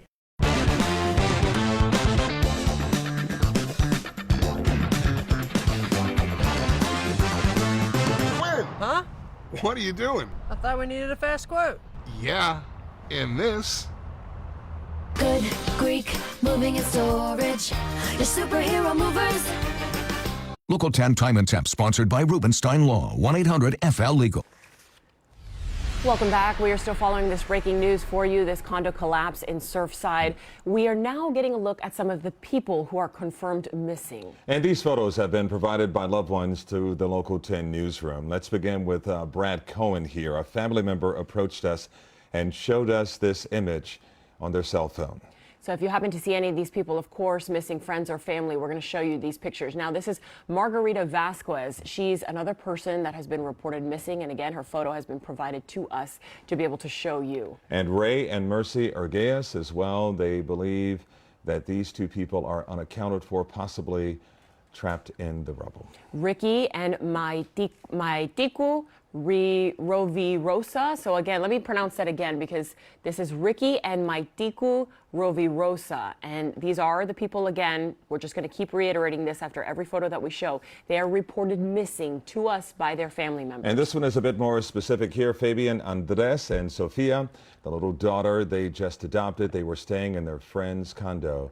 That is the condo number of 803. Fabian, Andres, and Sofia missing after that collapse. This is Edgar Gonzalez. His wife and his daughter are hospitalized, but he is still missing. We did hear from Leanne a little while ago. She's at Jackson Memorial, and she was gathering some accounts from people that were surrounding the hospital there. And these are the faces of the 51 people unaccounted for again. And Elon Nabereth and Deborah Berezdevin, we believe is the last name, but the faces are more important right now than the names, because certainly if they are trapped in the rubble, they are unaccounted for. Hopefully the firefighters, first responders, those officials in city government can see these faces and possibly recognize them. And if you are watching and you recognize anyone, just pick up the phone and call friends or family. These are a few more names: Nancy Kress Levin, Jay Kleinman, Frankie Kleinman, Ari Lieb, Yisroel Savi Yosef, Sivi Doniel, and Deborah Berezdevin that we just showed you her photo. Again, the faces of the 51 people who are unaccounted for, family members and relatives and friends desperately at this hour hoping to get some word of good news about their whereabouts. If you are still searching for family, please call 305-614-1819. This is also another emergency hotline, that number at the bottom of your screen, 305-993-1071. A painstaking time, very gut-wrenching for those family members who have people who may be unaccounted for this hour. Just tough for them, just so tough. And just seeing the pictures on the screen there. And for those of you at home too that may recognize any one of those photos of those people who are missing, we do want to continue our coverage with Christina Vasquez. She's at Town Hall. Christina, what updates do you have for us now? And to give you a sense of where I am, yes, outside Town Hall, which also is down the street from the community center. And one thing that has been gut-wrenching is a word you all used, and it's a great one, just absolutely heartbreaking, are the unknowns. And when you are over there with family and friends rushing up to see if they can get any information about loved ones and friends that they have not heard from, and that includes members of the synagogue here in Surfside, prominent synagogue, the shul. I actually had an opportunity to speak to the rabbi of that synagogue and his daughter. He's actually been going in and out. They say they have some members that survived that they're taking care of. Things like making sure they have socks and shoes and food, some of these basic things, as long as providing some, spiritual consolation. But then also, there are several members, they said, that they have not heard from. They remain unaccounted for, and that's the unknown that I'm referring to, and the difficulty of being these many hours into this day and still not hearing from them and still not having any word about how they may be doing and if they were able to survive the events of this morning. So we're going to listen in together. Again, I just spoke to them a short time ago. You're going to first hear from the rabbi, and then you are going to hear from his daughter. Let's listen in together. There are very few words that could give anybody consolation, because you're dealing with an unimaginable, horrific tragedy. It struck in the middle of the night. As you go in there and counsel members of your synagogue, what have you been saying? The only thing you say is we live with persistent and constant hope. It's the human condition. It's a gift that we have, this hope. But at the same time, we have to get used to the fact that the soul has eternal existence. For me, the way to help at the moment is prayer. God does what he does. We don't understand it.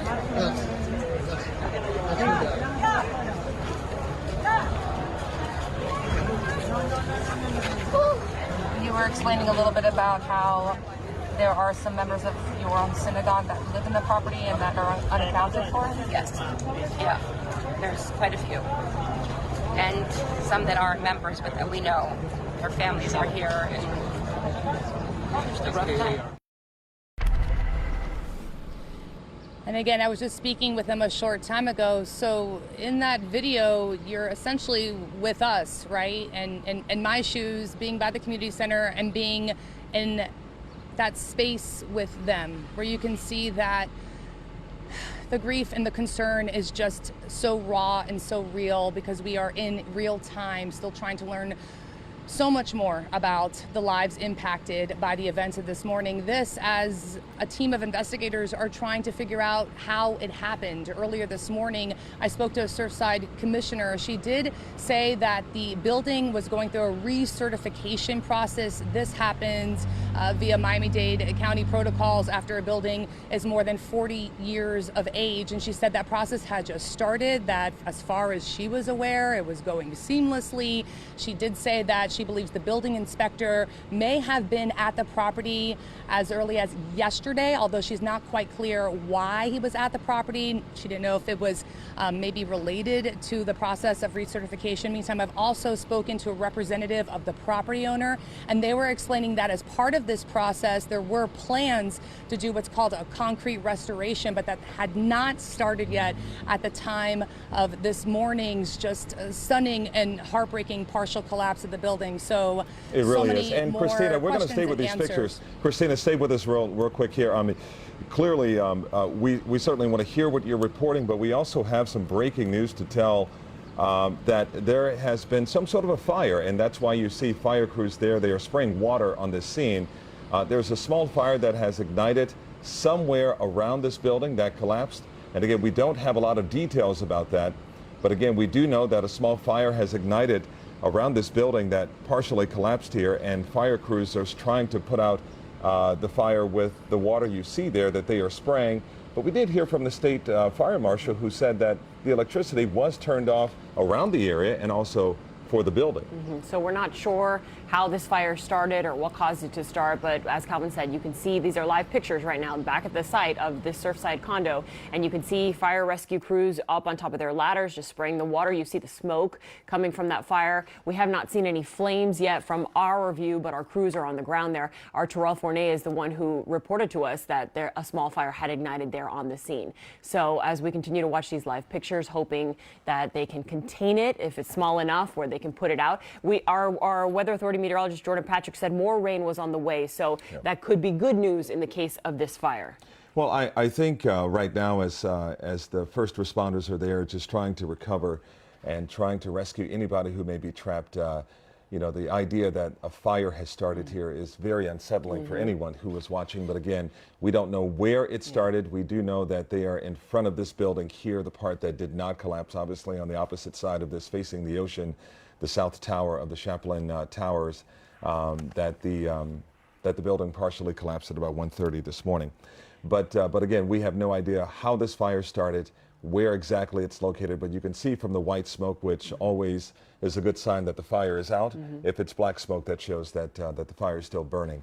So crews are still on the scene there trying to make sure that they have made sure that they are going to put out any sort of hot spots by spraying it and doing it meticulously. And we also know that a lot of the people in the area have been evacuated. So everybody that was left in this Surfside, in the Champlain towers, they have all been evacuated, but as well as surrounding areas. We know the Red Cross was also helping all of those people. So there shouldn't be anyone near the scene of this fire other than fire rescue crews, emergency responders, and just them searching through the rubble and what has happened here in this collapse. So people have been evacuated from nearby buildings, from this building alone, and we know we've seen from our reporters' angles on the beach side there's caution tape up, so no one is really near this scene. So again, this is just a small fire that has ignited at the scene of this collapse. So on the left side of your screen, you see live pictures of the smoke. It looks very hazy with the fire rescue trucks out there with their water. And then on the right side, you see the view of the collapse, what happened after 1:30 this morning, and you see just layers of people's livelihoods and their homes and their apartments, and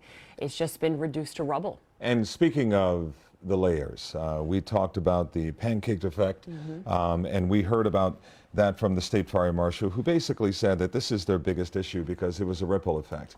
You can see the camera moving, showing you the 12-story tower that came tumbling down. And you're looking at what appears to be the inside of people's homes, and you can see that it looks like someone just basically shaved the building in half, and you can see inside folks and the homes of many folks who were living there and many of the residents. But time is the biggest issue for them as they are up against the sunset, and making sure that they try to rescue as many people as they possibly can and try to get to them in a timely fashion. But again, because this is a pancake effect and this is concrete that we're talking about, it's going to be very difficult trying to get to anyone who may be trapped in the rubble. I think what's also important to mention as we report this to you at home who are just watching this, waiting for updates, as well as we are. We are also waiting for updates from officials. That's why our crews are all out there waiting to hear. I think what's also very heartbreaking for those family members that have family unaccounted for is going so many hours. It's over 12 hours already, and they just have not heard anything about their loved ones. We do not have any updated numbers for you. The most recent numbers we have, Calvin, are from 10 o'clock this morning. So it's heartbreaking for us and for those family members to sit and wait as we just look at these pictures of what has happened. And we're now just a few minutes away from the top of the hour, 2 o'clock, and this has been 13 hours of continuous coverage since this began early this morning. And let's give you now the very latest as we approach the top of the hour. Here are the latest details from investigators. One person has been confirmed dead, 51 people unaccounted for. 35 people have been rescued from the building, and 2 people were pulled from the rubble. 10 people were treated on the scene. 2 people were taken to the hospital, but 1 person unfortunately died on the way. And we also know that 6 Paraguayan nationals are among those missing, 3 adults and 3 children. The Venezuelan embassy has also confirmed that at least 4 Venezuelans are also missing. We brought to you that breaking news just a little while ago from Louis Aguirre.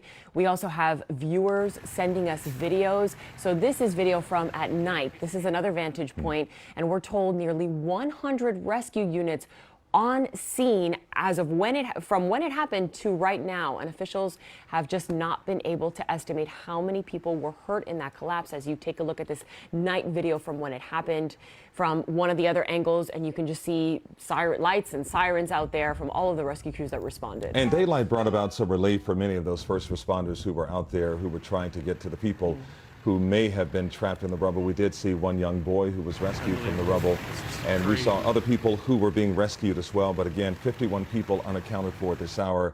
Just a major scene here for first responders. You can see right there, there's the young boy who you're looking at from the Miami-Dade search and rescue team there, the urban search and rescue team. They are just incredible. I can tell you once again, I've had firsthand experience watching them do their work by hand, and also in Haiti where there were no backhoes and there were no machines to help really move those big rocks and all of the concrete that came crashing down. And here you can see they are right in it.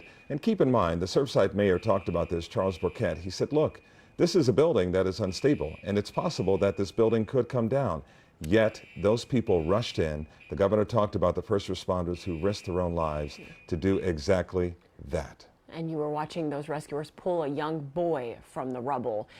It's so heartbreaking to see, and just their heroic efforts. We know that also a mother and child were also pulled early this morning. I believe the mother had to have her leg amputated to be able to be pulled out of that rubble. So again, these are back. We're going to show you back live pictures. So on the left side, a small fire has ignited. That's why you see it kind of hazy, kind of dusty, the bottom left corner of your screen. So fire rescue crews are out there with a water hose to put out the fire. And on the right side is some of that video, that daytime video video, we were showing you some nighttime rescue. So this is what it looked like once the sun came up, and just people's belongings and their lives just reduced to rubble.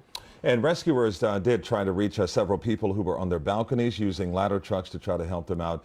You can see right there the Miami-Dade Fire Rescue teams trying to get to those people. Again, a 12-story tower that came tumbling down, cascading down this morning at around 1:30. 8777 is the address. And so we have a reporter who is standing by, Leanne Motorhone, who is standing by for us with the very latest information that she has. Leanne. All right, so we have been at Jackson Memorial Hospital for most of this day. We can tell you that this is one of the hospitals where victims have been brought to be treated for their injuries. The other hospital we know of is also Aventura Hospital. Officials have not yet given us an exact number of how many people were brought here from that building collapse to be treated. If I step out of the way, you can see that there are still people here gathered in front of the entrance to the Ryder Trauma Center. We've seen them visibly concerned, at some points crying, hugging, obviously just so many emotions being felt here as they wait for more information about those that they are hoping recover. I don't know if you're seeing it now, but we also do have some video from earlier today where you can see that these people, some of these same people, have been here for hours waiting for information, waiting to be able to actually see their injured loved ones in person. There was a family that I met. They are related to Edgar Gonzalez. He's 45 years old, and at this point we're told he is still unaccounted for. He is still one of the missing. His wife and his daughter are currently at Jackson Memorial Hospital, where we're told that they suffered some pretty serious injuries. We're told, according to loved ones, that mom is more severely injured than her daughter, that it's possible that she may have tried to shield her when the initial portion of the building came down. And at some point, mother and daughter were separated from Edgar, who is the dad, the husband in this situation. We did speak just a short time ago with a friend of Edgar's daughter. She told me that Devin is like a sister to her. They're great friends. They both go to school at Miami Senior High. They both play volleyball. They were actually getting ready to head to Orlando for a tournament tomorrow with their respective travel teams. And all of this is now up in the air, clearly. Here's what she told me about why she decided to come to the hospital today. She's a sister to me. I see her as family. I've always seen her as family since day one that I met her. I've seen her, that it's a connection that we have. Throughout that time, we built a bond. And it's not just like any other bond that I found, I guess. It's something deeper to me. So once I found out that it was her building, that it was her apartment, that everything collapsed, I was crushed. So I felt like I just had to come and figure it all out myself. And she really captures some of the helplessness that people feel when they're waiting to hear about people that they care about. The not knowing, the not being able to be by their side, hold their hand, see how they're doing, see that they're talking back. All of that is just adding to the anguish, the unknown. Of course, right now we do have that mother and daughter, that teenage daughter here in the hospital recovering from some pretty serious injuries. Dad, Edgar Gonzalez, age 45, unaccounted for. Lots of people worried about his well-being at this point. Again, no firm number at this hour on the amount of patients that Jackson Memorial Hospital has received. We have put in several requests for that information. We have yet to hear back on a solid number. We're also trying to see if we can speak with some of the medical professionals to ask them what kind of injuries they are seeing coming from this building collapse. We're going to stay on top of it for you, and if we have any new information, we will pass it along. Leanne, as we look at some of your video and just see the embrace in people and the fear on their faces and the sadness, it is so hard to just put into words. Leanne, have you noticed since you've been there that the scene has grown? Have you noticed more people show up to the hospital? Have you seen it dwindle? What can you tell us about that?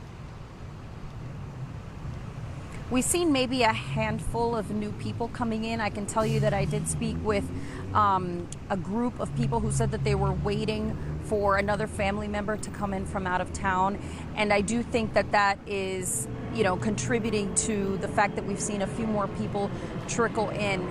Again, we know that a lot of people are still waiting for the ultimate unknown, which is not knowing at all where their loved one is. So most of those people have gone over to the Family Reunification Center in the city of Surfside. The folks here more than likely have some type of tie to someone that's been transported. And we know that at this point, we don't have a lot of information about a lot of transports, maybe a handful of people that have been found in decent condition, at least alive and able to get to the hospital. So there's not a huge crowd like we've seen for other unfortunate incidents like, the recent mass shooting at the banquet hall or the hookah lounge shooting. I mean, it breaks my heart to just have all these readily available tragic incidents to talk about, but when you compare it to something like that, we're not seeing a massive crowd. And in fact, that's one of the things that officials at JMH cited for why they couldn't give me an exact number of patients. They said that since the situation is still changing, that they didn't want to give me an exact number at the time. So that's what we're working with now. What you see behind me is who's here. A lot of people aren't inside to actually, aren't allowed, I should say, to actually go inside and wait in the waiting area. COVID restrictions are affecting that, as well as limited visiting hours. That is also something that is affecting the situation and as a result of the pandemic. So you have a lot of people that are waiting outside for hours, unfortunately, sitting around anguished, having to be in the humidity for a long time. With little to no answers, just a lot of anguish, anxiety, and in some cases heartbreak here as the situation unfolds. Every second, every minute is heartbreaking for them. And Leanne, I'm not sure if you were able to see the video that we were looking at, and maybe you sent it back, maybe someone else had the video in-house here, but we saw a lot of people crying there, the emotion very apparent on their faces. And there's the video once again, people hugging and just in disbelief over what is happening, hugging and just a lot of tears. Were you able to witness that, or were you able to see the video that I'm describing here? I believe that what you're, I believe that what you're talking about is something that we did witness here. Like I mentioned at the start, people have been going through a roller coaster of emotions out here. So, at some point you just see people pacing. We did notice that at one point a lot of people were reacting negatively, perhaps receiving a bit of bad news. We saw men and women start to cry, put their hands on their faces, just visible signs of anguish and sadness and concern and worry. People embracing each other and praying. Right now, that's really the biggest source of strength for the people out here, is being together and drawing on their faith. Yeah, this is when you need family. Through no fault of their own, just innocently sleeping in their beds, and then all of a sudden, a catastrophic collapse.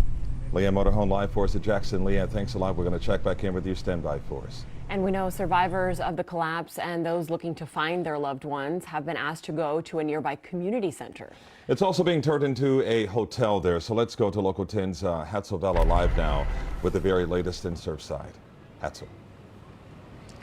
Calvin, Nicole, you talked about it being turned into a hotel minutes ago. We did see several county buses arrive here and take some people where we presume are actual hotels where they're going to spend the next couple of days. This has been a really tough time out here at this center here in Surfside. And I say that because every so often, if you stand across the street from where I'm standing, you can see people walk and obviously tears in their eyes trying to figure out exactly what's happening or where their loved ones are at this point in time. Let's take you to some video that we shot just minutes ago where you can see the back and forth. This is a really busy place. It has been for the entire day since we've been here. And as we have been here, we have seen sort of the faces, if you will, from folks being sad, not knowing what's going on, to folks now being angry, wanting answers, and also wanting to know what is going on at the site, especially when it comes to the debris out there. We talked to one gentleman, and here's a picture of his aunt and uncle. 70-year-old, his aunt is 70 years old. Maria Bonifay is her name. 86-year-old Claudio Bonifay, that is his uncle. These are folks who were residents of apartment 1001 in the building. We talked to their nephew, William Sanchez, who has been here at this location for quite some time, waiting for answers. He says he walked back to the location where this incident happened and says he's just simply frustrated because he doesn't see any movement at the location when it comes to search and rescue. My aunt is in the building on the 10th floor. We walked up to it 10 minutes ago, and there's not one person searching the rubble. The rubble's about 3 stories high, and no one is searching in the rubble right now. The rubble's on the side. The building's over here. You can go into that rubble and see if there's survivors in there. You see it all the time on the news when there's huge catastrophes, but nobody is working on that rubble right now. We should get some. I just told the governor and I told the mayor, and they said, oh yeah, there's people on the other side. I said, no, we're standing there. Nobody's doing it. All right, back out live. I want to give you a different live picture here. These are folks gathering because just minutes ago we could hear that they were being given messages, and then some frustration, some folks grunting and screaming, asking question again. This is a site where you not only run into that frustration, but you run into the sadness and the anguish, the anxiety of these people not knowing what's going on and where their relatives are at this hour. Calvin, Nicole?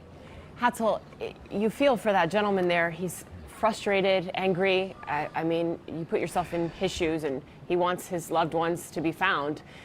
There's so many people out there when we look at your live picture. I mean, earlier in the morning we've been seeing video, but you're there now, and there's quite a bit of people out there. Can you just sort of put into words for us, when you got there and you've spoken to some people, just what is the thought process? What are you feeling out there on the scene?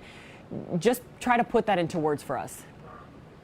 Yeah, it's really hard, Nicole. Obviously, these are folks that possibly have lost a loved one. And so when you talk to these folks, there's a mix of emotions, right? There's that emotion of obviously the possibility of losing someone. And then there's well, they could still be alive. And why aren't people doing enough?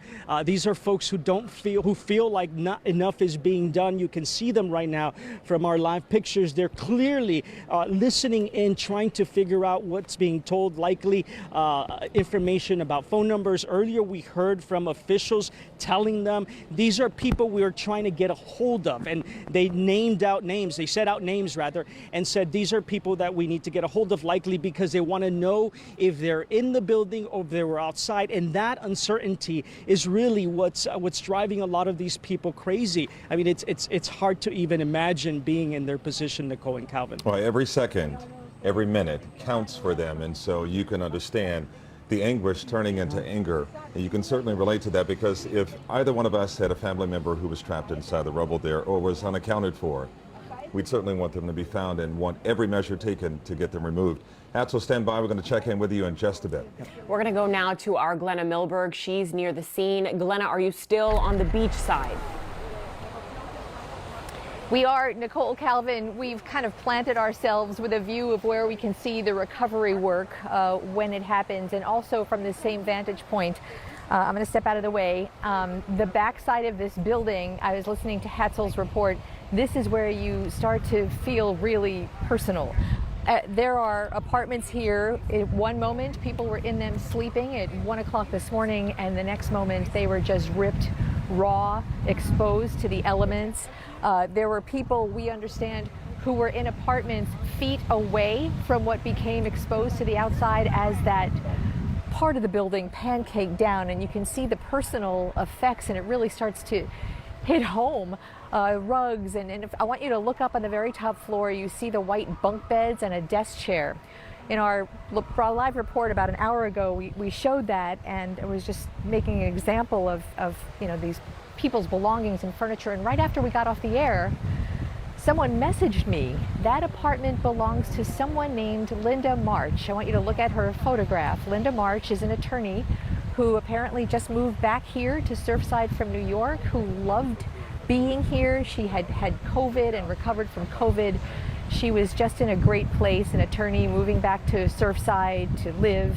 That is her penthouse number 4.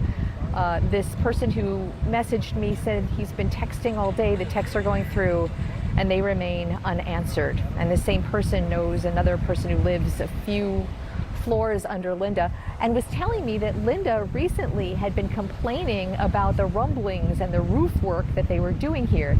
And this is going to be really interesting because as we hear bits and pieces from family members and from residents who were evacuated or who were rescued, we hear little bits and pieces about what they've been going through with the work in the building, their complaints about certain things they heard and saw. We met a valet, we heard about, I should say, a valet, Parker, who 1 hour prior to the collapse saw rushing water through the building. We're trying to find out a little more about that. We've heard people claiming that they heard felt rumblings in the hours or so yesterday prior to the collapse. So all of these things are going to be little bits and pieces of evidence that come out. But right now, the focus here is on the human toll. And as you look at the back of this building, we have the vantage point where I can really show you, if you're just joining us, for anyone who just joined us, this building is identical to the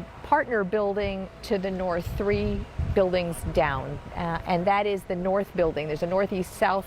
The collapse was on the south. So right now you're looking at the north building and you see how it's kind of an L shape, and the entire line of the L that protrudes toward the east, which is toward the beach, which is what you're looking at toward you, that is the part of the building that collapsed. An enormous part, about a third of the building.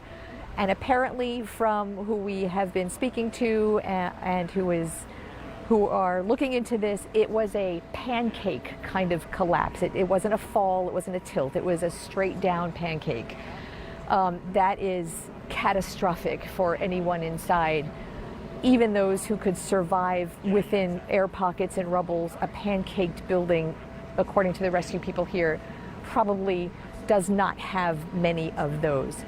So that is sort of a look and a comparison how it happened. Now one part of a huge focus, while the human cost is going to still right now underway. Excuse me, I'm trying to multitask at the moment, but the human part of this is really what people are focusing on now. There are rescue dogs and rescue crews. The dogs, of course, go by scent, trained to find people in rubble. One of the most difficult things to hear is that the dog's scent and their ability to smell is much keener as time goes on, because the human remains here longer have a stronger scent. As hard as that is to hear, as hard as that is to say, that is what these people here are facing. Dozens and dozens and dozens of crews are here, search and rescue, as well as on the other side of the building, the electrical crews, engineers. A lot of the power is out for buildings to the north, 3, 4, 5 buildings to the north. I don't know about the south, but the electricity went out. I'm not quite sure why that is, but they're working to repair that. And then there are just the pictures that are emerging, the people here on the beach showing us photographs of loved ones who they haven't heard from. So right now, what they see is devastating, Nicole, Calvin. What they hear is devastating, but perhaps the worst part is what they are not hearing, and that is their loved ones' voices. And Glenna, if I can just put some names in front of you, and I certainly don't want to insinuate that there's a connection in any way to what I'm about to say, but the name is Alfred P. Murrah Building, Oklahoma City. What you're looking at behind you versus that image from the early 1990s. And the scene of families trying to locate loved ones who may be missing and unaccounted for in the rubble, 2001 September 11th. Both images in your mind, you take it from there. The bombing at the Murrah Building in April of 1994, that was a domestic terror event that comes with its own horrors because of that. This may even feel today to families a bit more sinister because there is no terrorism, there is no intent that's apparent at the moment, I should say, because it is still new.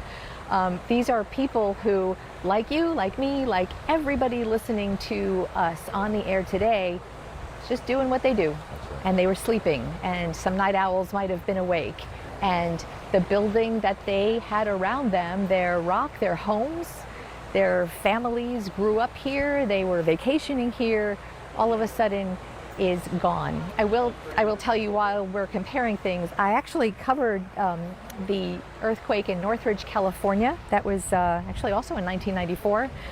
And that was, that earthquake leveled a building that was a very similar structural appearance here. It was a pancake, and it was the sort of sereneness of it and the stillness of it and just concrete and debris is so unsettling, because when you think of what is underneath that, I just can't, horrifying is the word that comes to mind.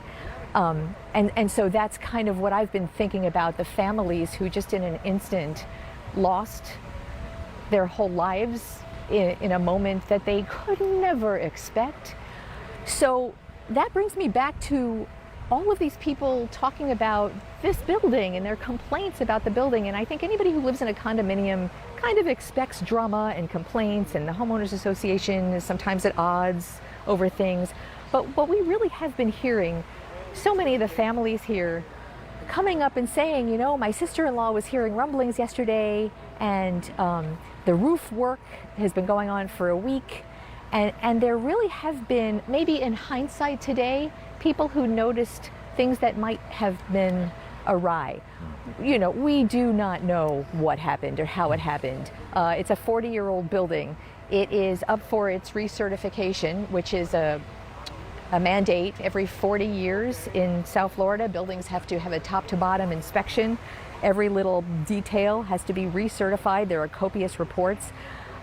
This morning when I was asking about it, no one knew if it had been done yet, but since I've been talking to some people who say they've been working on it. So it sounds like the 40-year recertification process of this building was ongoing.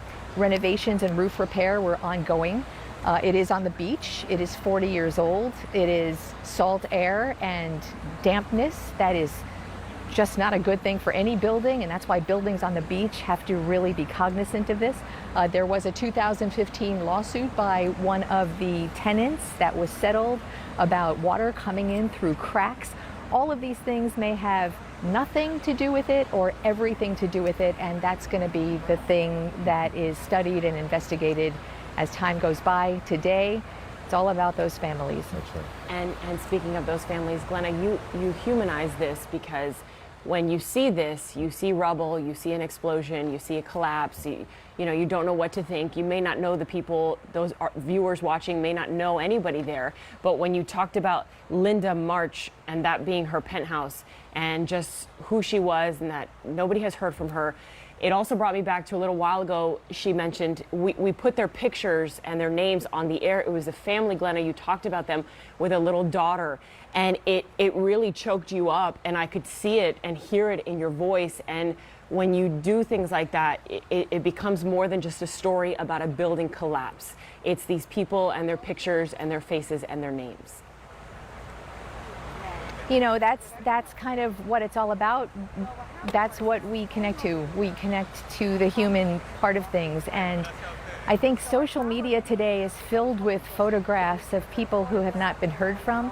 The people you're working for, as I stand here, Andres, I can't remember the other gentleman's name, who were in apartment 803, who had just adopted this little girl named Sophia. Yes. Fabian, thank you. And they adopted Sophia not too long ago. They were staying here in a friend's apartment, and we met that friend. She's back from Argentina. I came upon her on the stoop of a sidewalk, utterly sobbing, uncontrollable. And I stopped to see if I could comfort her a bit and talk to her a bit, and she provided those photographs. And you know, my apologies for losing a little bit of composure earlier, but to me, as a parent and as a friend and as a mother, you look at this face of a little girl, you look at this happy family, new family, You look at you look at Linda March, who's so happy to be back.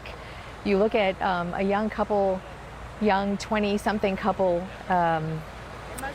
who are staying together here, whose parents are putting out on Facebook their photographs. She's a young student at Tulane.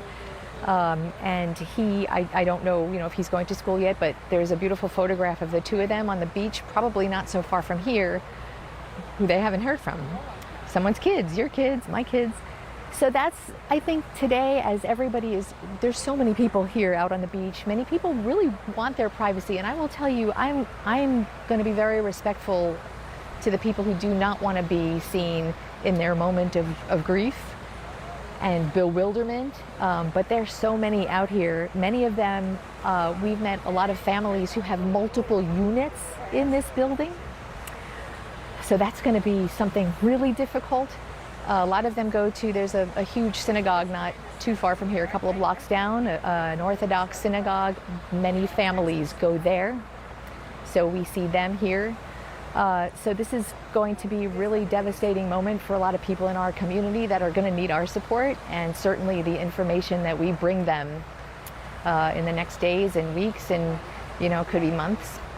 And Nicole, Glenna, Calvin. and Glenna, from your reporting from years ago on the earthquake, and you can understand from Hatzel's report how the gentleman went from feeling anguish to anger, and he talked about being on the side that you're on, about how the rescue teams were not really actively working at this hour. Do you agree with what he saw, or are you seeing something differently? I will tell you what I've seen firsthand at the moment right now, and I'm going to show it to you firsthand. At the moment, my visual from this point on the beach, I do not see a human being on the rubble at this point. I do hear sirens, I do hear announcements. Earlier today, from say 9 o'clock to probably noon, 1 o'clock, there were absolutely crews on top of that mound. There were dogs, so there was work going on. That is what I see. What I can surmise from this person who is just in utter grief and despair is that all he wants to see are people and machines digging. That's what he wants to see. The reality of a rescue operation is probably far different than what he is looking at. And, hope remains alive with people to the very end. That is human nature.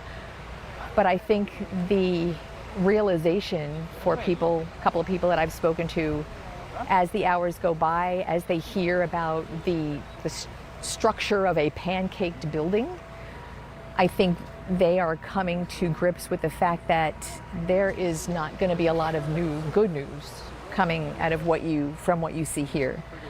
And that is the reality of what we know right now. But the work does continue. The work is absolutely not over. The reality of a rescue and recovery mission. And Glenna, thank you for your real and smart and just very human reporting. And we'll be checking back in with you, of course, so stand by exactly where you are. And hope is the word. We're going to take a quick break, but we'll be back with more of our crews out there on the scene of this condo collapse in Surfside.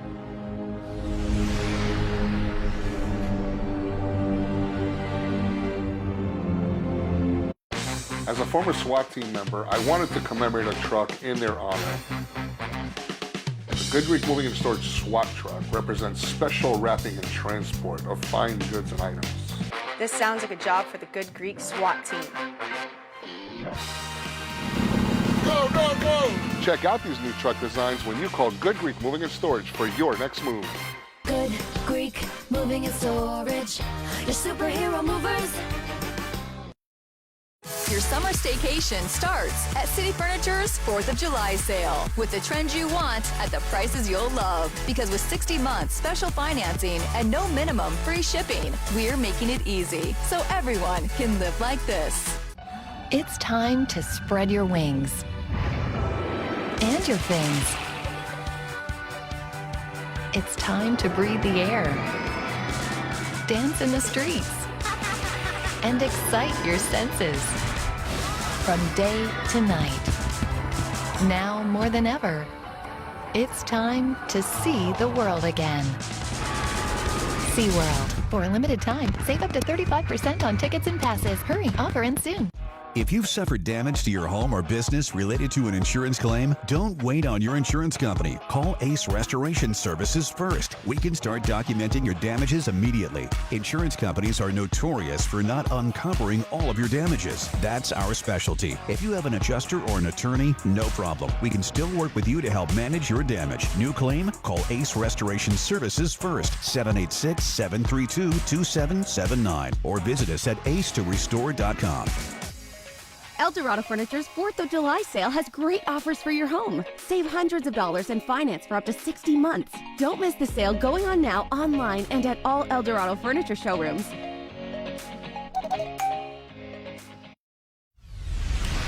Right now at the bottom of the hour for the condo collapse, the tragedy that has happened in Surfside, Florida, 8777 Collins Avenue, where we have a number of people who are missing at this hour, and one person has died so far, but at least more than 50 people have been recovered, and they have survived that collapse. And we have new information, so we want to get right out to Amy Viteri. She's in Surfside.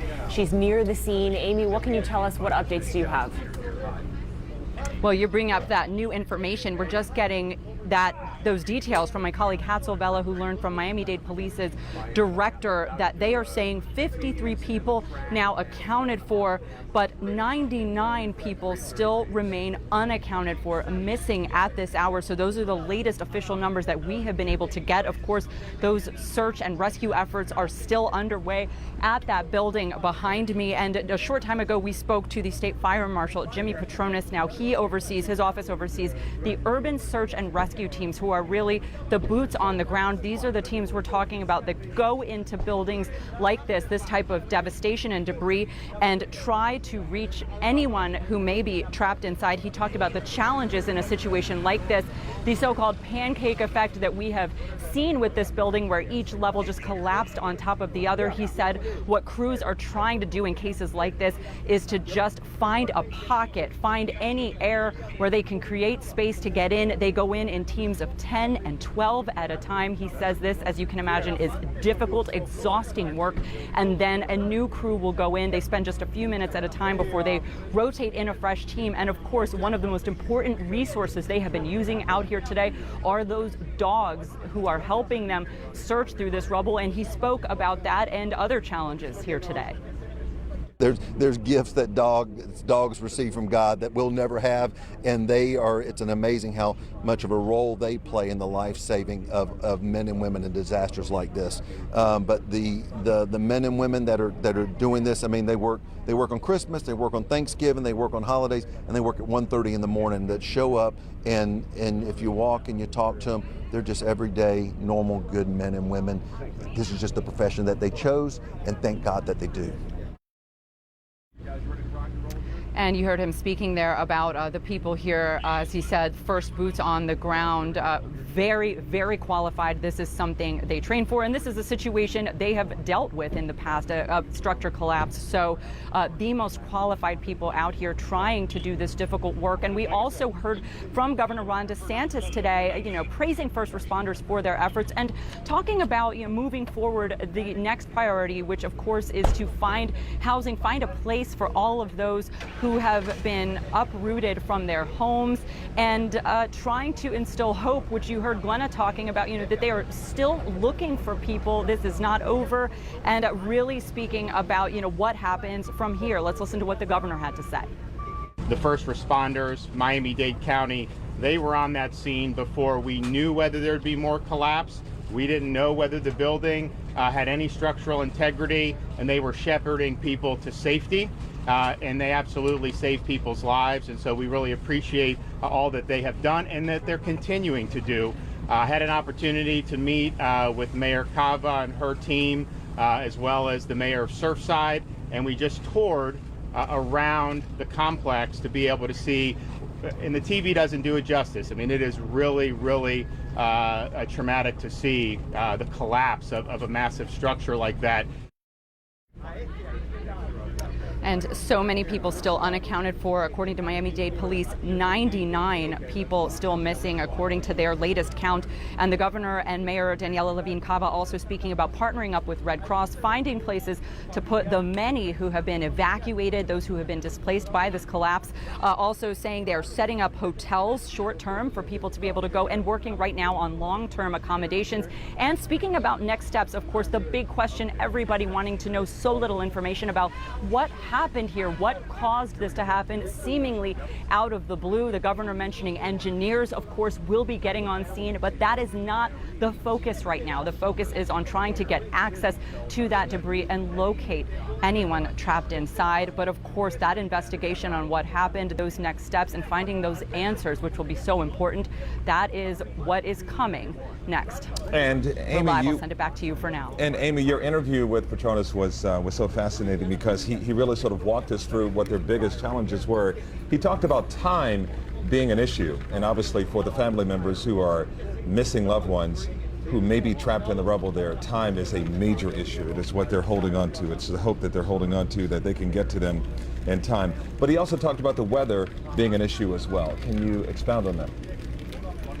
Absolutely. Look, he says they are not going to stop working, but some of the big factors that they're facing here, the rain doesn't make anything easier. We all know that. And of course, nightfall. That will be yet another challenge. We're already talking about extremely difficult conditions to see in that debris. It is dark, it is crowded, and when the sun goes down, they just have one more thing working against them. So what they are going to do, how they're going to proceed at that time remains to be seen. But he did say in that interview with us a short time ago that the work will not stop at that point. But of course, those are challenges that they are facing, and they want to make as much progress as they can during these daylight hours. For now, thankfully, the rain has subsided a bit. That can only help their efforts. But as you heard him say, they are going step by step, trying to find pockets of space in this building. And the primary concern is not to disrupt what they're doing, because disrupting one space of that building could of course cause debris to shift and cause danger to themselves or anyone potentially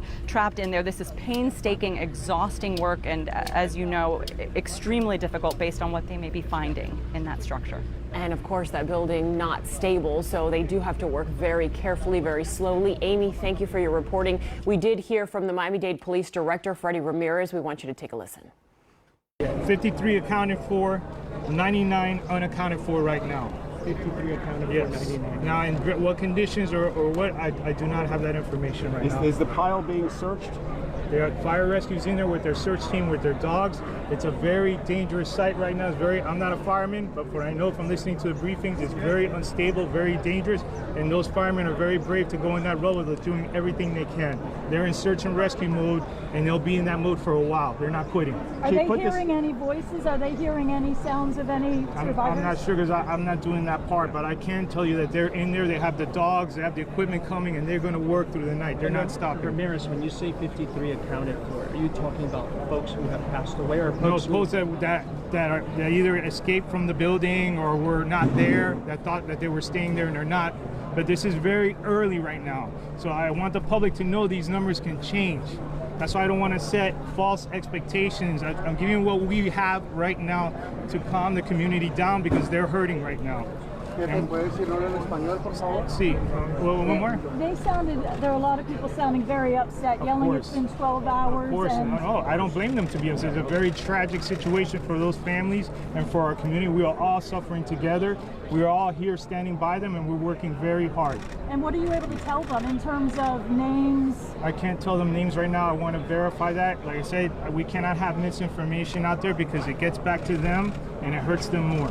How many people disappeared so far? I don't know how many people disappeared, ma'am. We just have 99 people unaccounted for, but that can mean anything right now. So that was the police director, Freddie Ramirez, going over some of the new numbers that we gave you just a little while ago. 53 accounted for, 99 people unaccounted for.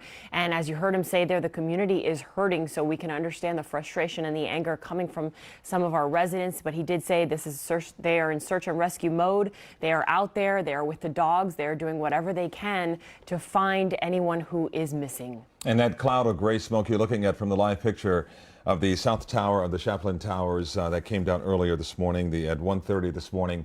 That's from a small fire that fire crews have been working on for the past hour at least. We'll have a lot more coming up on the other side of this break. We're back in a moment.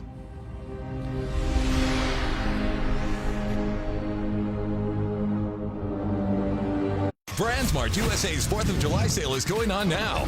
Go big with this RCA 82-inch 4K Smart TV, now only $898.88, or this JBL Deep Bass Bluetooth soundbar for a low $99.88. Only at BrandsMart USA. This is the July 4th savings event you don't want to miss. Right now at Bears Furniture, save up to 60% or more. Thousands of items in stock and ready for immediate delivery. Like this genuine leather swivel chair, now just $598. Or this contemporary leather sofa, just $1298. Plus, guaranteed lowest prices on all Tommy Bahama Home, including 50% off top seller Royal Kahala for your bedroom or dining area. Through Sunday at all 16 Bears Furniture locations. BrandsMart USA's 4th of July sale is going on now. Save $180 on this Frigidaire 18 cubic foot top mount refrigerator in stainless steel, only $549.88. Or this 2021 Samsung 75-inch QLED 4K Smart TV for $1297.99. Only at BrandsMart USA. Selling our house, buying this house. What do we think? Negative me. Too much hassle. Control freak me. We leave nothing to chance. We get a cash offer from Zillow. Give me the clicker. No. Gimme. Yeah. Hi, I'm Lori Jennings. MMM, Medicare and much more offers you the most benefits in vision and dental. MMM will deliver over-the-counter items and medicines straight to your door. Call the expert at 844-212-9859. While some lawyers talk about how big they are, at Panther and San Pedro, we want to tell you how we can help you with your case. We have the resources to take on big cases and the personal attention to see them through. We communicate with our clients personally and are always available for them. We have been helping people injured due to the negligence of others for more than 30 years, one client at a time. Big isn't always better. Visit us at PantherLaw.com now. Panther and San Pedro's law firm dedicated to protecting Florida's families. Let our family help you and your family. I did it. I did it too. Muy feliz. Claro que sí lo hice. Of course I did it. We want to get back to life as we used to know it. You got to do it. I was scared too, but after learning about it, I did it. I did it because it's the right thing to do.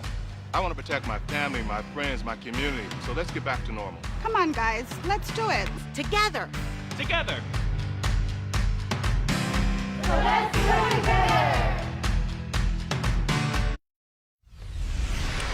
Welcome back to our continuing coverage. The condominium collapse at the Champlain Towers, the South Condo in Surfside, where one person has died. As many as 99 people are missing. That is the breaking news at this hour. We thought just over 50 people were unaccounted for, but we just heard from the Miami-Dade County Police Director, Freddie Ramirez, who says that 99 people are missing at this hour. And 53 people have been accounted for. Those are the numbers he just gave out. We want to go back out to the scene now. Alex Finney, she's live for us. Alex, what can you tell us?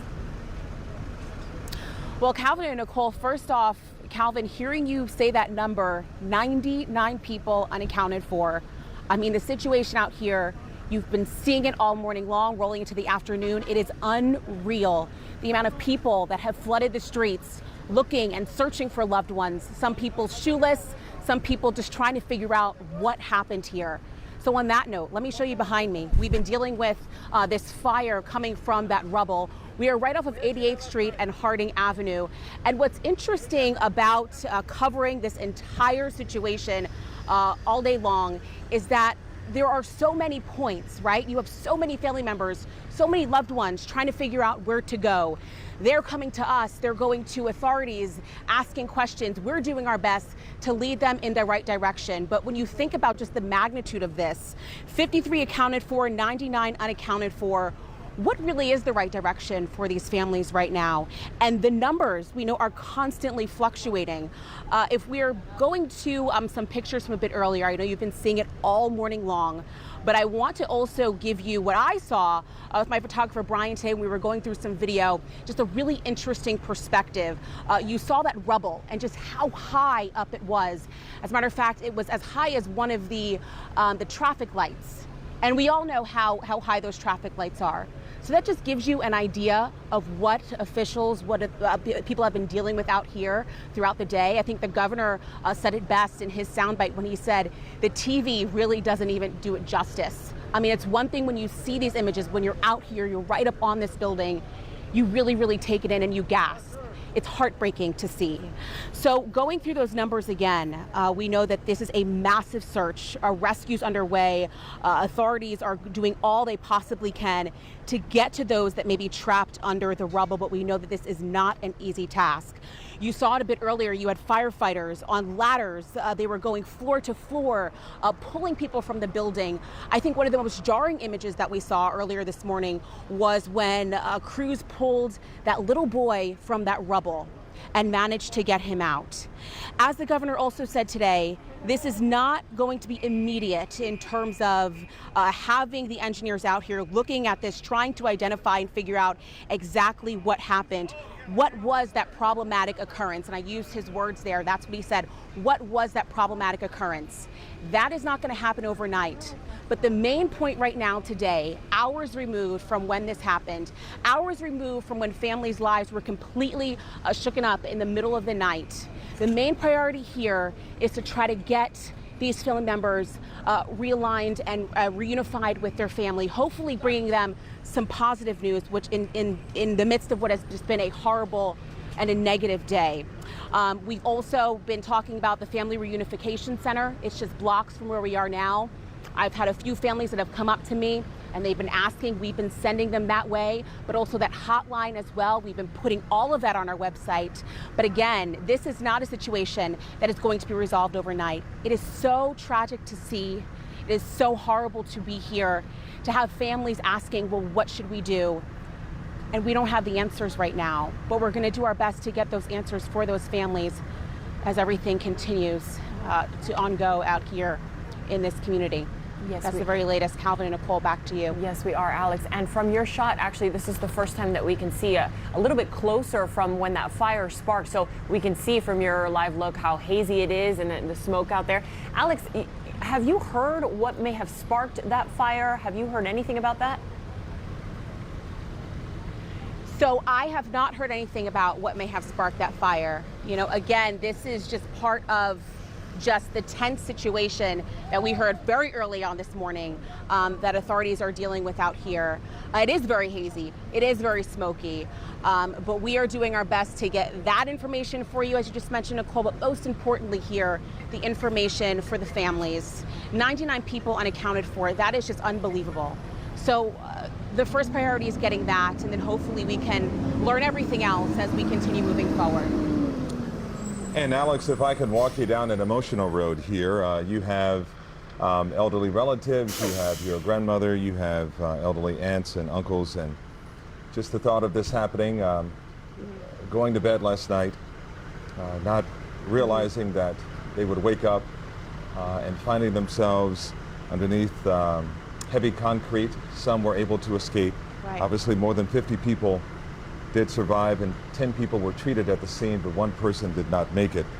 Your thoughts about that as you look back and see the inside of what were the homes of so many people who may have collapsed inside that rubble there, and obviously those who made it out. Well, you know, I think, Calvin, this is something that we can all relate to, right? We have family members.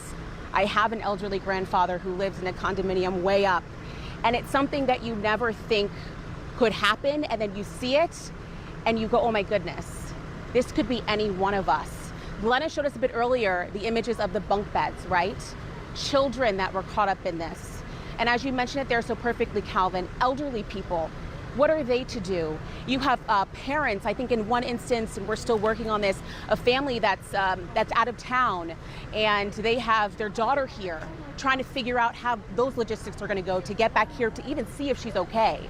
So this is something that all of us can relate to, and the sad part is that all of us can relate to loss in some form or fashion. So when you see these families coming around and they're asking, they're trying to figure out what's going on, the best we can do as journalists is get them the information they need to hopefully give them a little bit of a sigh of relief and hopefully a positive outcome at the end of the day. But we know it's going to take several weeks to get all of those answers. I know you spent time here as a young person in high school and all that, and also in New Jersey, but were you ever able to come down in this area? Were you able to witness this building prior to it collapsing in the way that it did? And if so, do you have any memories of being in this area? Well, yes. As a matter of fact, last holiday season, I was staying at a hotel along this strip here. I want to believe it's about 3 buildings down. So yes, I do know this area well. I think a lot of people, whether you're vacationing, whether you're from South Florida, I mean, we're off Harding Avenue, a block in from Collins Avenue. Everybody knows Collins Avenue, right? We have people that come down here to vacation, just to vacation in this area. So this is an area that a lot of people know. I think that this was something that took a lot of people by surprise because no one was expecting to see this. But of course now, after we get through the recovery efforts, then those questions come in, and we've already started seeing some of those questions being asked about the integrity of this building. You know, when was the last inspection? Those are all really important questions that still have to be answered, because the reality is it's this building here, but there are still so many people that live along high rises in this area. So not only for these families, but to bring a sense of calm for other people that live in this area, I think it's really important that we get to the bottom of those questions as well. And unfortunately, as we've heard so many times from early this morning until now, it's going to take a really long time to get some of those answers. So like you said earlier, Alex, it's just about the people and reconnecting them with their families. Alex, thank you for your live picture out there. We're going to touch base with you a little bit later on. We know that the President Biden, also spoke about this collapse, and he spoke about it from Washington just a few moments ago, saying the federal government is ready and standing by to help. I've spoken with, coincidentally, the mayor of Miami-Dade was in my office yesterday, and I talked to her today, not about that, obviously. And so I had a long discussion with her today. I've also spoken with, we've been in contact with the Congresswoman, Debbie Wasserman Schultz, who has that district. We've gotten in touch with FEMA. They're ready to go. The governor is going to have to, we can't, they're down inspecting on what they think is needed. But I'm waiting for the governor to ask for declare an emergency. And especially as we learn more about what the rest might happen in the rest of the building. So we are on top of it. We are ready to move from the federal resources immediately, if in fact we're asked for it. But we can't go in and do it now, but the FEMA is down there, taking a look at what's needed, and including from everything from if the rest of those buildings have to be evacuated as well, finding housing for those people, making sure they have the capacity to both have a place to shelter and food to eat, et cetera. So that's underway now, and my chief of staff has been deeply involved in this from the very beginning. We got the cabinet involved in it now in terms of dealing with FEMA.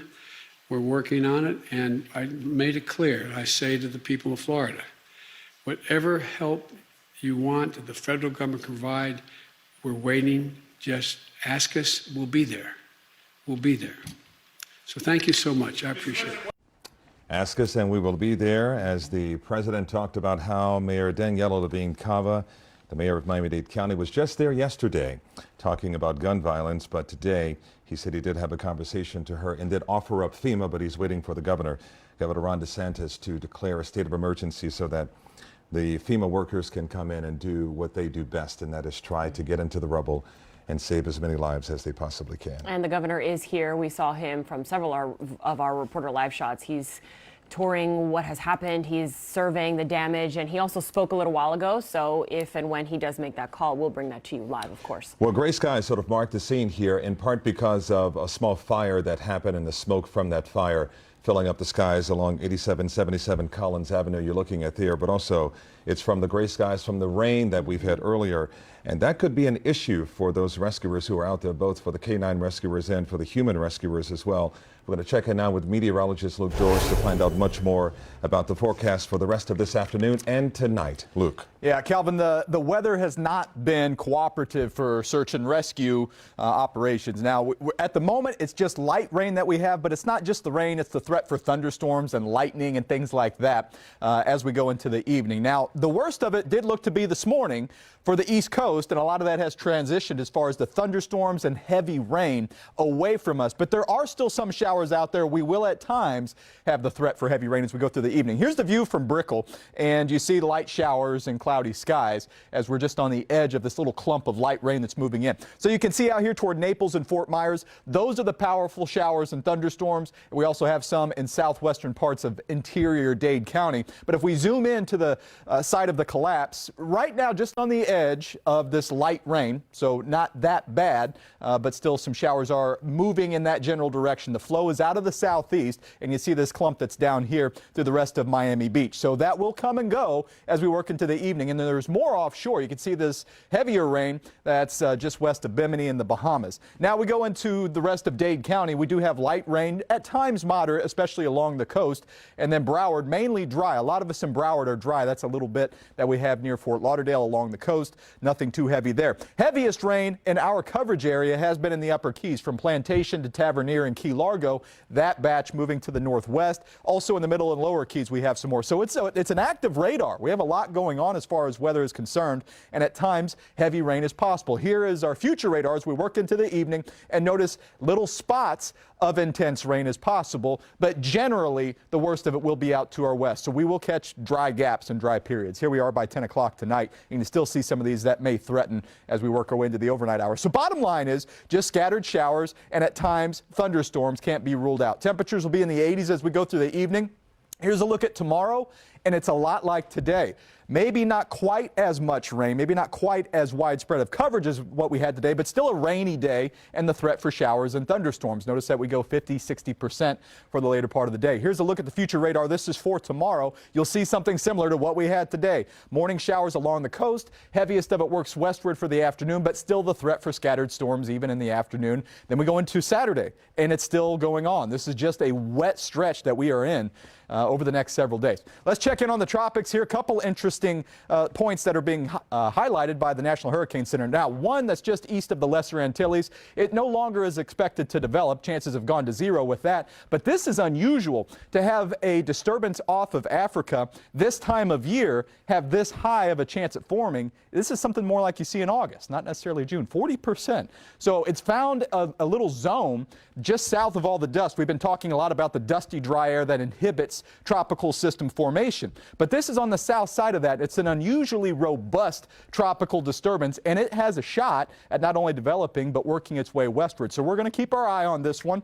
At this point, it's got a chance at forming, and we'll see how it goes. It's got a tough sled ahead of it as there's still going to be dust out there. And that first system, the one that's east of the Lesser Antilles, that's going to bring us a moisture surge. That's part of the reason why we keep such a wet forecast. So here's, excuse me, what we have. You see all the grain? This will come in rounds. They just kind of perpetually move in each and every day to keep our forecast rain chances high for much of this week. Here it is, every day over the next several, 50 to 60% rain chances. I don't see a break all the way until the end of next week. We'll have dry gaps in there at times, but each day has a higher than normal rain chance. Otherwise, whenever the sun is out, it'll get hot and humid. High temperatures will hover around 90. Okay, Calvin and Nicole, back to you. Okay, Luke, thanks a lot. And we want to take you back now to those live pictures you can see. That is, once again, the Champlain Towers and South Condo building in Surfside, where at least one person has died, 35 survivors, 53 accounted for, 99 you see there at the bottom of your screen, that banner you're looking at, 99 people unaccounted for at this hour. 10 people were treated at the scene, 2 were transported, but yet again, one person did not make it. And it looks like fire rescue crews are still dousing the flames from what a small fire ignited a short time ago, not that long ago. So they're still spraying that down. We know many people have been evacuated, even in nearby buildings, so no one is around the area. The Red Cross is assisting. We've brought you many live reports from our reporters who have showed you the families who are still waiting to hear from their loved ones. More than 100 units, fire rescue units, emergency crews on the scene responding since this happened just at about 1:30 this morning. They're still there, canines and drones assisting in this search. We are going to keep following all of these latest updates, and we're going to bring you more information, the most relevant information at the top of the hour. We're going to leave you with these live pictures again from Surfside, the Champlain Tower Oh, we're going to continue. We're going to continue with the news and keep on with these live photos and pictures of what is happening at the towers. So again, we're going to start with the newest information. And we Correct? have a team of reporters fanned out all across South Florida, and we begin at 3 o'clock with the latest details from investigators here. One person has been confirmed dead, and 99 people are unaccounted for. 53 have been accounted for. 35 people have been rescued from the building. 2 people pulled from the rubble, 10 treated at the scene, as I just mentioned before. 2 people were taken to the hospital. 1 person did not survive and died on the way to the hospital. And we also know that 6 Paraguayan nationals are among those missing, 3 adults and 3 children. The Venezuelan embassy has also confirmed that at least 4 Venezuelans are also missing. And we're now getting a look at some of the people who are confirmed missing. These photos have been provided by loved ones to our Local 10 newsroom, and Eden Chekel is in our newsroom right now. The pictures that these families really want you to see. Eden. Calvin and Nicole, 53 people, as you guys have just mentioned, are unaccounted for, but right now 99 are not. And some of the people that we're going to show you are missing, and their images and names were shared with us by family members. So let's show you one photo right now. This right here, this is Brad Cohen. A family member approached us and showed us this image on their cell phone. So take a good look at that photo right there. Next, we have Margarita Vasquez. That's another person reported missing. She owns a condo on the 4th floor. Also not accounted for, Ray and Mercy Urguelles. That's their photo right there. And next we have Ricky and Matuca Rivarosa. Again, we do want to reiterate that these people are reported missing to us by their family members. Their family members have been searching for them. They cannot find them, so that's why we're sharing this photo with you. Next is Fabian, Andres, and Sofia, the little daughter that they just adopted. Glenna shared their story with us earlier. They were staying in their friend's condo, 803. And we have Edgar Gonzalez. His wife and daughter are in the hospital right now, but he is still missing. That's what they're telling us. Also missing are Elan Naibrif and Deborah Berezdevin. Take a good look at that photo right there. Also, the Shul of Bar Harbor says that the following members are missing. So we've got a list for you right here, not photos this time. Nancy Kress-Levin, Jay Kleinman, Frankly Kleinman, Ari Leib Yisroel, Zvi Yosef, and Doniel and Deborah Berezdevin, photo that you just saw minutes ago there. Miriam and Arnie Notkin. We're told that Arnie was a well-known PE coach and a fisher as well. Their daughters are searching for them right now, so they shared this photo with us, hoping that maybe someone will see these photos and identify them and maybe recognize them and share more details with us. One viewer saying that one of the destroyed units belongs to this woman right here, Linda March, and we're told that she's an attorney who just moved back to Surfside from New York and that she loved being here. Video shows the damage that was done to the penthouse number 4. That's where Linda lives. And hopefully we can show you some of that video. But there was a bunk bed and a rug from the outside. Those who are looking for her say that their texts to her remain unanswered. So this is concerning for a lot of families, not being able to hear back. Also reported missing, 70-year-old Maria Bonifay and 86-year-old Claudio Bonifay. A man on scene told us that these two are his uncle and aunt who are residents in apartment 1001 at the Champlain Towers. Again, we just want to reiterate that these people are reported missing to us by their family members. So please take a good look at each one of these photos. I'm going to be sharing them on social media as well. And we're going to keep showing you guys these photos pretty much every hour. So if you missed some of the photos that we showed you, don't worry, we're going to share them again. And if you're still searching for family, please call this number. It's on your screen right now, 305-614-1819. There's also another emergency hotline number, and that number on your screen right there at the bottom, 305-993-1071.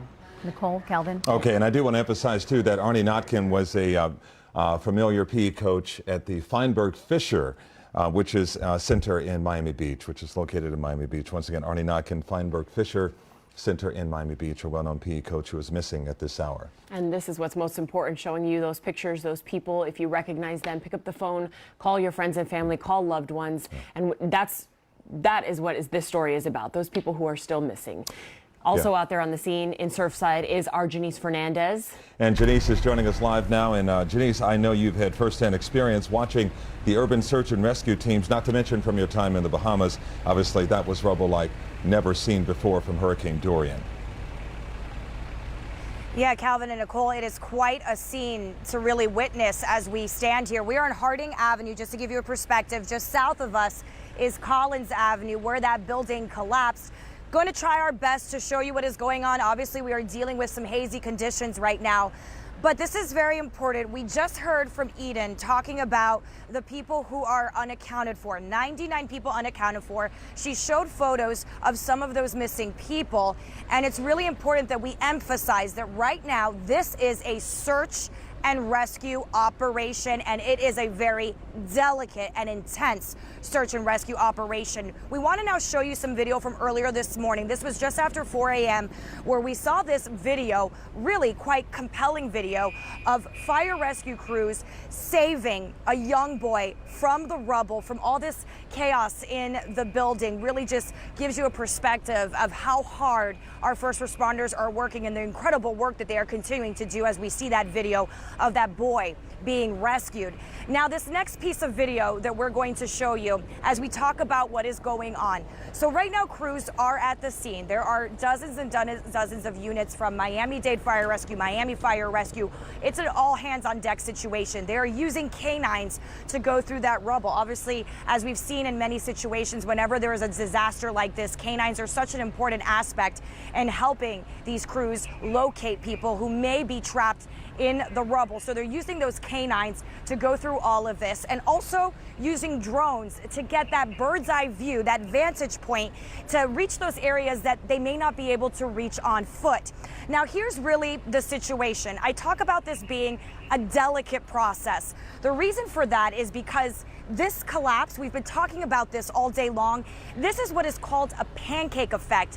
That's going to make things even more challenging for crews. And I want to right now play for you some sound we got earlier today from Jimmy Petronas as he talks about what that pancake effect is and how crews are going to navigate through it.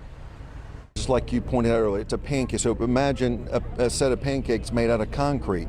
Very difficult to move them. Again, as you're moving them, you're taking a chance of violating the integrity of the current building that's standing, or the ripple effect that happened. So it's painstakingly slow to be able to make their way in. But as we're comparing notes of actual folks that were occupied in the building, there's even dialogues with Airbnb, because some of these units were under Airbnb programs, to see what type of rental occupancy they had last night.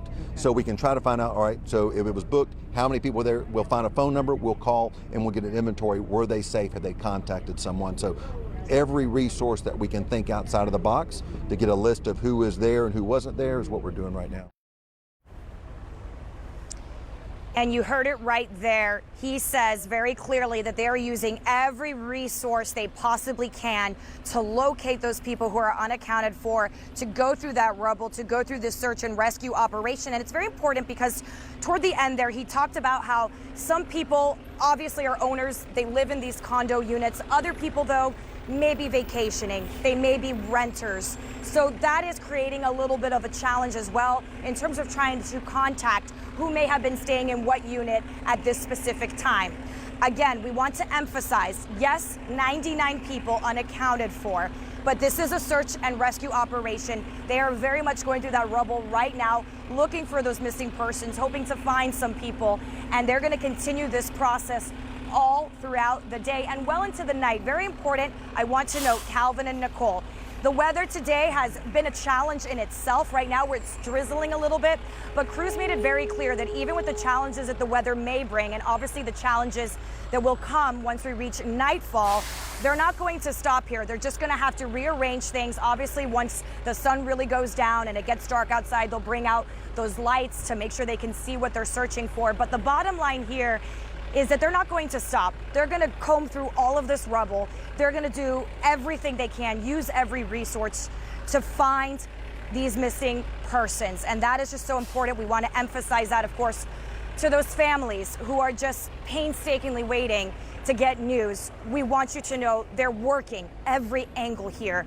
in the most delicate and intense way possible. And that is what this is all about, Janice. They're going on about 14 hours of this searching for people that are unaccounted for, 99 people that they are still looking for.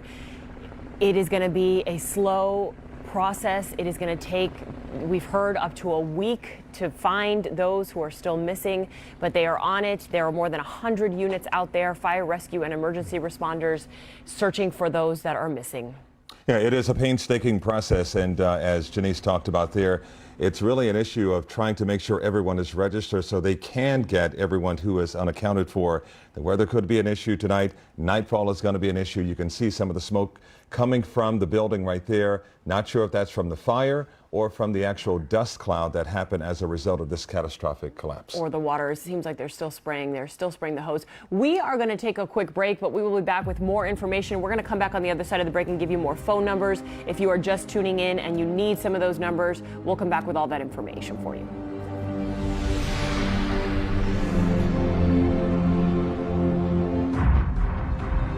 I'm Paul. Give me a call. Paul Baines Roofing, 981-ROOF. PaulBainesRoofing.com. For over 40 years, Florida's trusted choice for both homes and businesses. Pioneer Roofing, your friends in high places. It's summertime and I love the summertime sale at Hollywood Kia. And only at Hollywood Kia, 3 years maintenance is included and there's no dealer fee. We want to see ya in a brand new or certified pre-owned Hollywood Kia.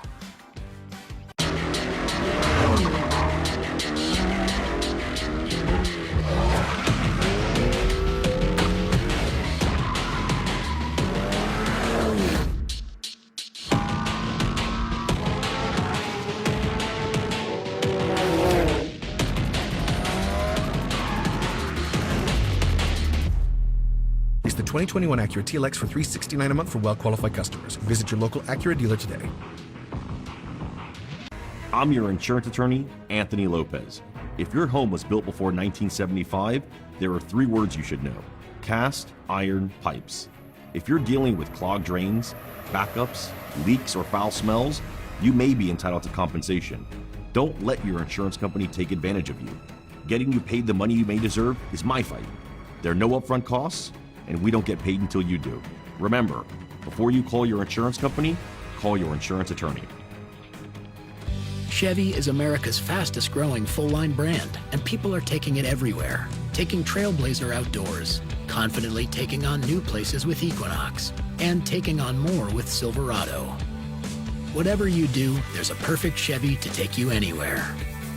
Find your perfect Chevy and get 0% financing for 72 months on select popular Chevy SUVs. Or get 10% of MSRP cash back on most 2021 Equinox models. For over 40 years, Pioneer Roofing has been South Florida's trusted choice for both homes and businesses. Pioneer Roofing, your friends in high places.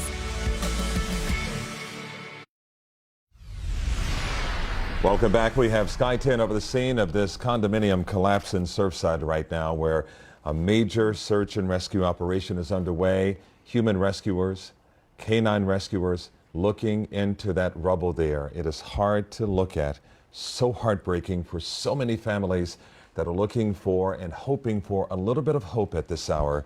The 99 unaccounted for, possibly trapped in the rubble, but it could be more. And they are trying right now to figure out if in fact there are more people who may not have registered. But right now the number is 99 unaccounted for, 53 accounted for at this hour after that condominium collapsed in Surfside just after 1:30 this morning. And we have been on the air with you all since 4 o'clock in the morning. Our crews have been out there, our morning team. Now we're well into the afternoon. This is going on 14 hours of search and rescue for people who are out there. You've seen the first responders, over 100 different units out there. These are live pictures of what it looks like in that area. And as we've said before, it's not just rubble, it's apartments, it's people's belongings, it's their beds, it's their clothes, their shoes, it's just all of their possessions. So if you can put yourself into those people's shoes or those family and friends. It is a painstakingly slow and heartbreaking process what has happened. And we want to continue to bring you these stories and from our reporters. So let's get out now to Terrell Fournay. He's live on the scene in Surfside as well. Terrell. I have been here for the past few hours, literally speaking to so many people who are kind enough to share their stories, either folks who live just a few doors down from this partial building collapse, or from folks who are worried that their loved ones are trapped here in this building. Before we get to any other images, I want to show you what's going on behind me. This is Miami-Dade Fire Rescue dousing the hot spots because about an hour or so ago there was a small fire that we've been talking about that sparked here at the site of this collapse. Now we can go, I believe, up to those live pictures from Sky 10 where you can sort of get that big view of this entire scene and see how many crews are working this area. So many agencies involved. They are working together to try and recover some of the victims, and the hope is that they can recover folks alive. I want to get to this other image of Sky 10 where you can also see the damage. This building came down. It came down fast. Police, we know, they were on the scene within a matter of minutes after getting a call from someone who apparently flagged down an officer who was in the vicinity in those overnight hours. And pretty incredible. If you have not seen this next piece of video, it is the surveillance video from a camera at or near a condo building that is adjacent to the site of this collapse. You can see just how the section of this condo building literally came down within a matter of seconds, causing so much chaos and heartache for folks who obviously have loved ones in this building, for folks who live nearby, and for folks who were inside of this building at the time. I told you about people that I've been speaking with. There's someone who lives pretty much across the street from this building. This is how they described those tense moments when all of it unfolded.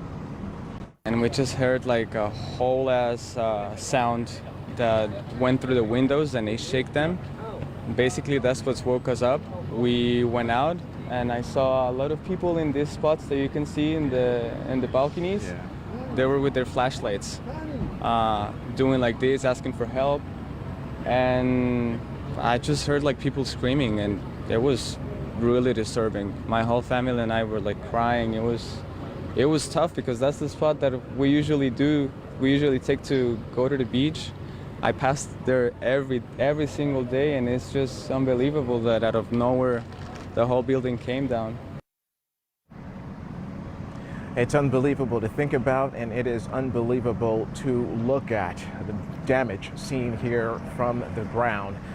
It will certainly take weeks to at least get through all of this, and we are talking about a total demolition from experts at some point after they have obviously cleared this debris. Coming back out live now to these pictures. The search and rescue effort, we know because of that fire, had been temporarily slowed down. The Miami-Dade Fire Rescue Urban Search and Recovery Team, they've been here on the ground. They've brought their canines out to the scene, and something else that is also in the air, drones from the Miami-Dade Fire Rescue Team. They are the type of drones that can actually sense heat underneath this rubble. But so many people affected, so many people worried, and there's a lot of unanswered questions for folks who are still showing up to this scene, looking at this, moved to tears, and then going to perhaps the community center. So many of those people have been picking up the phone, calling their loved ones, calling their friends, trying to reach them with no luck. And those folks are the people that have been showing up here. Nicole, Calvin. And Terrell, the drones are obviously important to help them try to locate areas where maybe a chopper could not, and maybe areas where human rescuers or even canine rescuers cannot get to, correct? Exactly. Those drones give these rescuers a bird's eye view of this damage. These firefighters, they can only do so much from the ground, and even trying to step on top of the debris to get to certain areas is almost an impossible task without knowing that there is some beneficial element on the other side. So these heat sensing drones are able to get to areas or able to see areas that these firefighters cannot. It's been a very beneficial tactic for the crews that are here. They are using that. They are allowing it to be in the air for a certain amount of time and then, of course, recharging their batteries before getting it back up. But this fire that sparked up about an hour ago certainly did not help that situation. It is actually slowing down their efforts. But make no doubts about it, the search and rescue effort will continue. And Terrell, speaking of that fire that you just mentioned, it started about an hour ago, and I believe from your live picture in the corner of the screen there, we can still see them with the water hose. So do we know if if there's still sparks, if there's still smoke, why they're still dousing it a little over an hour now? From what we understand, power was shut off from the building hours ago, so it's unclear what actually sparked this fire. We do know that the fire crews, they were already here with their water hoses, and as soon as we saw that smoke, they brought in a couple of trucks to at least put some water on where that originating smoke was coming from. But we don't know how it started. We imagine, obviously, that there will be an investigation on that part at some point. And if you go to the left, you can probably see the drone that is back in the air over this area. It just actually flew behind some palm trees over there, but that drone has been very busy, so they've been using that as well. But another problem with this, for the folks who were evacuated from the portion of the building that is still standing, you have to think that they have been displaced completely. They will never likely be allowed to go inside of that building because it has been deemed structurally unsafe. So recovering possessions, family photos, passports, birth certificates, how that process will go moving forward obviously remains to be seen. But that is just a little bit of what some of the folks who live in this building and were able to make it out are going through, at least mentally. You got to imagine how emotional this really is for them. It is one thing to be jolted out of your bed from a catastrophic collapse of your building that you may have lived in for years. It's another thing to lose everything in the process. Our Terrell Fournier reporting live for us on that fire, too, that may be slowing down the rescue efforts. Terrell, we'll check back in with you momentarily. Yeah, so if you are still searching for family or loved ones, please call this number on your screen, 305-614-1819, 614-1819. And there's also another emergency hotline number for information. So the first one is if you're missing your family members or your loved ones, that's the number you call. If you need information, any emergency information, you call 305-993-1071. We are going to take a very quick break. We'll have a lot more details coming up in just a moment.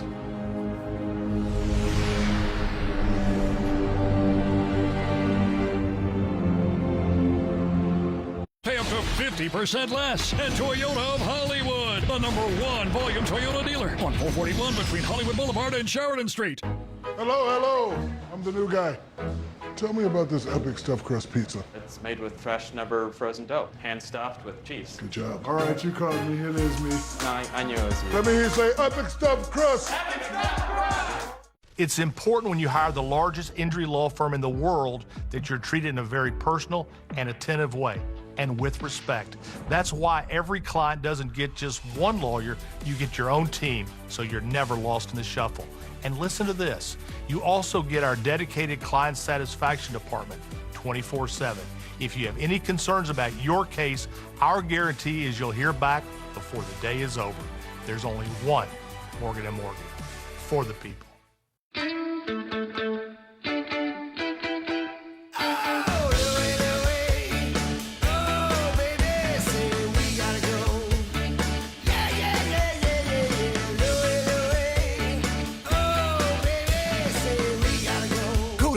South Florida's best inventory. 1,000 new and used vehicles in stock and on sale. 2 giant locations, Blue Back Road Chevrolet, Pompano Beach, and Coconut Creek. It's Mattress Firm's biggest 4th of July sale ever. Hurry in and get a king bed for the price of a queen or a queen for a twin. Plus, get a free adjustable base when you spend just $6.99 on Sealy. Or save $500 on Tempur-Pedic Breeze mattresses and sleep up to 8 degrees cooler. Our sleep experts have over 200 hours of training, so rest assured we'll find the right mattress for you at one of over 45 stores in the Miami area. Only at Mattress Firm. Ooh, look at all that Parmesan cheese on that papadilla. Our freshly folded flatbread filled with juicy meats and melted cheese now has a crunchy, toasty outside. Now that's what's poppin'. Order today at papajohns.com.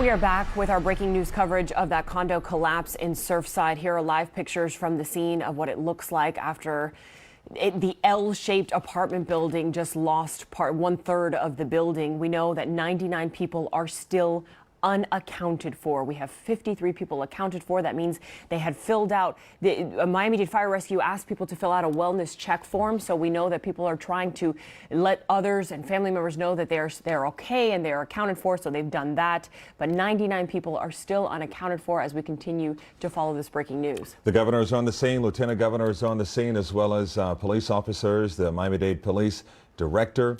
We also have our team of reporters fanned out all across the area to bring you every possible angle. Let's check it out with our Ian Margot, live now in Surfside at the community center, where families are waiting to hear news about loved ones. Ian. And you can only imagine how distraught the people that have been coming here all morning long have been. They are just desperately trying to find out if their loved ones are alive, if their loved ones are here. This is where they are bringing people to try to unify them, to try to bring them back together and reunite them with their loved ones who lived there in the building. But I just want to talk really quickly. Joined now by a nurse. She has been here all morning long. Talk to me about why you came out, what it's been like inside, and why you decided you wanted to help. Well, this morning as I was watching the news, I saw that part of the building collapsed. Immediately I got up and just got dressed and came out. This is part of my community, and I believe in serving. I was in the military, and I'm a nurse now, and I just think it's awesome to be able to give back to the community. One of the company I work with is Infinity Healthcare, and they're really for helping people in the community, so that's part of the reason. But I love my Jewish community. They're very, very good people. So how has it been inside? What have people been doing? You said it's you, and there's a doctor in there as well. What have you guys been trying to do for people? How have you been able to help? You know, overall, I think it's just the anxiety, the fear of the unknown. We do have people who still need medication. Everything was destroyed, so they have absolutely nothing there. So we have to do the best we can. We give them medications as needed. We do assess them. And now we moved half of them over to another building, as you know. But they're in need of just about everything. They need we do have food, but we still need medications. We still need clothing. They need bags, sleeping bag, whatever you can give to them would be very helpful. And you can give the location of where we are. Sure. But yes. And what was the mood inside there? Obviously, I would imagine very somber, very down, I would imagine. You know, like I said, a lot of them are not sure what happened to the other members, so they're crying, of course. They're in pain. And a part of what we do is trying to make them a little bit more calmer, but it's kind of difficult to do that, to the best that you can. But overall, the community came together to help each other, and I think that's what a community is. So thank God for that. And all those who actually gave and then supporting the community, thank you so much for being useful and being helpful to us. Thank you. Nurse Spalding, thank you so much for everything you've done this morning. I really appreciate it. And I have to tell you, I've been seeing her out here almost as long as we've been out here this morning, and she's been trying to help these people. You have to imagine just how desperate these people are for some answers, to find out a little bit more about their loved ones who are in those towers. He's been unresponsive since nobody's heard from him since 3 o'clock in the morning. Searching for any signs of hope, family members of those who live inside the Champlain Towers desperately hoping to find word that their loved ones are okay. The window is no longer there. It's the building after. It's no longer there. Wendy Jean-Louis is a nurse who works with people living in the building. She tells us she fears the worst, but is still looking for more information. The other family are calling me, and they're waiting for an answer from me, and I don't know what to say. This is a place I spend 10 hours a day here. This is literally my home as well. At the Surfside Community Center, people began gathering well before the sun rose. Many without shoes or still in pajamas, having evacuated as quickly as possible. Gabe Neer tells us he, his mother, and sister live on the first floor of the tower that didn't fall and were woken up by the noise. But he says when they went outside to see what was going on, it turned into chaos. 2 minutes later, I hear this large, rumbling noise out of nowhere, and I just see white clouds, of just dust coming out. So I told my mom, my sister, we were also parked outside. I told them to start running. We ran, and all we just see was just white dust, just thick. In daylight, more and more family members began showing up, searching for their loved ones, including Soraya Cohen, whose husband, Dr. Brad Cohen, was in the building with his brother. It's shocking. I woke up at 7 in the morning to all kinds of, to text, is Brad okay with what's going on? And even text from people in New York who saw it in the news. She says she immediately ran into her daughter's room and they made their way to the community center, and she's doing her best to try and stay positive. If somebody was collapsed and being an orthopedic doctor and pinned under something and he's such a big heart, maybe he wouldn't want to leave them. Maybe he's alive. I don't know.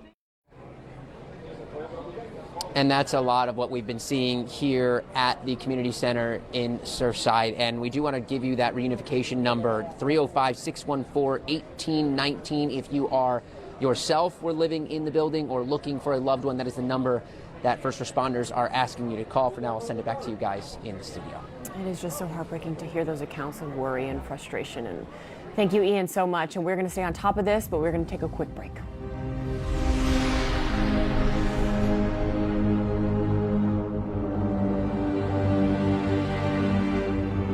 After my accident, I called 1-800-388-SATA. They work with aggressive attorneys that got me the money I deserve. I got the money I deserved. I got the money I deserve. Car accidents, slip and fall? Call 1-800-388-SATA.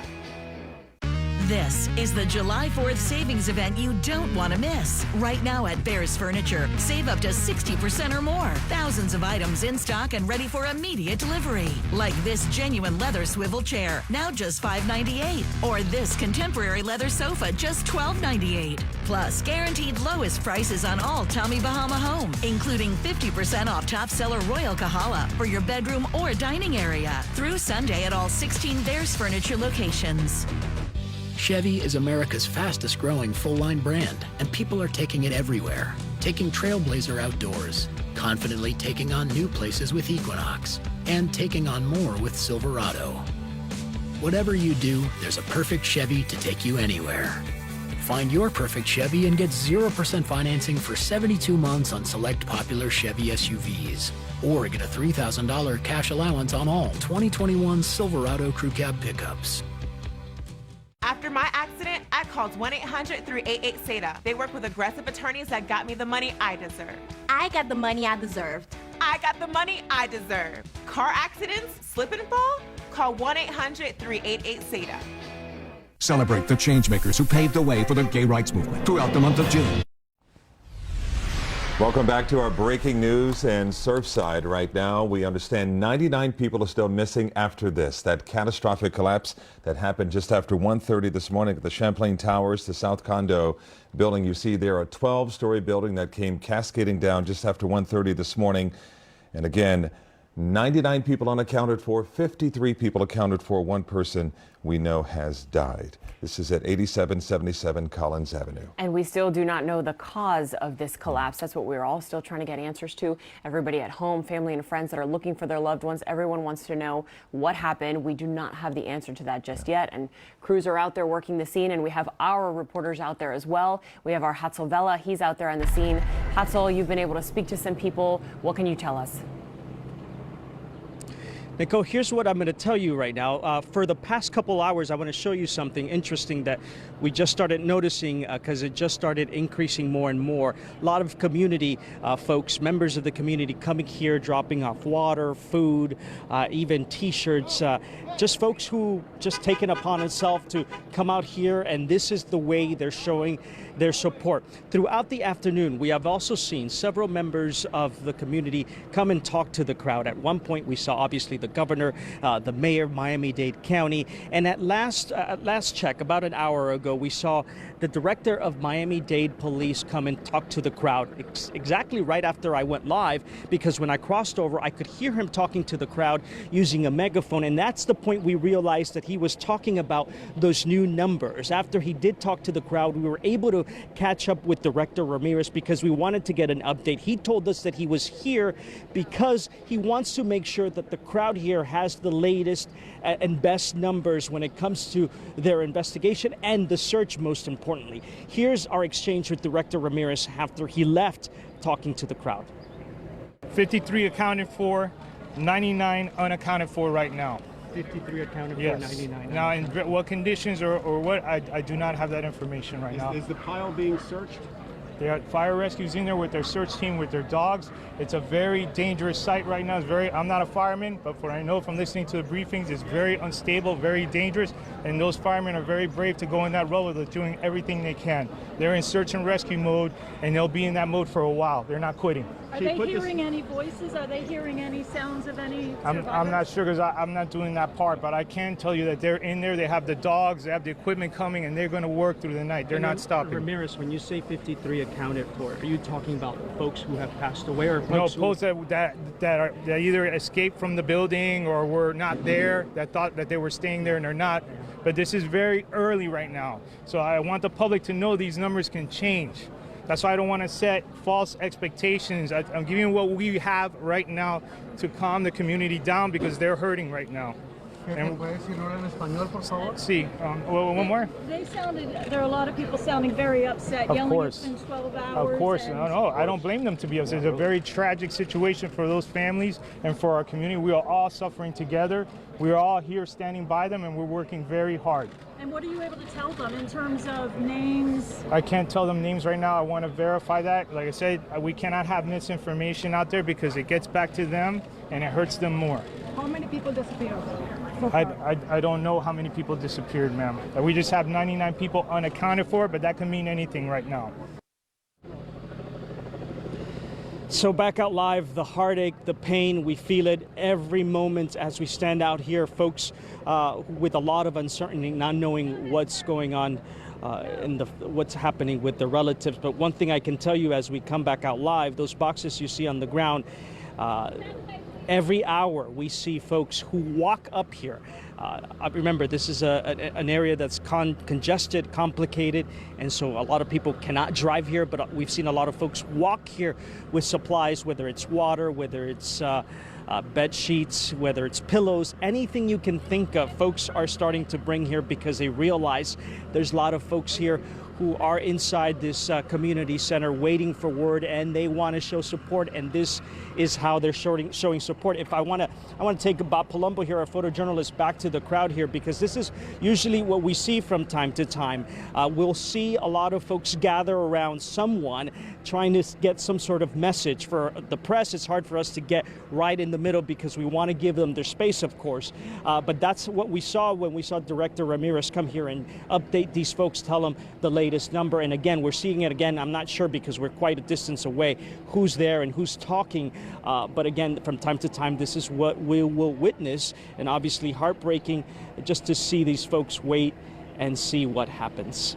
Nicole, Calvin. It is very heartbreaking, Hassel, to see the crowd there and to see it keep growing or stay the same. It's just so many people out there. I also think it's just very important to reiterate what the police director said, Freddie Ramirez. He just said that these numbers are numbers that we are getting right now, but it's important not to spread misinformation because then it gets back to these family and friends and it just makes them more upset or more worrisome. So the number that we keep telling you, 99 unaccounted for, that can change.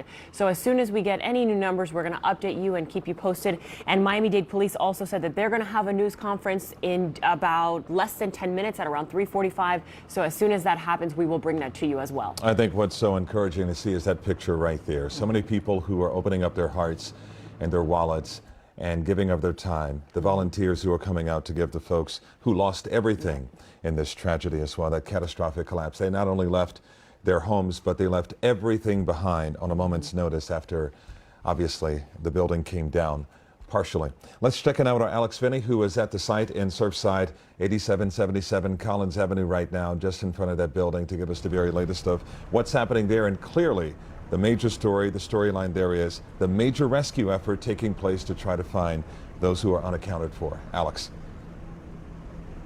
Yeah, and Calvin, you know, I saw you a little bit earlier. We were talking just about how heavy this scene is, right? It's absolutely heartbreaking. You had asked me, and we talked about it a little bit, that so many of us can sort of commiserate, and we can understand a bit and try to understand what some of these families are going through, right? Because we all go through that fear that goes through us, making sure our family members are okay. But for a lot of these loved ones here today, that is a reality, and that is something that I can't even understand myself. But we are trying to get those answers for those families. So here's where we have it. Those numbers are constantly fluctuating. We're doing our best to talk with families out here to figure out who's missing, if we can get their loved ones on the television screen, to try to see if we can make that reunion possible. But as authorities have been telling us all day long, this is a massive search and rescue effort that's underway. We know that authorities, since early this morning, they've been doing all they can to get to those that may be trapped underneath this rubble.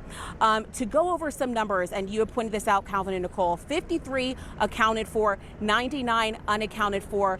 Those numbers can change, and they can change drastically, which is why we are constantly getting updates from officials throughout the day. We are right off of Harding Avenue and 88th Street. This is actually a point where a lot of people have been coming to try to see if they can get answers. We've been directing them to the reunification center. And of course, it hasn't been an easy process. I just got off the phone with somebody who believed that she saw her son on television and asked, was that him? Was that him? And we, of course, don't have those answers for her, but did our best to redirect her to where it is she can hopefully get some answers. But we have ran into a lot of people who have just come here, they've stopped, they've looked, they've been staring, wondering, are their loved ones okay? And we actually talked with one a little bit earlier by the name of Lola, and I want you to take a listen. It's very traumatizing. I lived down the road. I woke up to sirens. I didn't know if someone I loved was in there. I just ran down here. I just ran down here to see if it was her. I know I can't do anything, but I just wanted to make sure she was okay. It's just really traumatizing. Yeah, and she's just one of many people that we've all talked to out here today. And as we were saying there, one person was killed, numerous people unaccounted for, 35 people rescued from the building alone, 2 pulled from that rubble. That video that we have been showing you all day long, that little boy that was pulled there. And the sad reality here is that we don't know how many others we could possibly find, and the state that they are going to be in, the condition that they might be in. And of course, that is a very paralyzing but very real part of this story as well. Back out live, if we are live now, you can see that fire. The rubble that was on fire a little bit earlier has started to subside a bit. But again, so many roads in this area are still blocked off. We are still continuing that communication. One thing that the governor did say a little bit earlier is that they are going to be getting engineers in here to obviously look at the structure to figure out exactly what went wrong. But don't expect that process to be quick in any way because there are still so many steps. There's still so many I's to dot and T's to cross. And of course, the emotional toll on these families that are just gripped with the emotion right now, trying to figure out where is their loved one? Are they okay? I can't even imagine, but we are doing our very best to hopefully get those answers and hopefully bring some positive news for these families and loved ones that are just left clueless at this point. And Calvin devastated. and And devastated. No doubt about it. Alex, thank you so much for your reporting. We'll check back in with you. She's at Harding and 88th Avenue, and here's a live picture right now from Sky 10. We cannot show this picture enough because there is a desperate effort, a very intense and desperate effort to save anyone who may be trapped under the rubble. They had no idea this morning that this was going to happen, that their building was going to have a catastrophic collapse just after 1:30, and there they are, possibly trapped underneath the rubble. And we are also waiting to hear from Miami-Dade Police. They are going to give us a news conference, give us some updates, some updated information, and possibly some numbers of who's accounted for and unaccounted for. As soon as we get all that information, we'll bring it to you live.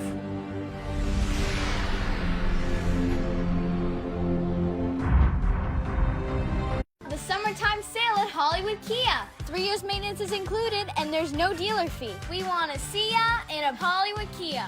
Local10.com en español, your one-stop source for news. Ahora está disponible en español.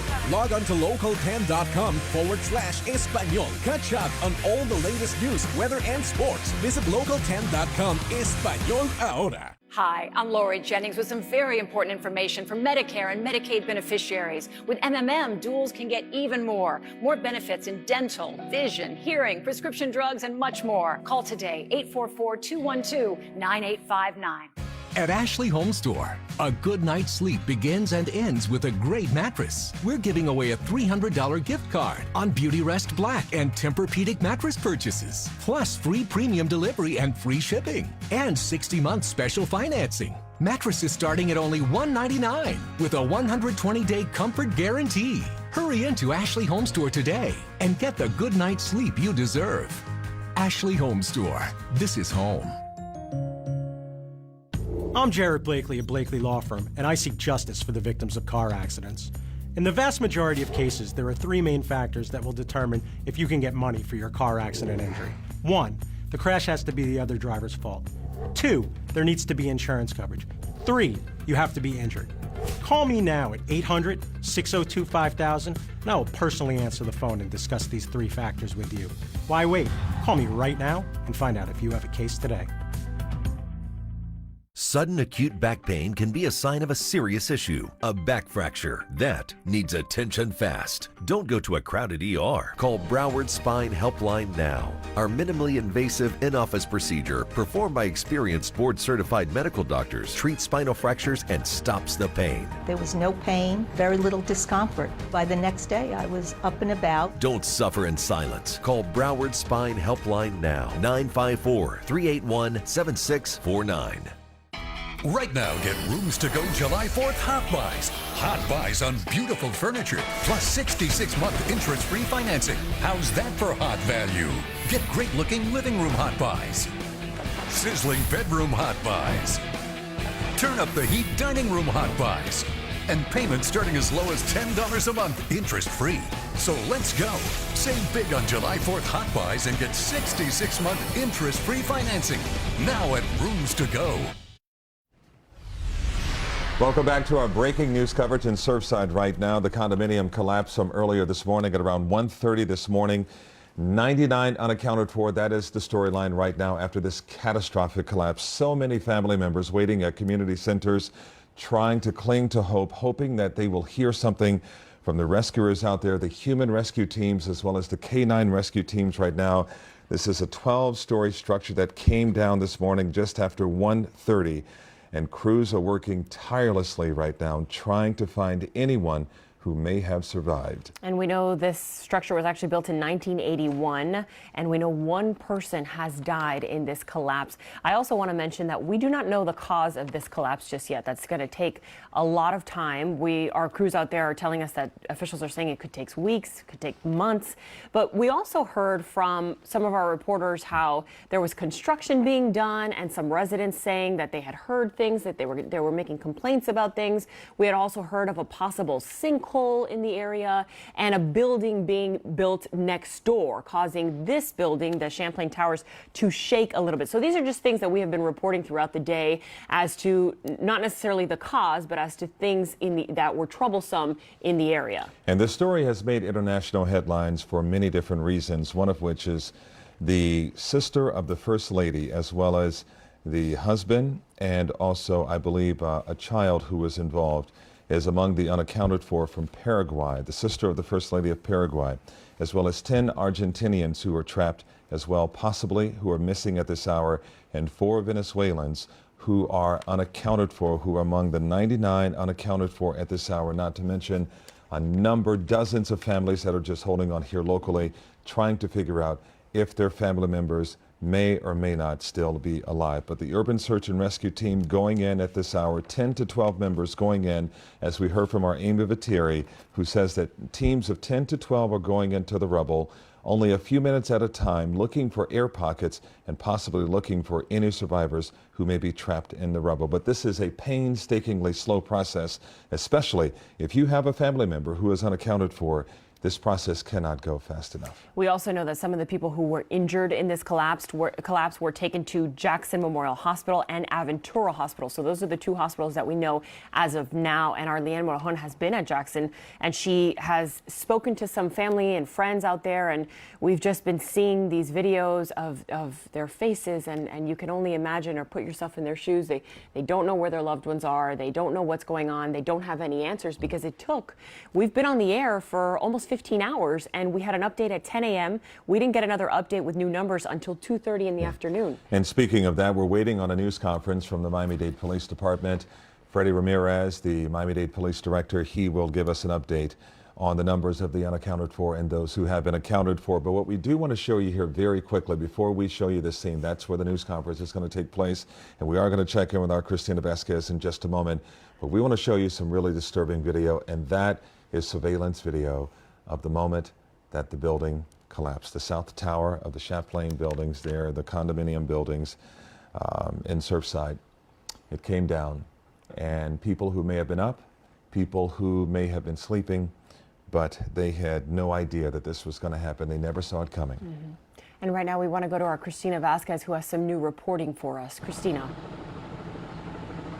And I want to give you an update on what we've learned about the building itself. You may remember that it was going through what's called a recertification process. So big term to essentially mean that when a building is more than 40 years old, you have engineers that go in there to perform inspections, electrical and structural inspections. And we learned it was in that process when the events of this morning happened. We just were able to speak to the attorney of the law firm that's representing that condo association. And through him, we learned that in that process, they had already identified a scope of work of repairs. Some of those repairs did include concrete, but that had not yet started. Let's listen in together. The engineer has been working for many months to develop the set of specifications and work with the city. What had not yet happened, what was in its infancy, was the actual construction, which had not started, with the sole exception being that they had already begun on the roof, work on the roof. I've never seen anything like this. Never. Nothing even close. And there are a lot of buildings around Florida that have already done their 40-year certification and needed extensive work, but nothing like this happened, which is why I don't think we're anywhere near a point where we can attach an understanding or develop an understanding of what caused this, or find any correlation between the 40-year certification and what happened to this building. I don't think we're anywhere near ready to draw any sort of conclusions or establish any correlation between the two. A sentiment echoed by a city commissioner I spoke with earlier today. Obviously, engineers want to get in there and begin that investigation, but as we know, there's so much work being done right now to save lives. Reporting live for you, I'm Christina Vasquez, Local 10 News. And Christina, that's so interesting that, I mean, obviously his job is to protect the condominium towers there and to say positive things about it, but he's saying that there's no direct correlation between the age of the building and what happened at 1:30 in the morning. Your thoughts? I think a little more clarification on that. He's believing that it's to be too early. What's also interesting about him is his firm has also represented other condo associations over several years, decades in fact, and he's seen and overseen a lot of buildings that have gone through this 40-year recertification process, and for him this is certainly a first. So because of that, and because of the fact that some repair work had been identified but not yet performed, and just how rare this tragic event is why he's saying at this time he thinks it's too early to make the correlation that it's going to be the engineers who did that initial work to identify that scope of work. Those engineers and the folks are going to come in after to take a look at everything and try to identify what was it exactly that led to that structural fail that has really been such an impact to so many lives that live there. So it's just too early, and that's what the city commissioner was saying as well. She wants to get a team in there, but as we know and we've been reporting on, there's a lot of work being done by first responders still, because that's the most immediate need right now. An answer that so many people are waiting for, and an answer that is going to take quite some time. Thank you, Christina, for your reporting. Again, we are still waiting for that press conference from Miami-Dade Police. As soon as that happens, we will bring it to you. For now, we are going to take a quick commercial break.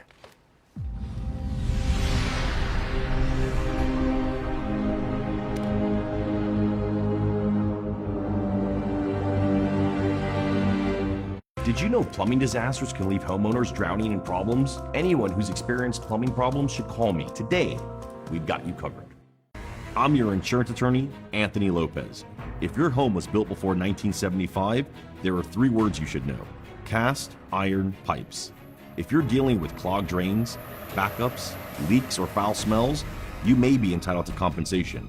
Don't let your insurance company take advantage of you. Getting you paid the money you may deserve is my fight. There are no upfront costs, and we don't get paid until you do. Remember, before you call your insurance company, call your insurance attorney. Hello, I'm the new guy. Tell me about this epic stuffed crust pizza. It's made with fresh, never frozen dough, hand stuffed with cheese. Good job. All right, you called me, it is me. No, I knew it was you. Let me hear you say epic stuffed crust. Epic stuffed crust!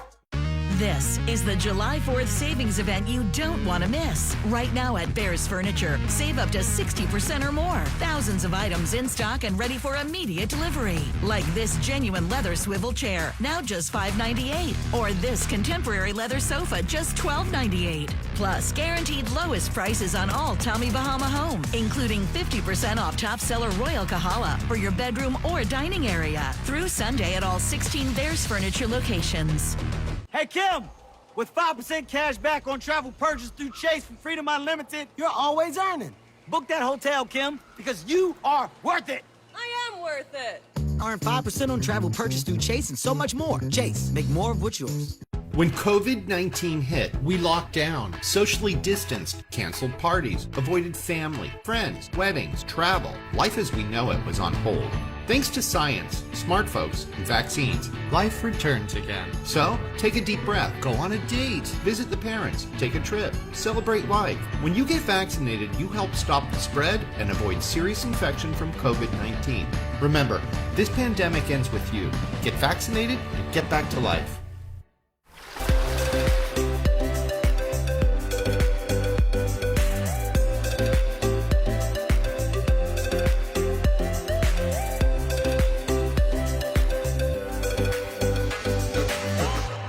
Ooh, look at all that Parmesan cheese on that papadilla. Our freshly folded flatbread filled with juicy meats and melted cheese now has a crunchy, toasty outside. Now that's what's poppin'. Order today at papajohns.com. Welcome back to our continuous coverage at this hour. Just before the top of the hour right now, we know that 99 people are unaccounted for after this catastrophic collapse of the Champlain Towers, specifically the South Condo building that came down at just about 1:30 this morning.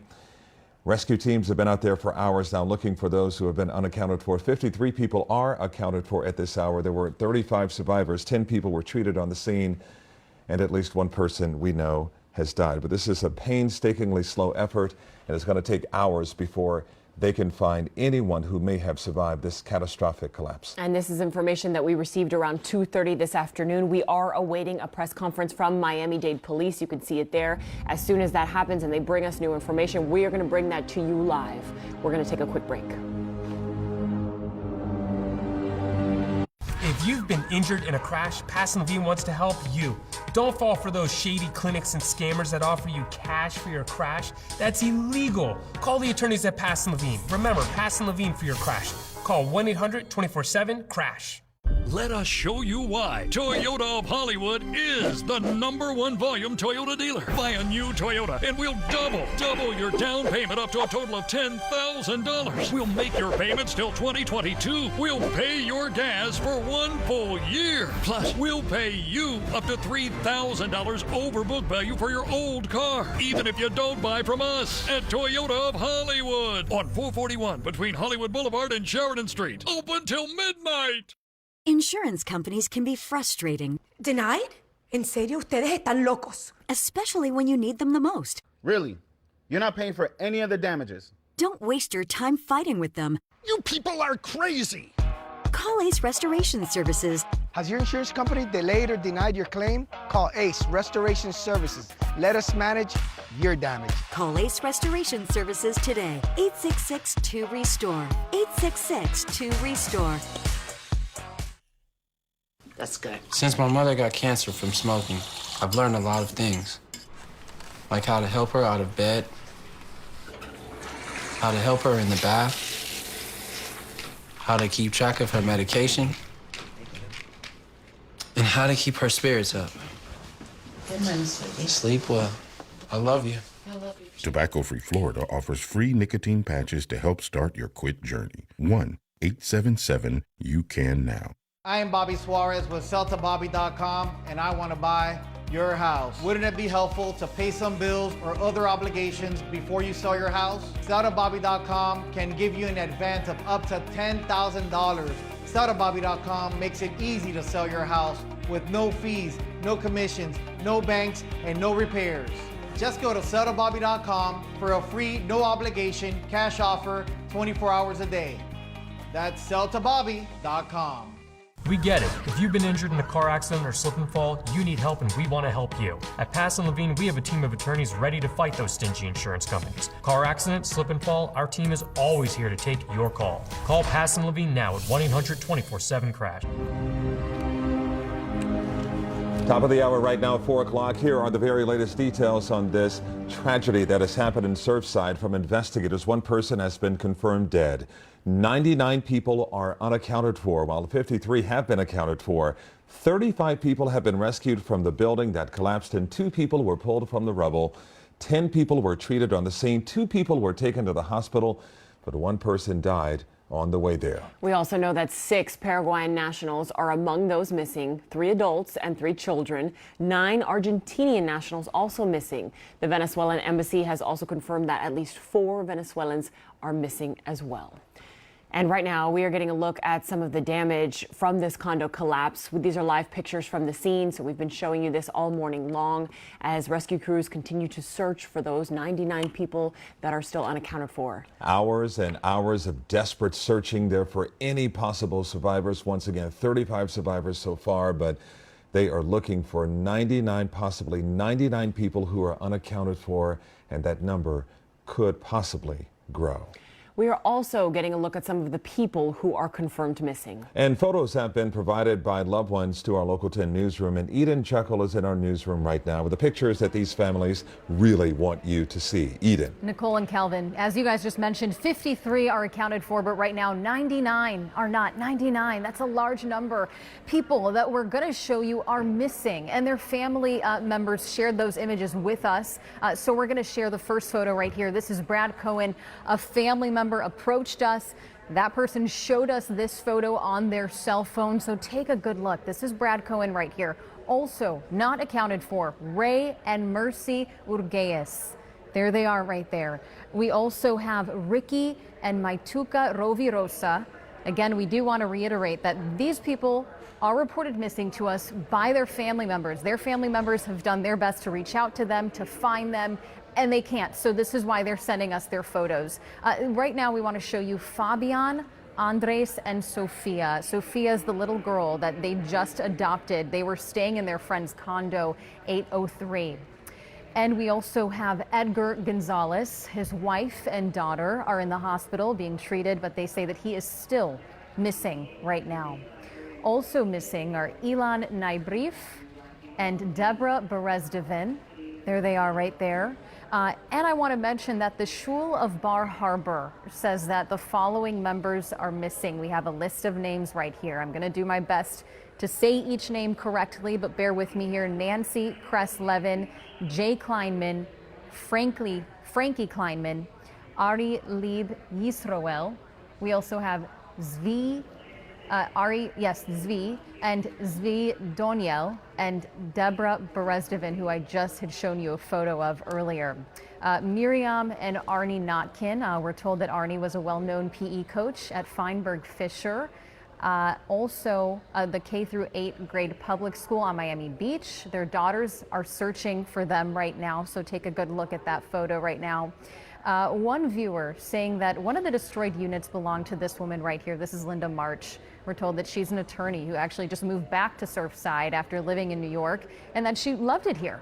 Video from earlier that we saw showed the damage that was done to the penthouse. Number 4, that's where Linda lives, and those who are looking for her are saying that, you know, when they try to send her texts, they haven't heard back from her. Those texts remain unanswered. Also reported missing 70-year-old Maria Bonafoy and 86-year-old Claudio Bonafé. A man on scene told us that these two are his aunt and uncle, who are residents in apartment 1001.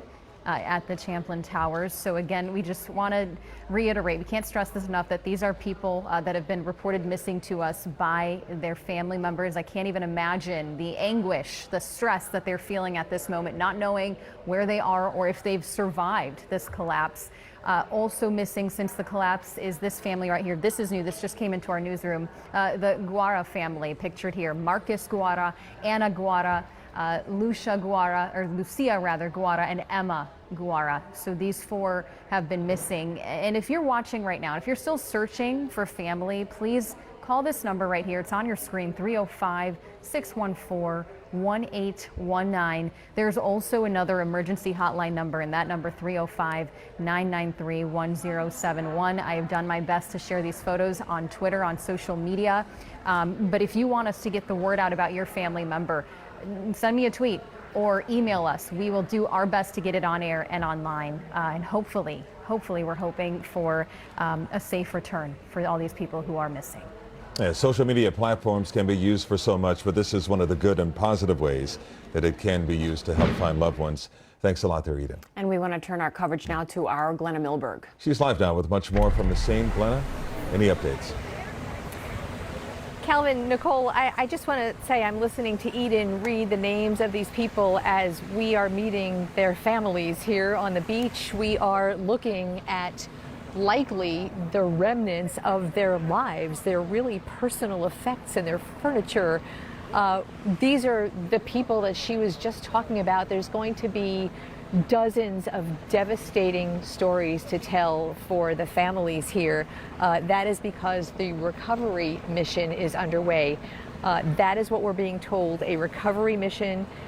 And that is because the rescue mission took place earlier this morning with the people who were alive in the building, part of the building that did not collapse. I want to take you up to Sky 10 to let you see kind of the footprint of what happened to this 12-story building. And for anyone just joining us, it was the eastern third of the building that apparently just sheared off suddenly at about 1:30 this morning. Likely people were just sleeping, as they would do, go to sleep on a Wednesday night. Early Thursday morning, the building sheared off. What is likely not so visible behind the trees and maybe better from the air is this mountain of debris. That is a pancaked eastern third of Champlain Towers South and about 55 apartments and the people within them. The shock, the confusion was so evident most of the day here out on the beach. Families just either hysterical crying or so silent, just bewildered how this could happen. And that's, of course, an investigation underway right now. But I want to show you, before we come back to this, the rescue operation early this morning before daybreak. Dozens and dozens and possibly hundreds of rescue personnel converged, fire, police, and converged on Surfside around 88th Street and just immediately started evacuating the building, really before anybody had any inkling what possibly could have happened. The people who were in the apartments in the building that was still standing, frantic, confused, likely sleeping, just woken up and seeing half the building gone. I mean, some of those people were in the apartments where half the apartment was gone and half was still standing. Just an utterly horrifying situation. Balconies swaying. There was one point where rescue crews unearthed a young boy from partial rubble. Just some really amazing sights and sounds today. Then we come to later on, hours later, the 99 people unaccounted for as we speak today. I will tell you, hope is so alive in their relatives, but in the rescue crews there and the dogs that they have with them going over the rubble. We're told that one of the dogs about a couple of hours ago did alight to something. They will tell you that in a situation like this, it is going to be very, very difficult to find people who are going to be surviving there. Not impossible. Okay, let's talk about a little bit about what happened. What we know now are bits and pieces of evidence from what we are hearing people now talking about. The roof that was being repaired for the last month, renovated. The building is 40 years old this year. For the last month, undergoing what is a mandated 40-year recertification, which means a top-to-bottom inspection. It is on the beach. We've had reports of water coming through cracks in the outside window. That was a court case a few years ago. There was an assessment made on the residents here, which indicates they were preparing to do some renovations. A valet parker talking about water rushing through in the hour before the collapse. Residents talking about hearing rumblings yesterday. All little bits and pieces and clues. What happened to bring that portion of Champlain Towers South down so suddenly? That is something that we just can't possibly know just yet. So Calvin, Nicole, that is the story here. A recovery mission with a lot of hope, a lot of grief at the moment, and hours and hours and days and weeks left to this. All of this information so important, so critical in what has happened today, overnight, and within the last almost 15 hours. Glenna, thank you so much. Sky 10 over that mountain of debris you saw there. We have reporters fanned out all across this entire area of devastation and destruction of the Champlain Towers in Surfside. Much more coming up on the other side of this break.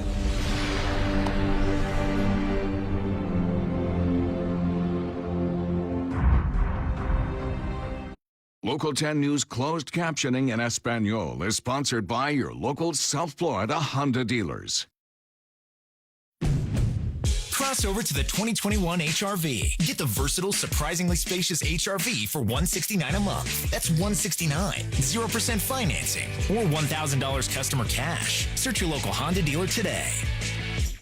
You can achieve anything with good sleep, and over 1 million dreamers have trusted City Furniture to help. And from mattresses starting at $129 to a $300 gift card with Tempur-Pedic, you can rest assured we have the best price guaranteed, so everyone can live like this. After your car wreck, the insurance company keeps calling, wanting you to sign something. Say stop and call Jack Bernstein. Stop, think, and call me first. The insurance company wants to pay you as little as possible. Jack Bernstein got a client who hurt their ankle in a car wreck, $650,000. Jack's got your back. I'm attorney Jack Bernstein, protecting your rights. Call in Dade 305-222-3333 and Broward 954-222-3333.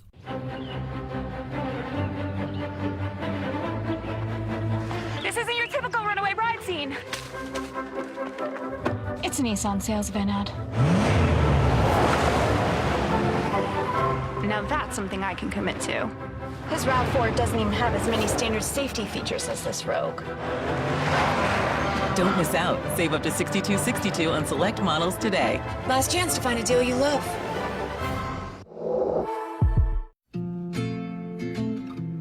Bathfitter doesn't just fit your bath. With hundreds of custom designs, it fits your style.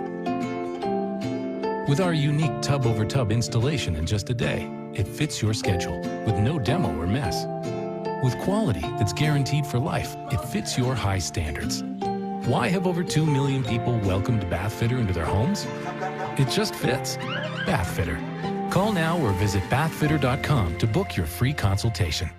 At Ashley Home Store, a good night's sleep begins and ends with a great mattress. We're giving away a $300 gift card on Beauty Rest Black and Tempur-Pedic mattress purchases, plus free premium delivery and free shipping, and 60-month special financing. Mattresses starting at only $199 with a 120-day comfort guarantee. Hurry into Ashley Home Store today and get the good night's sleep you deserve. Ashley Home Store. This is home. It's 3 a.m. I need a taquito. If you want it, we can get it from the 7-Eleven. Slurpee, light bulbs, antifreeze. Here's your order, nacho cheese. If you want it, we can get it from the 7-Eleven. Tip your driver. Get the best-selling compact car for the last decade, the 2021 Civic, for just $169 a month. Civic sedans and hatchbacks, in stock and available now. Only $169 a month. Search your local Honda dealer today. Welcome back to our continuous coverage here. You're about to see the mountain of debris and the devastation, the chaos from that catastrophic collapse from earlier today. There is an intense and major effort going on right now with the Urban Search and Rescue Team trying to find anyone who may have survived this. So far, we do know of one tragedy, but at least 99 people are unaccounted for. 53 people have been accounted for. But again, the search is going on right now for any possible survivors at this hour, and those families and those relatives and friends of those who are missing at this hour clinging to hope that they will in fact get some sort of good news before the end of the day. And we have just been seeing so many pictures and videos from overnight into the morning, into this afternoon of the scene and what has happened. And we want to go now to Louis with more of what he's seeing. Yeah, and Nicole, I'm going to personalize this because I don't live far. I live right close to Surfside. I can tell you I'm very familiar with those towers. I frequently travel on that section of Collins Avenue almost on a daily basis. And like many residents of Surfside and Miami Beach and Bal Harbor, I mean, I've just been gutted by the images and videos we've seen all day come into our newsroom. The sheer devastation of it all, just very hard to process. Surveillance video from a nearby building's security camera captures the exact moment when Champlain Towers South began to collapse. 1/3 of the building gone in just seconds. The building shook, and then I looked out the window and you couldn't see. I thought it was like a storm or something coming in. Stunned witnesses couldn't believe their eyes. Cell phone video captures the chaos of the ensuing moments. The scene catastrophic. Sky 10 flying above the site, showing the scope of the devastation. 12 floors on the northeast quarter of the Surfside condo building collapsing into a stack of concrete pancakes, rebarb, and rubble. I woke myself up and I opened the door up to our balcony, and I said, oh my God, the building's gone. Immediately, first responders going into search and rescue mode. This young boy pulled from the wreckage. Others trapped on their balcony, reached by first responders in ladder trucks, and pulled down to safety. I have never seen so many ambulances and police in my life all at once. It looked like something from like 9/11, literally. First daylight gave us a clearer picture of all the destruction. The gaping hole in the building, bringing a whole new perspective, personalizing the human casualty in all this. Bed linens flowing in the wind. Bunk beds seemingly hanging by a thread. Vignettes of people's lives that changed instantly in one horrible, unimaginable moment. And it is so hard not to think about the human casualty in all this and the lives that you know will be forever changed by what happened. And as the hours go by, there is still persistent hope that more survivors can be found and rescued. Nicole. And that is exactly what everyone is hoping for, that we find some, if not all, of those 99 people unaccounted for. Thank you, Louis. And now let's get over to our Terrell Fournay. He joins us live now from the scene in Surfside with a lot more. Terrell. Well, it appears that firefighters are having a little bit of trouble extinguishing a small fire that sparked up here at this collapse site about 2 hours ago. As you can see, smoke is still billowing. It appears from a second-story unit. It's hard to tell right now exactly what is fueling that fire, but we do know that Miami-Dade Fire Rescue, in a very steady operation, they've been putting water, trying to douse whatever has sparked up inside of that unit. We want to go up to these live pictures from Sky 10 right now so you can get an idea of how huge this scene has turned into. Surrounded by this building are a number of firefighters, dozens and dozens of firefighters and fire trucks, as you can see, from multiple agencies. Surrounding streets are shut down to give these first responders some space to work. And I believe we have some other video kind of highlighting the damage here at this collapse scene, a 12-story building that came down overnight while people were sleeping. This search and rescue effort has been underway ever since, and you've been saying it, Calvin and Nicole, that this is a very slow and painstaking operation that will certainly take some time. We've also been showing this surveillance video from a camera posted from a nearby building of some sorts, but you get a sense of just how quick this building came down, literally within a matter of seconds. And viewing this video, and even for folks who have been showing up, watching how much damage has been created here, especially for people who know, who has loved ones who call this building home, this is a tough sight to see. They've been showing up throughout the afternoon, fearing the worst. I'm feeling really bad about this, but okay, we'll see what happens. Hopefully they are there and will be rescued. Yeah. And you've been trying to call? I called him several times, but the phone doesn't go through there. I just hope that I could get some information that you never lose hope. I'm just asking God because they're in the affected area. The parents are coming, you know, they rented a plane and they're coming tonight. It's unbelievable. Everything comes to your mind except positive things. You just believe in God and let God guide you to this. So she, like so many others, are really clinging to their faith. And as we look live at this building once again, I can tell you that that last woman is trying to reach her nephew, her nephew's wife, and their 3 small children who all call this building home. They've been unable to reach them, and in fact, other members of their family are now flying down from up north, from the New York area, just to be in this area. They are apparently going to the community center, and that's where they will gather to hold out hope, not knowing the fate of their loved ones. So many people in that situation. I also have to mention that because of that fire that has started here at the collapse site, I've been wearing a mask on and off just because that smoke, it really gets into your nostrils, it really gets into your system. So I've been taking a break, wearing a mask as often as I can, and I see a few other people out here doing the same thing. And Calvin, Nicole. And you've been out there for several hours, so we completely understand that, Terrell. Terrell, from where you are, it looks like you're a couple blocks away from the condo. Have you seen, throughout the hours that you've been there, the dogs still out there, the drones? I know our last live shot to you, probably about an hour ago, we saw one of the drones. Are they still out there, rescue crews going through the rubble? What is it that you can see from where you are? Yeah, we could physically see a drone from time to time. The last time I saw the drone was right before you guys came to me, so about 2 minutes or so ago. But our vantage point is very narrow from at least this side. So from where we are standing, we can see some firefighters, at least on the bottom side of the debris. There are still some firefighters in trucks staged in other areas. We see the drone in the air. But as far as anyone physically going in and pulling away the debris and the rebar, things of that nature, we have not physically seen that from our vantage point. But of course, we know that that process is ongoing. It's just not seen from where we are. But yes, we are about a block away.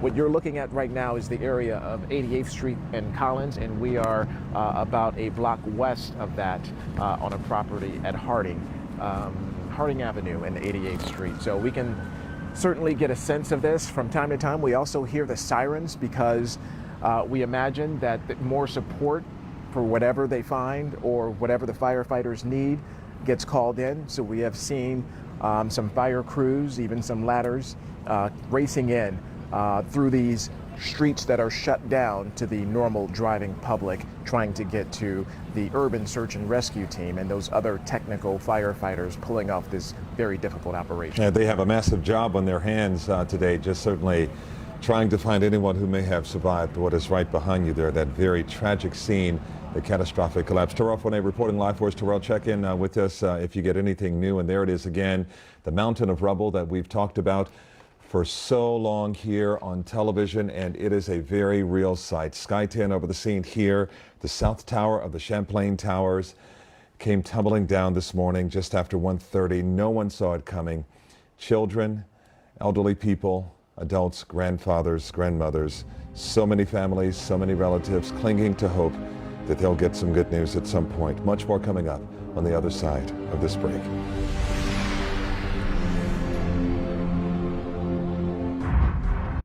Here's what's airing on Local 10 tonight. And here's what's on MeTV.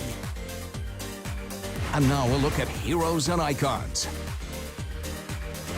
Then catch up on the day with Local 10 News at 11. Local 10's primetime lineup is sponsored by Conviva Care Centers. Primary care for seniors committed to aging well.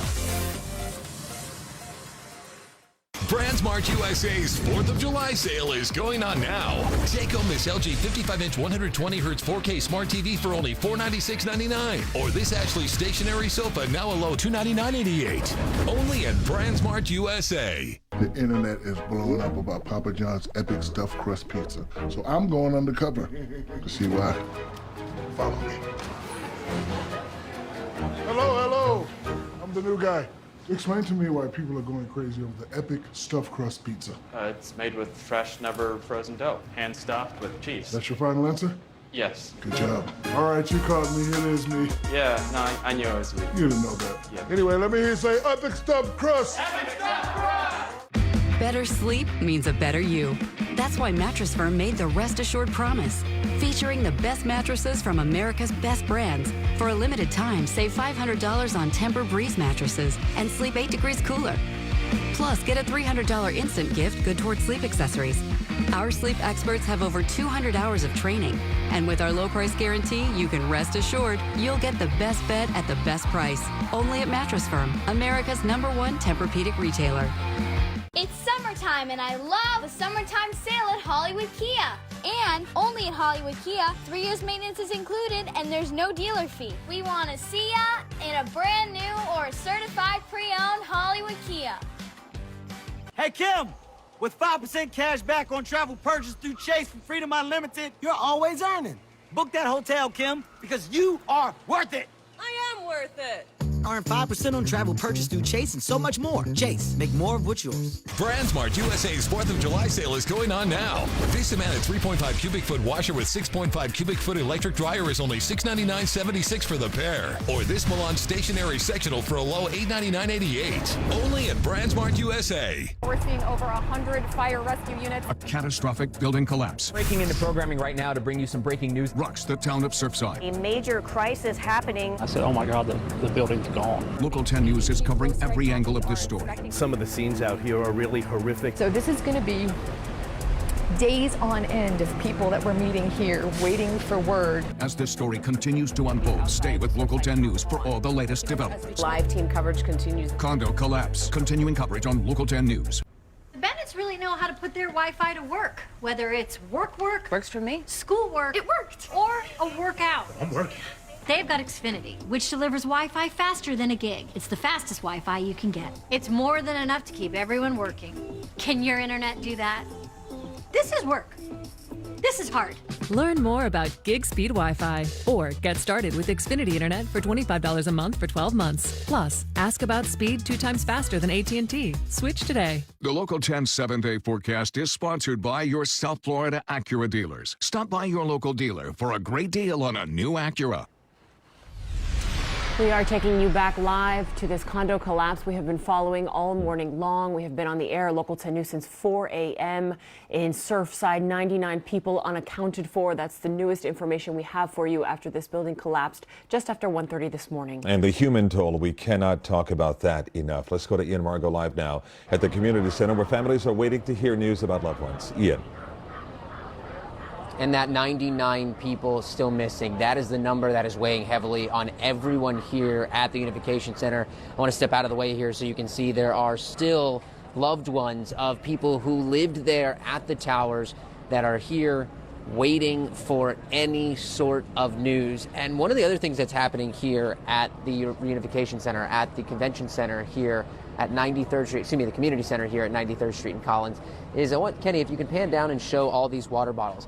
Members of the community have been coming out in droves with food, with water, with snacks, things like that for people, just to sort of give a little bit of comfort, just a little bit for these people that are going through so much. Let's take you to some video that we sent in a little while ago, and this shows the people that either lived inside the building or were at the hotel next door who had to evacuate. They were led onto buses, and all of them were moved to temporary housing here in Miami-Dade. This happened just a couple of hours ago.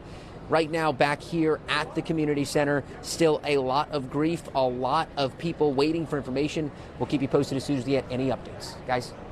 Okay, Ian, thanks a lot. We cannot emphasize enough that the volunteers are coming out and really doing their part to try to serve the community in a real desperate time of need. And speaking of volunteering, the Miami Heat also lending a helping hand during this tragic situation. Local 10 Sports Director Will Manso joining us live now to talk about how the Heat always helping out. Will. Calvin and Nicole, so many people are on the ground there in Surfside trying to do whatever they can to help the families impacted by this awful tragedy, and also to help first responders who are working now round the clock. Knowing that, the Miami Heat are trying to do their part to help those impacted. The Heat's Tyler Hero, you see him there in the cap out in front, was at the site earlier today along with Heat staff Chris Quinn and Eric Glass. They not only passed out water and snacks to first responders and displaced residents, but Hero also relaying a message from the team. He thanked everyone there for their hard work during this difficult time and said that the organization is there for them to help in any way possible. Hero said, like so many of us, he woke up this morning to see this awful news and wanted to do whatever he could to help. Meanwhile, the Heat also sent out a statement, quote, "We are devastated to hear of the catastrophic Champlain Towers building collapse in Surfside. Our hearts go out to the victims and their families. We are thankful for the first responders who are working around the clock in rescue." Marlins manager Don Mattingly also addressed the tragedy today in the pregame before the Marlins game tonight against the Nationals over at the ballpark. Inter Miami CF with a statement as well, and University of Miami Athletic Director Blake James and head coach Manny Diaz offering their statements of support. Calvin and Nicole, we know this is a very difficult time, these next few hours, days, and weeks, but those in the community trying to do whatever they can to help. No doubt about it, and there is a big need for it. Thanks a lot there, Will. And right now we are still waiting to hear from Miami-Dade Police. They are going to hold a news conference. It was supposed to happen around 3:45 and got pushed back until around this time. So as soon as they go to the podium, we'll bring it to you live so that we can get some new information, us as well as you at home who are watching and waiting for new information about survivors or family or friends or numbers of people, any updates to any information we've been getting since this morning and this afternoon. We're going to bring that press conference to you live. For now, this is just some video. This is not live right now. This is from today and from these rescue efforts that have been going on. We know over 100 units, fire rescue, emergency units responded to this scene that happened after around 1:30 this morning, and they have been out there. The canines, the drones, they're just trying to search through this collapse and see if they can hear anything. Because I also want to mention, we heard Syra earlier this morning talking about how some emergency officials had told her, try to keep the area quiet because they were trying to listen for sounds. And the last time that we got any sort of information about hearing anything, because I believe somebody asked the police director if he knew if they had heard anything recently, and he had said no because he wasn't aware. But the last time was early this morning. We saw some video of some rescues, and we heard from officials saying that they heard some sort of scratching noise or somebody calling for help. But that was the last that we had heard from. That happened so early, overnight when it was still dark out. But this is just a heartbreaking scene here, and just to sort of piggyback on what you're saying right now, there are teams of about 10 to 12 members of the Urban Search and Rescue Team. They are going in for just a few minutes into the rubble there, trying to find any possible signs of life. They're looking for air pockets and for any survivors who may have held on underneath all of that heavy concrete that came crashing down just after 1:30 this morning. This was a catastrophic collapse that no one saw coming. And again, the cause of all of this, we don't know at this hour, and it will take months, possibly even years, to try to figure out, with the help of engineers, what exactly went wrong here. But this building was completed in 1981. It was going through a recertification process after 40 years, a process that all buildings have to go through in South Florida after 40 years. But again, we do not know if the age contributed to this or if the salt water, considering that it's so close to the ocean, may have been an issue with corrosion. We just do not know. But you can see on the left side of your screen what it used to look like, and on the right side of your screen what it looks like now. And again, underneath that mountain of rubble, possibly as many as 99 people who are unaccounted for. And again, it is not for sure if those people are under the rubble, but right now they are missing, and their family members and relatives and friends are desperate to find them. So if you at home are watching this and you know somebody or need to know of somebody and you can't get a hold of them, this is the family reunification line. This is the number you want to call to get information about your loved one. The number's on your screen. It's 305-614-1819. 305-614-1819. That is the number you want to call to get a hold of any information about your loved one. So many family members jolted out of bed this morning. They lost everything. And so many people rushing in to try to help out right now. It's a great thing to see amid so much tragedy. We're back in a moment.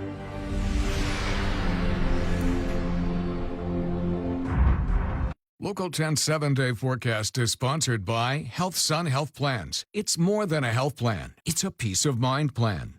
Nothing is more fun than saving money at the Hyundai Summer Fun Sales Event. Lease the Santa Fe for only $179 a month, or buy with 0.9% APR for 60 months, or get up to $1,000 cash back.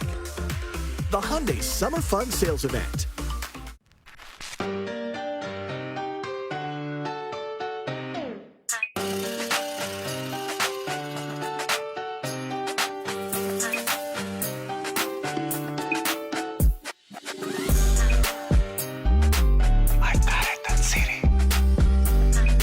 Right now at City Furniture, we'll give you 60 months special financing with no down payment and free shipping. Why? So everyone can live like this.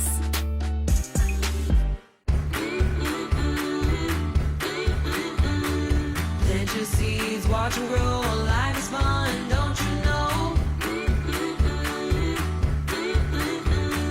Inch by inch, then miles and miles. Life is better with a smile.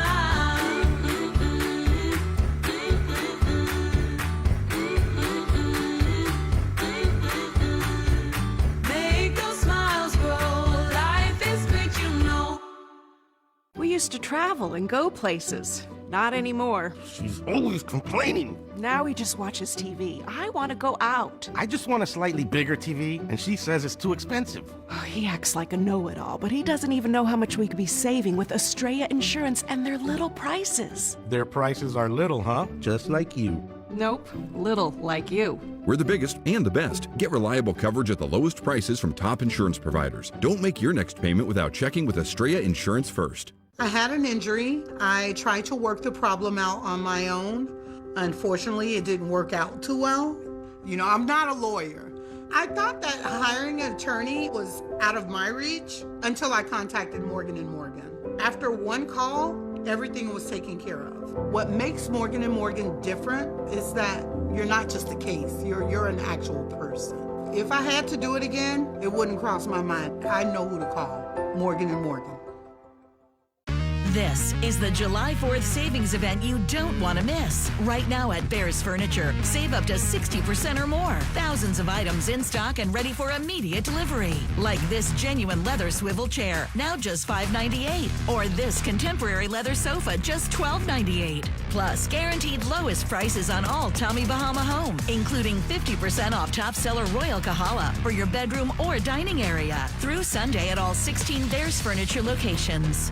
Nothing is more fun than saving money at the Hyundai Summer Fun Sales Event. Lease the Sonata now for just $139 a month, or buy with 0% APR for 60 months, plus $1,000 bonus cash, or get up to $2,500 cash back. The Summer Fun Sales Event. Welcome back to our continuous coverage of that tragic scene in Surfside. We have reporters fanned out all across that area to make sure that no angle goes uncovered. We have a number of reporters who are there at the devastation site there as the urban search and rescue team searching painstakingly slow for a lot of those families, but necessary and meticulously to try to get to any possible survivors at this hour. As you can see at the banner on the bottom of your screen right there, 99 people unaccounted for. And we are going to go now to our Alex Finney. She is at 88th Street and Harding. Alex, fill us in. Well, Nicole and Calvin, it truly is just incredible being out here and just meeting people that are still searching for their loved ones. I think the story here, the storyline, those 99 people that are unaccounted for at this hour. And we have been out here for several hours covering all of this for you. You can see behind me here, we're right off of Harding Avenue and 88th Street, and that building just off in the distance there of Collins Avenue. That smoke, as I told you last time I saw you, has started to subside a bit, but let me tell you, the energy here is still very heavy as there are still so many questions as people are searching for their loved ones and searching for those answers. This video is incredibly hard to watch. People were inside this building when all of a sudden the south tower of the Champlain Towers just collapses. A 12-story building with 134 units, half of them gone in the blink of an eye. And now this is what's left. One person was killed, numerous people unaccounted for, 35 people rescued from the building and 2 from the rubble. It's very traumatizing. I lived down the road. I woke up to sirens. I didn't know if someone I loved was in there. I just ran down here. to see if it was her. I know I can't do anything, but I just wanted to make sure she was okay. It's just really traumatizing. The numbers are constantly fluctuating. Here's what we know right now. The collapse happened around 1:30 this morning near 88th Street and Collins Avenue. More than 100 emergency units from numerous agencies rushed in. We have short-term hotels set up for these folks, and then obviously we're going to work with the city and the county, state to make sure that there's any longer-term needs that we can be helpful in any way we can. Miami-Dade Fire Rescue canines and drones assisted in the search. Meanwhile, the cause of the collapse is still unclear. It's not necessarily going to be immediate in terms of what ended up happening, but I know that they are going to have engineers looking at this to try to identify what happened and what was the problematic occurrence. And Nicole and Calvin, the immediacy here is getting that information for those loved ones. We've been talking about it all day long. Some of the most jarring video when you look there and you can see right through that building. You can see where there were homes, there were kitchens, there were bedrooms. I think one poignant piece of video when you see the bunk beds, right? Just really humanizing what these families are going through, really humanizing this entire tragedy at this hour. So back out live now, you can see just the extensive Alex, we're going to going on. You see all of the crews. In the Miami-Dade Police Department news conference is happening, so we want to get straight out to that live. We'll get back to Alex a little bit later on so she can continue her reporting, but the police director is standing there at the podium, so we're going to go ahead and listen in and see what the mayor's also there as well, Daniela Levine Cava. So we have several officials there, and we want to see what they're going to give us as an update as of now. And the last time we heard from them, they did give us those numbers that are on the banner, the red and white banner that is at the bottom of your screen right there, the 53 accounted for and 99 unaccounted for. Good afternoon, folks, and thank you for your patience. You know, this is an ongoing, evolving situation. We're going to open it up with the Honorable Daniela Levine Cava, the Mayor of Miami-Dade County. Thank you. So it's been over 12 hours. We're at about 15 hours since this tragic, devastating emergency. And our people are working around the clock. Our fire rescue team leaving no stone unturned. And we're working with the families on reunification as well as those that were dislocated in the neighboring buildings.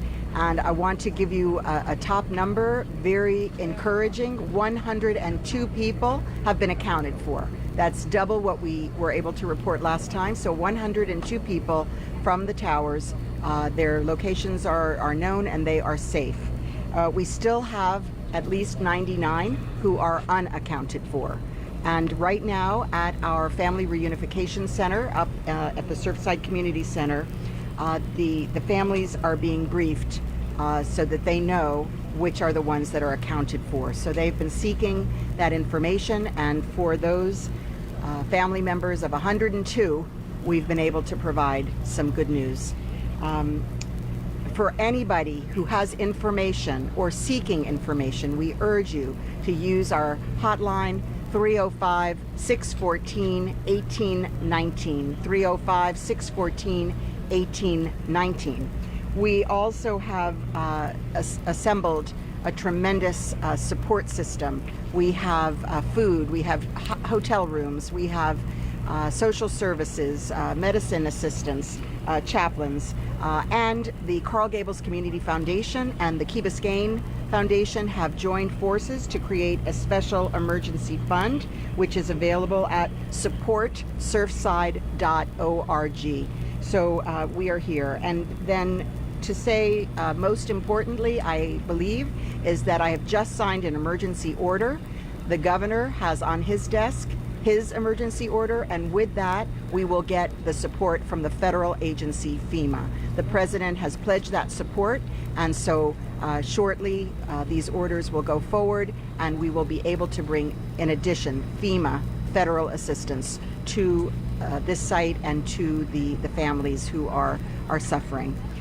So we are all praying, we are all crying, we are all here with the suffering families, and we urge everyone to join us in prayers and in hopes that we can still continue. We are continuing for our search and rescue effort. Aquí estamos. 15 horas más o menos desde el principio de esta emergencia. We have just been listening to Miami-Dade Mayor Daniela Livnin-Cava giving us an update, and the most important update is that 102 people have been accounted for, and she said that they were able to provide some good news to those families. So 102 people, you see it there on our banner there at the bottom of your screen, but she also did say that the number has not changed. 99 people are still unaccounted for at this moment. And that could be an issue of not being registered. It could be an issue of many of them just may not have found their way to a community center, or it could be the worst issue of all is that they may have been in the building when it collapsed earlier this morning. But she talked about 15 hours of this devastating emergency, and in those numbers you just gave there. The great news from this is the breaking news. 102 accounted for. That number was at 53. So it has doubled over the past few hours. So that is great news, in fact. But also, you know, there is a need for many of those families who lost everything, and the fact that volunteers are showing up at these community centers. So this is excellent news to hear. But again, there is still that 99 number that is still so devastating. And again, the Urban Search and Rescue Team out there at this very hour, going through all of the rubble and the mountains of debris from that catastrophic collapse. She said she also signed an emergency order, and it's on the governor's desk as well. And we also heard from President Biden not too long ago saying he was ready and he was waiting for that declaration of the emergency order. So she has made that announcement there. She also said how you mentioned, Calvin, food, hotel rooms, social services, medicine, all of that has been provided to the people who are waiting to hear from family or the people who are displaced. I mean, we saw pictures from, I believe it was Ian or one of our reporters, where you could see so many people just coming out of that community center with just a pillow in their hand or blankets. So the community is coming together, trying to bring the necessary items to these people who really don't have anything right now. Yeah, and there is a real issue about whether or not police are doing enough to try to rescue the people, and we're hearing from police officers right now. This is Jose Pepe Diaz, the Miami-Dade County Commission, the chairperson. Very sad day for us in our community, but it's also a day that we can see this community come together and provide the very best in support of a very bad and ugly situation. I want to thank the firefighters that since 1:48 in the morning have not stopped in trying to rescue as many people as possible. I want to thank the mayor for all her work and what has taken place. This is very sad when you're dealing with people that don't know the outcome of their family. They're very worried. They just are desperate in the sense that they want to know what's actually taking place. But we continue to try to rescue. We continue to try to find more people, and the number doubled, as the mayor said, which is great news. We want to keep going on that, and I know that the chief fire has more figures as to the director of police as to stats. All I can say is I am incredibly proud of this community and all its residents and the outpour of support and what they're doing. Thank you to all, and the prayers. That is extremely important. That's what's taking place. So to us, please continue. Our men and women are doing the very best that they can. They're the very best in the world in what they do, and hopefully we'll continue to get good results out of such a tragic situation. Jose Pepe Diaz talking with the Spanish-speaking residents of Miami-Dade County and also of South Florida there, but basically beginning his statements by talking about since 1:48 this morning, nearly 15 hours here, the first responders, the open search and rescue team, they have not stopped looking for those who may be trapped under that mountain of debris from the Champlain Towers, the south tower that came cascading down at just after 1:30 this morning. He obviously wanted to thank the heroes who risked their own lives to go in there and to try to save anybody that they possibly could. And I thought, you know, what a great time and great segue to talk about an article that was actually in the Herald that talked about the Urban Search and Rescue Team, where they have been all around the world, widely respected for the kind of work that they do in terms of going into harm's way, rushing into danger, trying to save people who may be trapped in rubble. They have rescued people who have been trapped at the World Trade Center in Haiti, Hurricane Harvey back in 2017, also the FIU bridge collapse from 2018, and the number of global disasters from Hurricane Katrina all the way to the disasters that have happened in El Salvador, Turkey, Sri Lanka, Bosnia, Kenya. The list goes on and on and on. And they perform when they're needed most. Let's go back to the presser. Between the mayor and the chairman, they've said most everything, but listen, I just have to implore everybody, just pray. Look, having seen that building from the other side, we have to all pray. The county, the mayor, the firefighters, the first responders, we're gonna all continue to work, but we need everybody to continue to pray, because, and not just for the people who were in those buildings, but for their families who are desperately hoping that they're safe. For the firefighters and first responders who are going in there trying to save their lives. For this community, we have to pray. And we're going to pray and we're going to work. We're going to pray and we're going to work. Thank you. Thank you, Mr. Vice Chair. We're going to follow by Representative Debbie Wasserman-Schultz. Thank you so much, Mayor Levine Cava, to the members of the County Commission. I woke up this morning in Washington, D.C. to the horror of seeing a building that had collapsed in Surfside, which is entirely included in my congressional district. I spent the morning before I got on the plane to come down here speaking with Mayor Burkett and the officials in the city of Surfside, who have done a remarkable job mobilizing, along with Mayor Levine Cava and her team. It is essential that we have a whole of government effort here. And so making sure, my responsibility as the member of Congress that represents this community is to make sure that we can have there be no daylight between the federal, state, and local governments, and ensuring that we have the assistance of the federal government to make sure that our community has the resources they need to make sure that not only the unexpected, unanticipated expenses that come with this kind of disaster are accounted for, but also there'll be need for federal housing assistance that only comes with a disaster declaration that we've been working with the White House since this morning to make sure is declared. Once the governor makes that declaration, now that the mayor has sent hers up, I spoke with the Chief of Staff of the White House, Ron Klain, before I got on the plane, and they were already preparing to make sure everything is in place for when they received the emergency disaster declaration from the governor. So everyone is ready. It's all hands on deck. I will tell you that I have been getting outreach from constituents who had family members or people they knew in the building, and they are among the unaccounted for. We do all need to pray. I just had a chance to view the site up close, and I mean, the humanity that you see, the daily lives, the evidence of just people living their daily lives, and that everything evaporated in an instant. It's enormously devastating, and so we really need to make sure, and we will. And I'm thankful that President Biden made it very clear that they are prepared to mobilize everything that this community needs, and I'll be working with my fellow elected officials to ensure that.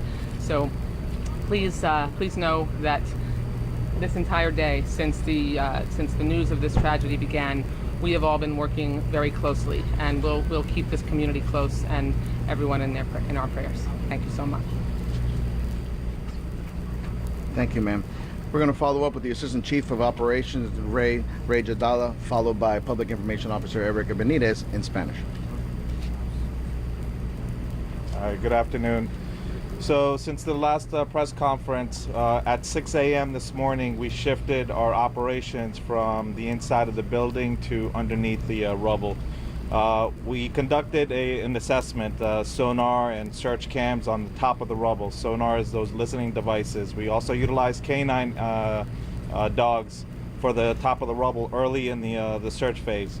What we've determined was that all the resources needed to shift underneath the rubble. There's a parking garage that's beneath the building that's given us better access to gain basically tunnelways to these different floors. All the resources have continued to basically shift approximately 60 to 70 firefighters at a time, coupled with our urban search and rescue team underneath the parking garage. Again, that's what we found was on top of the rubble area. We're unable to locate any voids, any areas that we could actually operate to start conducting these searches. This process is slow and methodical. You see that every time there's a shift in the rubble, we have additional rubble that shifts on us. If we make a cut and there's a shift with additional boulders, what we end up finding is what we just encountered, a small fire. We did have a small fire as a result of some shifting of the building. We were able to extinguish it within 20 minutes, after which time we went back in and we conducted search operations. The operations will continue throughout the night. We have our urban search and rescue team, again, coupled with additional resources that we have that are going to replace our firefighters tomorrow morning to bring in fresh crews. But again, every possible resource that we have, including local assets from municipalities, are being brought in, and every opportunity for any viable victims that we can find, we will locate. Thank you. Clarify whether the 102 who have been found, where they were from. PIO Erica Benitez is going to speak in Spanish for fire.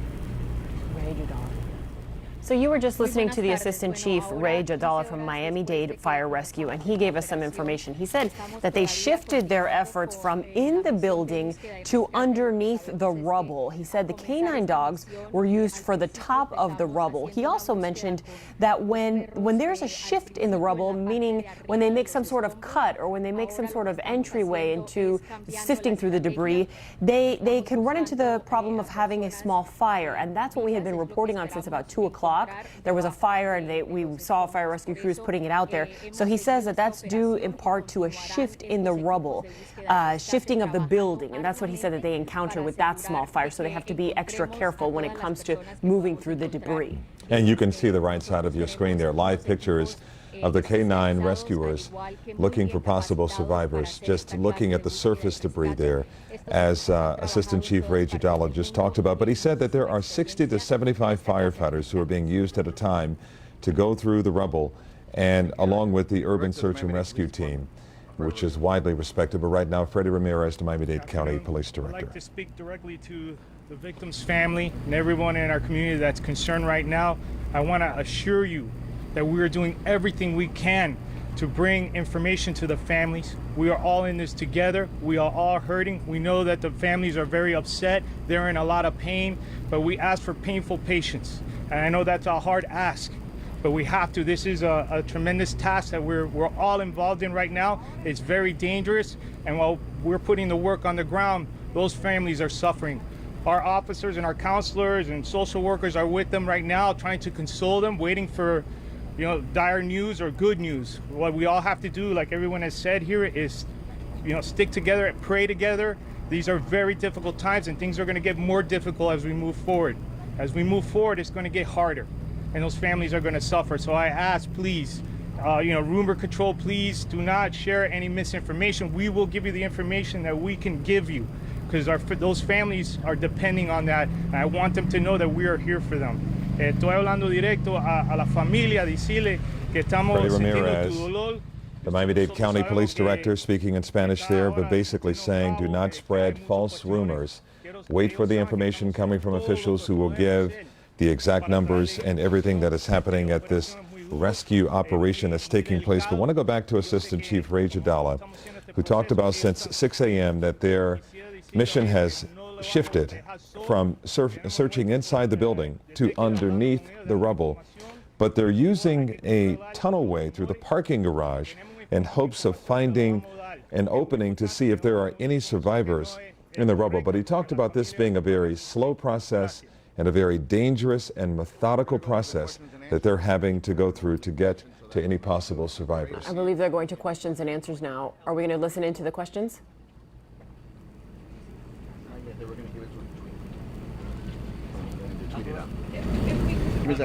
Go ahead, and please direct the question to who? I'm sorry for everybody. They're just having some issues with the microphone there, but it seems like they're going to take reporter questions at any moment now. But this is an all-hands-on-deck effort, and we have all of our crews fanned out all across this area and devastation scene, and we're going to begin the top of our newscast right here, right now at 5 o'clock to give you the very latest. We continue our coverage of the Surfside condo collapse. A major portion of that building splitting apart and crashing to the ground in the middle of the night. Inside, we see fragments of the lives that were disrupted by that tragedy. And video shows the moments the building came crumbling down, in a term called pancaking from the top to the bottom. Authorities say it happened sometime between 1 and 2 this morning, while most of the residents were just sleeping. And one of the most dramatic images here, we watched as first responders pulled a young boy out of the rubble. A combined total of 53 people.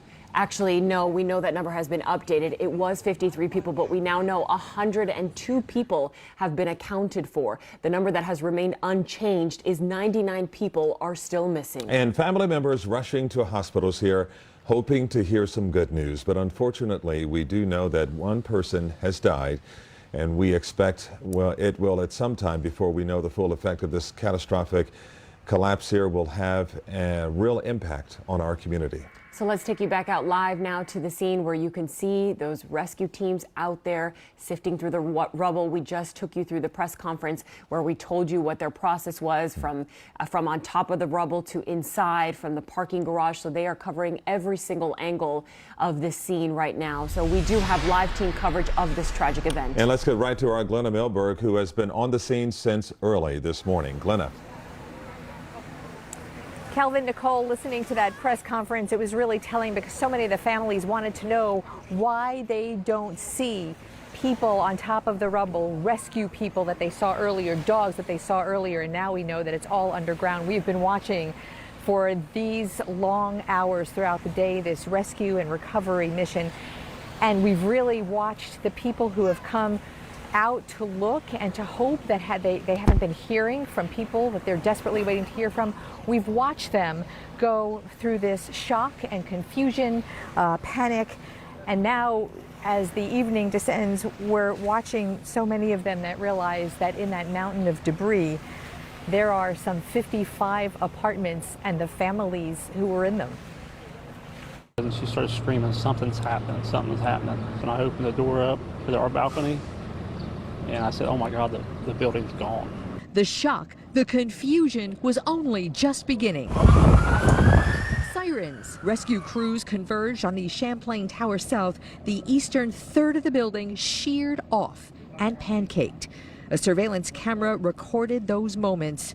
A mountain of concrete took whole apartments and the families asleep within. We've also evacuated the 2 side buildings, and we're working with Red Cross, with our own social service agency, our police and fire departments to make sure that those people are properly situated. I thought the building was completely unstable, and I was worried that it was going to just completely go down.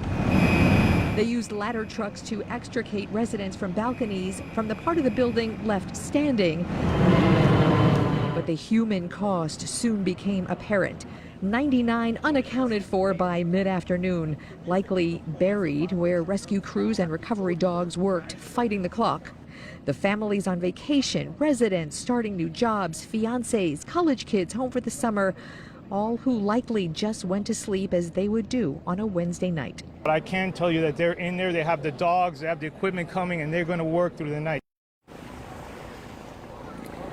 So now the recovery is underway through the night into tomorrow. This by thinking about different recovery missions that we have covered. This will take days, if not weeks. And it'll be a very tense and very sad time. I do want to talk just a little bit about the building collapse. Why on earth did this happen? We have been hearing bits and pieces of people reporting things that they've seen and heard. They heard rumblings yesterday. The valet saw rushing water for reasons he had no idea this morning. We do know that the people who live in the South Tower were recently assessed for work. The work on the roof has been underway for about a month. We talked to a building engineer here just a short time ago who said this had to be something with the foundation, because when a building comes like this, it's a foundation issue. I tell you all of that just so you see how many bits and pieces and theories and pieces of evidence that there are to sift through, because right now there are no answers as to why this happened between 1 and 2 this morning. I'm Glenna Milberg, live in Surfside, Local 10 News. No answers indeed right now. Thanks a lot there, Glenna. Here is another recap of the latest details from investigators. 1 person has been confirmed dead and 99 unaccounted for, while 102 have been accounted for. That is the good news at this hour. 35 people have been rescued from the building. 2 people were pulled from the rubble. 10 people treated at the scene. 2 people taken to the hospital. But again, 1 person did not survive. And we also know that 6 Paraguayan nationals are among those missing, 3 adults and 3 children. The Venezuelan embassy has also confirmed that at least 4 Venezuelans are also missing. And our team coverage turns now to Ian Margol. He has been at the reunification center since this morning, watching as families have been waiting around, hoping for the best. Yes, but as 99 people remain unaccounted for, there is still a lot left unanswered. Ian. You've sort of been seeing kind of every stage of grief here throughout the morning. Early on, it was a lot of shock and disbelief. People would come and ask us questions and ask us if we had any information, and they were just sort of blank. And then a little while later, you would see devastation. You would see a lot of crying. And then there was even some anger. People getting angry, saying people aren't doing enough. People aren't giving us information enough.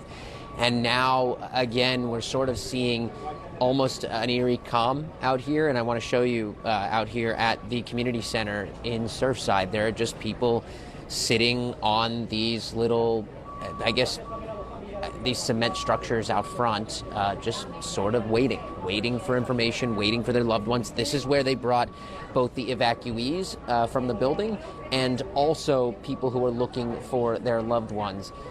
Earlier today, and I want to show you this video that we sent in, this shows the people who were evacuated. They were taken on buses to temporary housing here in Miami-Dade County, elsewhere, and we were seeing little kids wearing baggy t-shirts, we were seeing kids shoeless, people that were wearing pajamas, and really that just goes to show you how quickly everyone evacuated, just kind of grabbed whatever was and whatever's close to them, whatever they could, and got out the door. Still, people waiting here now, desperate to know more. He's been unresponsive nobody's heard from him since 3 o'clock in the morning. Searching for any signs of hope, family members of those who live inside the Champlain Towers desperately hoping to find word that their loved ones are okay. The window is no longer there. It's the building after. It's no longer there. Wendy Jean-Louis is a nurse who works with people living in the building. She tells us she fears the worst, but is still looking for more information. The other family are calling me, and they're waiting for an answer from me, and I don't know what to say. This is a place I spend 10 hours a day here. This is literally my home as well. At the Surfside Community Center, people began gathering well before the sun rose, many without shoes or still in pajamas, having evacuated as quickly as possible. Gabe Neer tells us he, his mother, and sister live on the first floor of the tower that didn't fall and were woken up by the noise. But he says when they went outside to see what was going on, it turned into chaos. 2 minutes later, I hear this large, rumbling noise out of nowhere, and I just see white clouds, of just dust coming out. So I told my mom, my sister, we were also parked outside. I told them to start running. We ran, and all we just see was just white dust, just thick. In daylight, more and more family members began showing up, searching for their loved ones, including Soraya Cohen, whose husband, Dr. Brad Cohen, was in the building with his brother. It's shocking. I woke up at 7 in the morning to all kinds of, to text, is Brad okay with what's going on? And even text from people in New York who saw it in the news. She says she immediately ran into her daughter's room and they made their way to the community center, and she's doing her best to try and stay positive. If somebody was collapsed and being an orthopedic doctor and pinned under something and he's such a big heart, maybe he wouldn't want to leave them. Maybe he's alive. I don't know. And that reunification number we've been showing you all morning long, 305-614-1819. That is how they are trying to keep a running list of who is and who is not accounted for at this point. As they mentioned, more than 100 people now accounted for. Still, though, at least 99 still missing, and the people here desperate to learn more about their loved ones. We will keep you posted as soon as we learn anything else. For now, I'll send it back to you guys in the studio. Okay, Ian, thanks a lot for that reporting. And we want to take you now to some live pictures to show you the mountain of rubble that is still out there, and those urban search and rescue teams that are out there, the K9s looking for any possible signs of life you see there. The K9 looking through the surface part of that rubble that came down the mountain of rubble from that catastrophic collapse that took place early this morning. And again, 60 to 75 firefighters out there on the scene, along with the urban search and rescue team that has a global reputation of going into these disaster areas and finding people who may have survived catastrophic injuries and just the devastation that took place at around 1:30 this morning in Surfside. And the search and rescue mission has faced many hurdles, from the extent of the rubble. We also had weather early on to a fire breaking out amid the efforts. So our team coverage now is going to turn to Terrell Fournay. He's live now on the ground in Surfside with how residents from that area are reacting. Terrell. First, I want to give you a sense of why this is being called a partial building collapse. Take a look behind me. This is that damaged building. From the front side, you can barely tell that anything happened to it. But let's go to this video from Sky 10 recorded just moments ago, where you can get a sense of the level of devastation that was sustained here.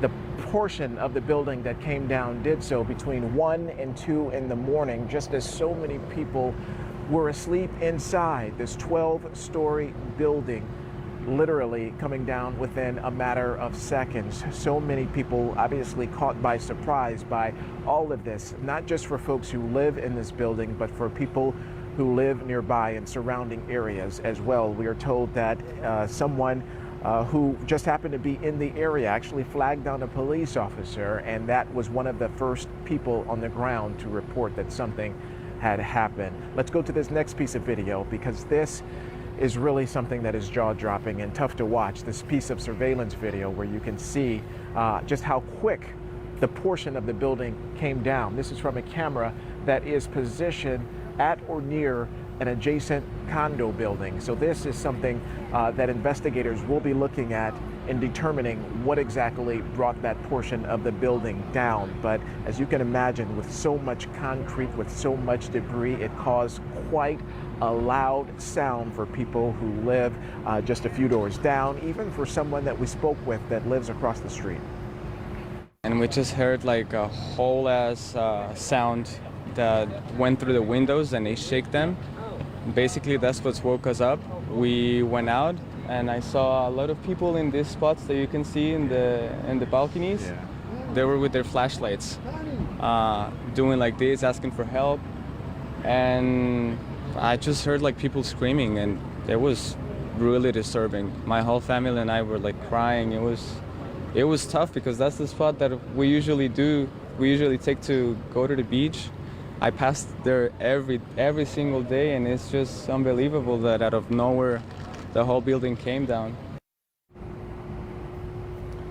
Tough to watch, tough to hear, and really tough to think about the people who were inside at the time. The front side of this building, as I mentioned, it virtually looks untouched, but for the folks who live in this building, it is likely the last time that they will be allowed on the inside. So that means all of their personal possessions are left in place. We're talking about family photos, mementos, things that, perhaps have been in their family for years, those things left behind. How those items, if any, can be retrieved will be something those first responders will be able to work out in the days and weeks ahead. Speaking about those first responders on the ground here, this is a parking lot where many of them are positioned.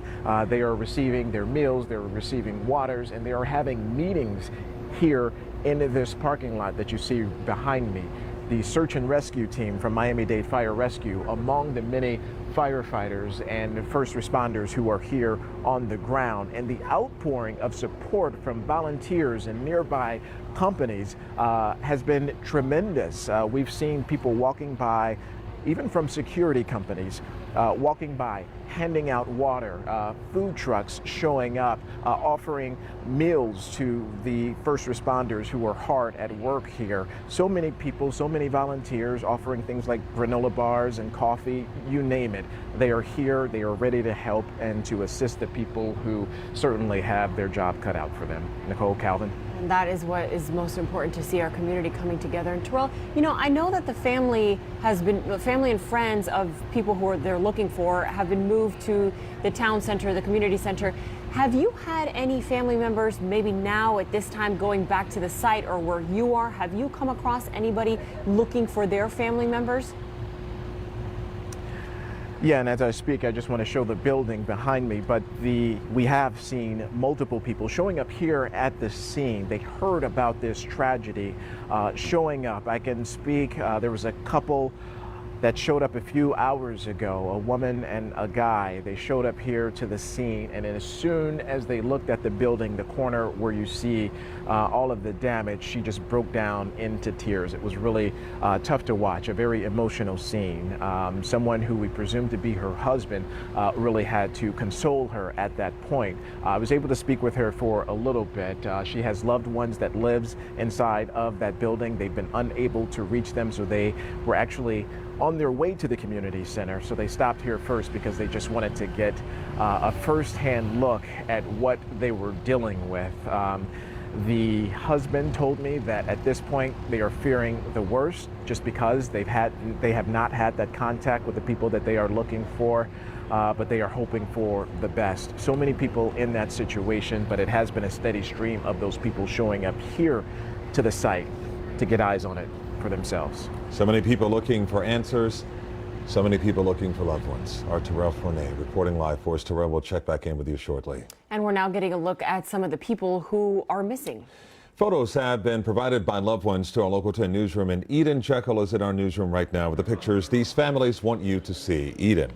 Calvin and Nicole, we just learned, as you guys had just mentioned, 102 people are accounted for. That number nearly doubled from earlier. But right now, 99 people have not been accounted for. And we've been showing you images throughout the afternoon of people who are missing right now. So let's take a look right now. Let me pull up this photo. This is the Guara family. A friend tells us that Marcus and Anna Guara and their two children, Lucia and Emma, they lived in the building and are not accounted for. So take a good look at that photo right there. Loved ones also, this is new, searching for Hilda Noriega and Magali Delgado. And also Luis Andres Bermudez and Ana Ortiz. Bermudez's cousin contacted us to say that he has muscular dystrophy and cannot walk. Friends and family also posted to social media. They're looking for Nicole Langsfeld and her fiance, Luis Sadovnik. Loved ones on the scene say that they live on the 8th floor there.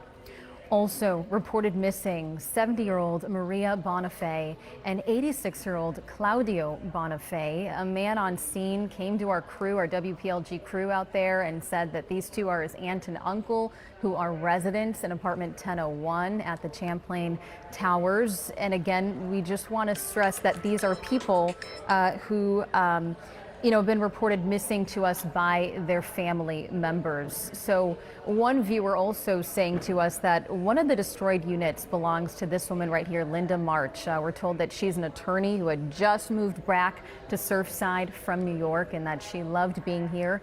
Video shows the damage that was done to her penthouse number 4 where Linda lives. Bunk bed and rug could be seen from the outside, and those who are looking for her say that they've texted her and they have not received a response yet. You can only imagine just how concerning, how scary it's got to be for people in this space of the unknown, not knowing if their loved ones are safe, if they're okay, if they've survived this terrible collapse. And if you're searching for family, please call this number right here. It's on your screen, 305-614-1819. There's also another emergency hotline number. That number is 305-993-1071. And I just want to point out that if you would like to see these photos again, I know that we kind of went through them a little fast, just go to our website, local10.com. We're going to continue to update that with all the photos and names of people who have still not been accounted for. I'm also sharing their names and photos on Twitter, on social media. And if there's someone that you're looking for, send us that photo. Help us help you so that we can put the message out. Nicole, Calvin? So important for us to show those pictures and share their names so that people can get a hold of them, or if somebody's just tuning in, they can see their picture and their name and make some phone calls. Eden, thank you so much. And 99 unaccounted for. That is the headline at this hour as we take a look at the rescue effort that's taking place underneath that mountain of debris. Chaos and catastrophe began this morning at about 1:30 in the South Tower of the Champlain Towers condominium buildings. You can see there fire crews, first responders, K9 rescuers on the scene there, hoping for any possible survivors, any signs of life underneath that heavy concrete. They are looking for them, and hopefully those families and relatives who are waiting, clinging to hope, they're hoping to get good news. And there's still so many questions surrounding this event, of course, but the main one is how, of course, could this have happened? And while it will take months to figure this out, maybe even years before we have an answer, let's go to Local 10's Jeff Weinseer to let us know what we know so far about the building's structural integrity. Jeff. Calvin, certainly not a building that has been ignored. In fact, Local 10 News can confirm that structural and electrical inspections have recently been done as part of a 40-year recertification process that all buildings need to go through. Roof work had started. There was a crane at the bottom. There were materials on the roof. Concrete repairs had not yet started. This building has been under a lot of scrutiny lately with the 40-year recertification of the building. Surfside Commissioner Charles Kessel says engineers were at this building just yesterday as the building was going through a 40-year recertification. There have been a lot of engineers involved in the plans and with recent inspections. As part of the 40-year recertification, the building hires an engineer that performs electrical and structural inspections. Very active condominium board that seems to be on the ball and assertive. If deficiencies are found, they must be corrected. There was roof work being done here. They've had the 88 park construction to the south. There were garage underground issues related to that to make sure that it was done soundly. And to my understanding, there were some cracks from that project, minor cracks, but they were just patched up. The pictures you see here taken by 6-term former Surfside Mayor Paul Novak. I'm finding papers on the ground of people I know, and we're trying to collect the pictures and the things that are there. It'll all come out. It's just way too soon to make any type of guess or do any speculation. It would be the wrong thing to do. What we need to do is let the professionals do their work and meticulously tell us the precise answers to what happened. We have put in a public records request with the town of Surfside to get any and all papers that have been filed with the town regarding this recertification process.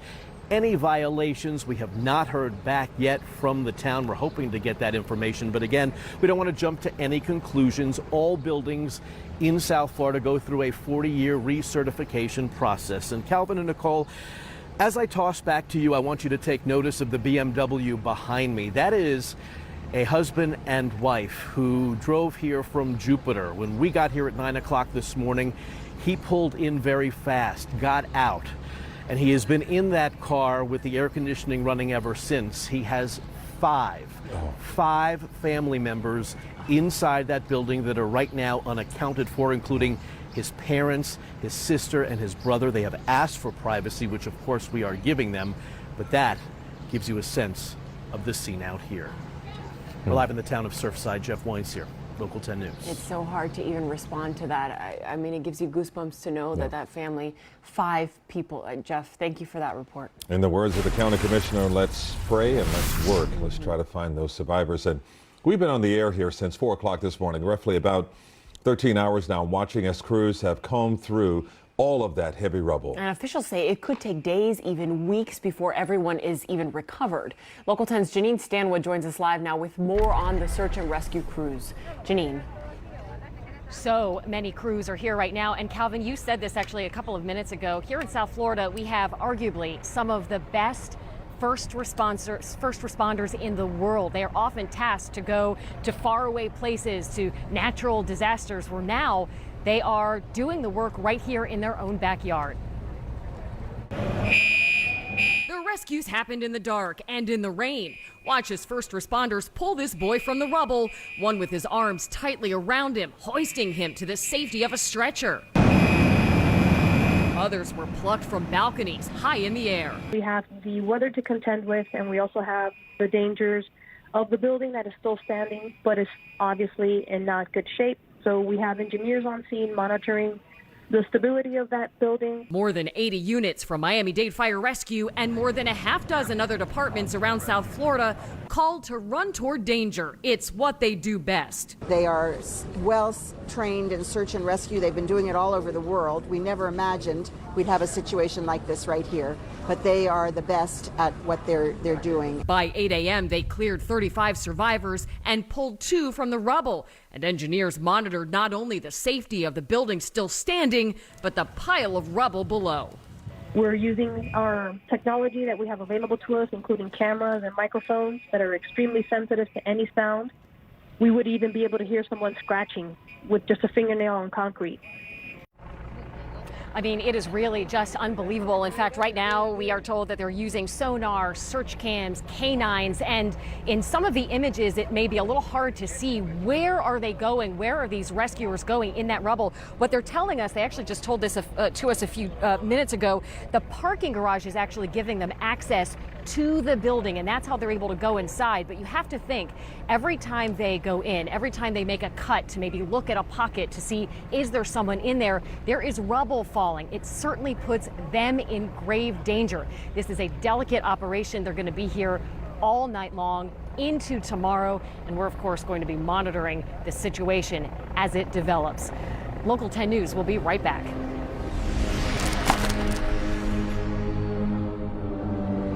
Closed captioning in Espanol is sponsored by 1-800-411-PAIN. Accident? After 911, call 411. 1-800-411-PAIN. Car accident? Call 1-800-411-PAIN. 24 hours a day, 7 days a week. From home, hospital, or accident scene. Car accident? Remember, after 911, call 411. 1-800-411-PAIN. Non-employee spokesperson.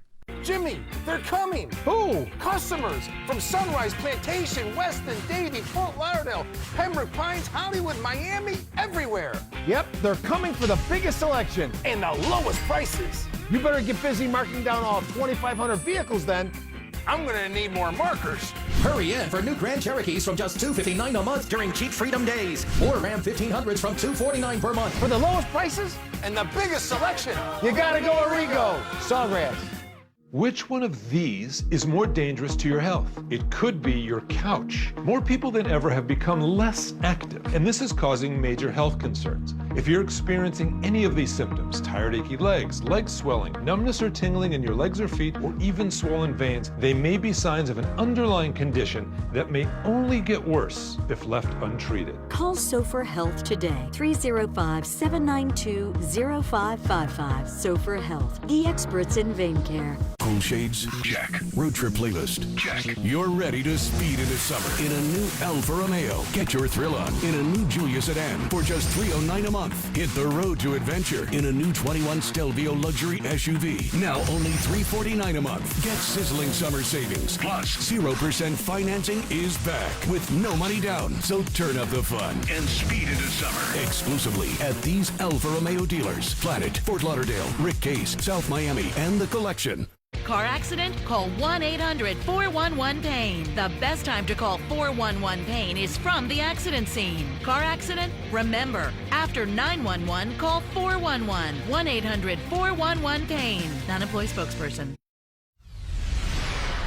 Welcome back. We continue our team coverage of the Surfside condo collapse today. A major portion of that building splitting apart and crashing to the ground in the middle of the night.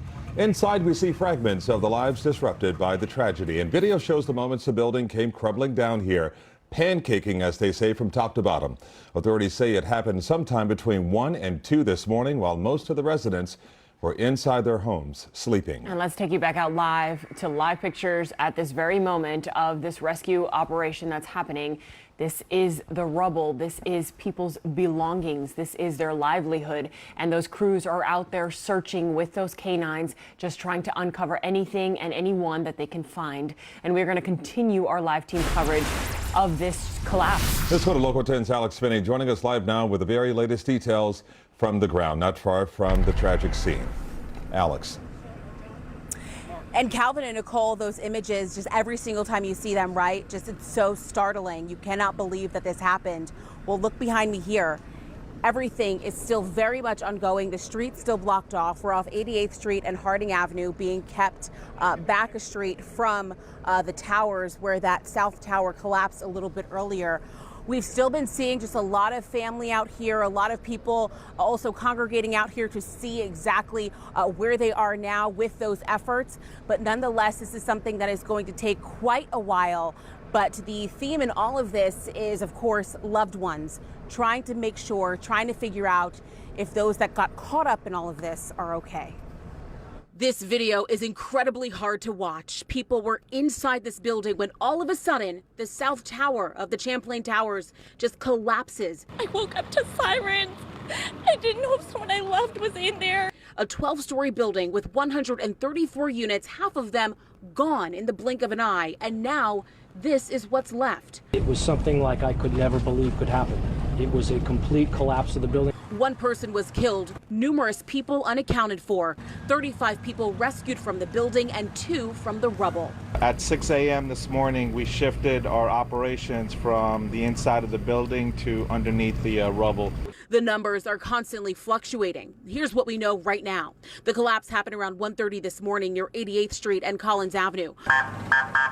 More than 100 emergency units from numerous agencies rushed in. We have short-term hotels set up for these folks, and then obviously we're going to work with the city and the county, state to make sure that there's any longer-term needs that we can be helpful in any way we can. Miami-Dade Fire Rescue canines and drones assisted in the search. Meanwhile, the cause of the collapse is still unclear. It's not necessarily going to be immediate in terms of what ended up happening, but I know that they are going to have engineers looking at this to try to identify what happened and what was the problematic occurrence. And back out live now, again, updating those numbers. 102 people accounted for, 99 still unaccounted for at this hour. This is still going to go well into tonight. This is going to take several weeks to unpack everything that happened here, the cause, all of that, that's way down the road. But right now, in this immediate moment, the focus, of course, is those loved ones. It's getting those numbers in, those updated numbers so authorities and officials out here, they're able to see exactly what they are working with. They have been at this for several hours since early this morning, around 1:30 a.m., and still a long way to go. Certainly when it comes to getting those answers for those that really, really need them at this point. We're live in Surfside. Alex Finney, Local 10 News. And like you said, the people is what's most important, and we've been showing you those pictures. So if you haven't seen them, go to our website so you can get a look and give a phone call to that emergency hotline. Live pictures right now from the scene. You see those canines, you see the fire rescue crews out there just trying to figure out if there's anything that they can smell or see or find in this tragic collapse. We'll have a lot more coming up on the other side of this break.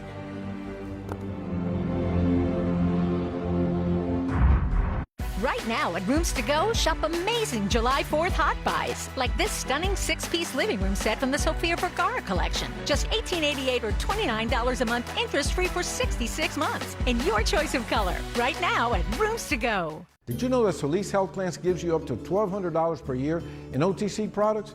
Quality products. Call now and join a local health plan that makes a difference. 1-833-33-SOLIS. Solis Health Plans. Amazing health care just around the corner.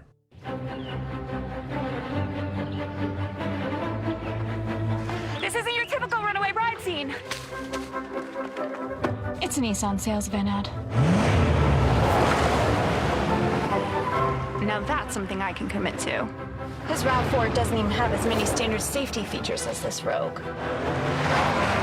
Don't miss out. Save up to $62.62 on select models today. Last chance to find a deal you love. I've been watching this tree all year long. Come to Papa. I got you, little guy. Come here. No.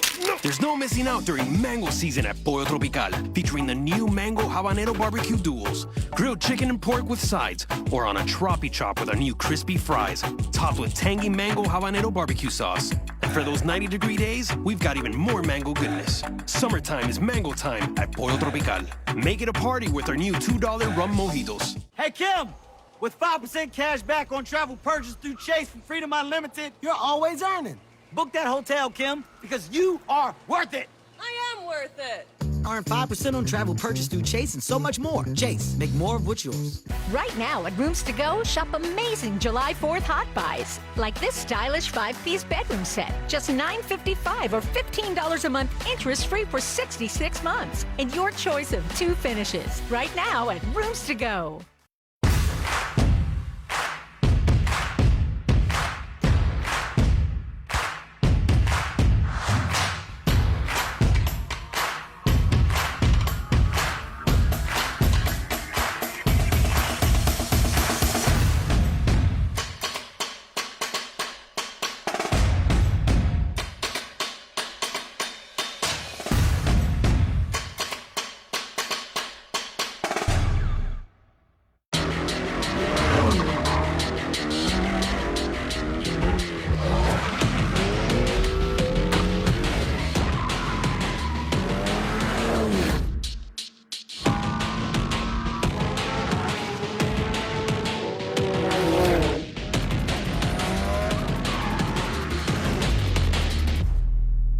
the 2021 Acura TLX for $369 a month for well-qualified customers. Visit your local Acura dealer today. The Local 10 7-day forecast is sponsored by your South Florida Acura dealers. Stop by your local dealer for a great deal on a new Acura. Welcome back. We're looking at major live pictures here from Surfside, that major operation that's taking place, because this is a search and rescue mission that's going on right now that's been taking place for hours here just outside the south towers of the Champlain Towers condominium buildings. It came down this morning just after 1:30 this morning. You can see the K9 rescuers, the human rescuers out there trying to find any signs of life. And the magnitude of this situation that has happened, coupled with the weather, is not making any of this easy on them. And this story is about so much more than a building collapse, but it's really about the people who have been impacted by it. Of course, and Local 10's Hatzel Vela joins us live with what he's hearing from family members of those who lived in the building. Hatzel. Nicole, Calvin, when you talk about people who have been impacted, we're not just talking about the folks inside this community center who unfortunately are waiting for the bad news. We're talking about our community in general, right? Everybody's really been affected, especially a lot of the folks watching at home. Some folks who say they just simply want to help. And so we've seen throughout the afternoon a lot of people show up here willing to donate water, food, any sort of thing that they believe would help. In fact, just minutes ago, this is unbelievable, a couple teenagers were walking around with coffee that they were not just handing out to reporters and media folks, but also to police officers and anybody who's here on site covering the story, of course, as well as those inside. This is the kind of outpouring that we have seen from the community as we all deal with this very tough, challenging day. Perhaps it is when we're surrounded by sadness and loss that we realize we have something in common. We're all human and we need each other. This community is now coming together, helping however they can. Lawrence Bulos drove from Kendall to help. He brought water and pizzas, hoping that provides some comfort for those inside who are likely going through one of the worst times in their lives. In 2010, I'm from Haiti. In 2010, there was a devastating earthquake that happened, and I wasn't there, but I have family there. Even though I wasn't there, I know what is it to need help and stuff. The real estate agent says he's willing to do whatever needed. For now, pizza and water, I'm sure, will be greatly accepted. Others doing the same, bringing anything they think might help. Adult diapers, baby diapers, water. This pickup truck was packed with stuff brought from the nearby Sky Lake Synagogue, with hundreds of people are apparently packing up stuff. I think the tough part is when people realize the real outcome. It's not going to be pretty. It's going to be bad. You think it's that loss? It's going to be devastating. A lot of people are going to be dead. And when we were chatting with that gentleman, you could see the tears in his eyes. This is somebody who doesn't even know anyone who was inside the building or any relatives that may be waiting outside this center here in this area. But I can tell you, these are folks who have been affected by this just by watching it on television or just listening to what's happening, because like we all feel that connection, that human connection with these people who are just happen to be out here waiting to see what happens next with the relatives. It's just awful to be out here and see how this affects not just people who are directly affected by this whole thing, but people in our community. But Hatzel, is it also encouraging too to see so many volunteers showing up? The American Red Cross says, you know, this is their way of life, this is their trade. But for volunteers showing up the way that they have, isn't that encouraging to see? So encouraging. You know, this talks greatly about our community and the fact that at the end of the day, as I mentioned in that piece, we're all really humans, right? We can connect that way, especially when we're all grieving and we can support each other. And this is how these folks decided to support the people here. You saw that gentleman who's from Haiti who dealt and saw what the earthquake did there.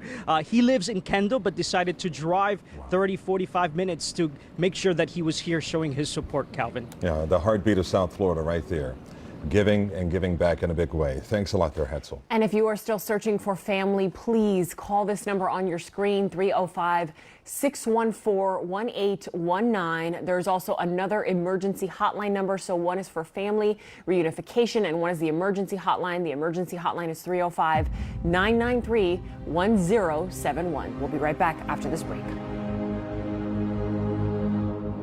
Avoid a trip and fall lawsuit. Call Florida Sidewalk Solutions today. Florida Sidewalk Solutions, 954-514-7218. Trade up to a Kia, ranked #1 in dependability by J.D. Power and backed by a 10-year, 100,000-mile warranty. Lease a 2022 Sportage LX for $149 a month. Send fresh. Send yummy. Send joy. Send your family and friends an irresistible gift from Edible. Call or visit a location today. Here's something the insurance companies don't want you to know. When you hire a personal injury lawyer, on average, you'll get 3 times more money than those who don't. Now you know. There's only one Morgan & Morgan. ForThePeople.com. Chevy is America's fastest growing full-line brand, and people are taking it everywhere. Taking Trailblazer outdoors, confidently taking on new places with Equinox, and taking on more with Silverado. Whatever you do, there's a perfect Chevy to take you anywhere. Find your perfect Chevy and get 0% financing for 72 months on select popular Chevy SUVs. Or get 10% of MSRP cash back on most 2021 Equinox models. At the University of Miami Health System, we have been at the forefront of COVID-19 vaccine testing and rollout, leading clinical trials to make sure it's effective against the virus and it's safe. We know the science, and we know the sooner you get vaccinated, the sooner we can all go back to normal. Get your vaccine to protect your family, friends, and our community, and encourage your loved ones to do the same. It's a new norm for everyone, so we asked norms across America how their Camry is helping them adapt. This new norm is tech savvy. Alexa, add lemons to my shopping list. This new norm is learning French. J'aime le beurre. What? This new norm makes a playlist for date night. The 2021 Toyota Camry. For the new norm, whatever that is. Right now, lease a new 2021 Toyota Camry LE for $229 a month for 36 months. Toyota, let's go places.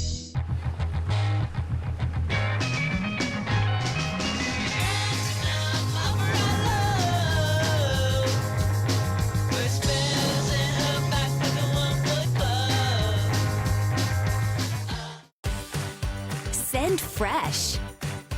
Send yummy. Send joy. Send your family and friends an irresistible gift from Edible. Call or visit a location today. Trade up to a Kia, ranked #1 in dependability by J.D. Power and backed by a 10-year, 100,000-mile warranty. Lease a 2021 Forte LXS for $129 a month.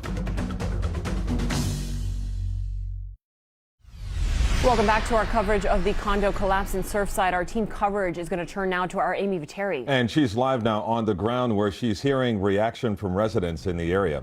Amy. Well, Calvin, we just got an update. First, I want to talk about hearing from fire rescue. We were able to ask some specific questions about what they have been able to do throughout the day and how they have sort of shifted their response. I understand we have live Sky 10 pictures right now of the entire scene. And what we heard from Miami-Dade Fire Rescue essentially is they started the day early this morning around 6 a.m. with canines, sonar, and search cameras. They were really focusing on top of the rubble. And that's when they understood they needed to get underneath it. And since then, they have shifted all of their efforts under the rubble. They wanted to stress that that is why you are not seeing a lot of activity from aerial perspectives, because they are underneath. They have been accessing areas through the garage, and they say it is slow and painstaking work trying to do that. They say they are being advised by an engineer so that they can move safely, but they say every time they make a move, rocks are falling on top of them. This is not safe. There are still concerns about the structure itself. And we spoke earlier this afternoon with the state's fire marshal. Now, the urban search and rescue teams fall under his department, and he walked us through the very specific challenges that crews encounter when they are attempting to go into collapsed structures just like this one. And here's the challenge. So it's a pancaked effect. But if the pancake effect, it's tight on one side and a little wider the other, where the debris feels a little taller, that is where they'll enter the building. But when you're entering the building through that wider end, it's also up against the building that's standing. So you're that delicate balance of trying to make a way in safely, but then other debris or even other failure of the current structure. So those men and women going in shifts, they'll go, I mean, they only can work so long because it is heavy lifting. And tough circumstances, they'll go 10, 12 at a time, and then they'll get exhausted. Another team will come in and replace them as they'll continue to tunnel through, listening and hoping to find survivors and bring them out to safety. And speaking of listening, we were able to ask officials from Miami-Dade Fire Rescue also here at this latest media briefing if they have discovered anyone in this debris, if they have found or heard anyone. And what we were told is at this point, the only sounds they have been able to hear have been not of human voices, but of banging, and not clear what's causing that banging. If it's not necessarily from a person, that's all they know. And those were the only sounds, the only discoveries at this point, they tell us, they have been able to make, and they are still under that debris, under that rubble, working. Again, at this time, only banging sounds. What that means, they still don't know. Back to you. Amy, that is heart-wrenching. 60 to 75 firefighters at the time going in there trying to find air pockets to try to find any signs of life. Thank you so much, Amy. And we, of course, continue to follow this breaking story. More details as they come into the newsroom when we come right back.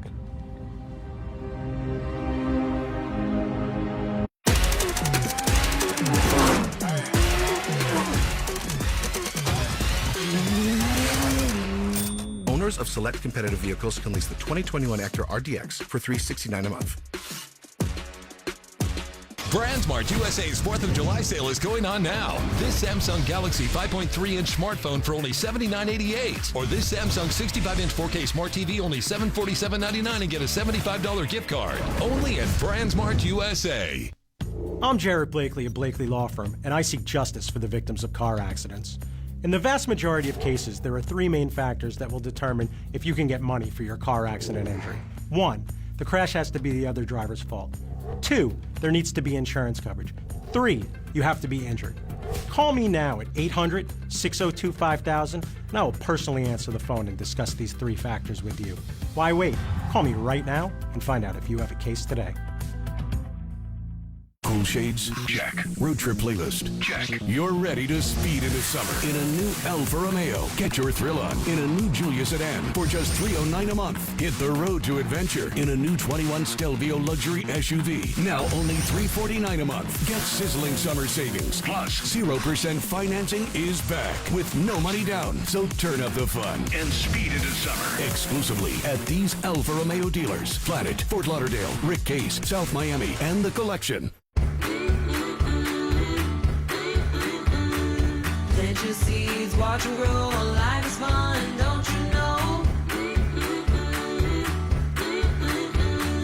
Inch by inch, then miles and miles. Life is better with a smile.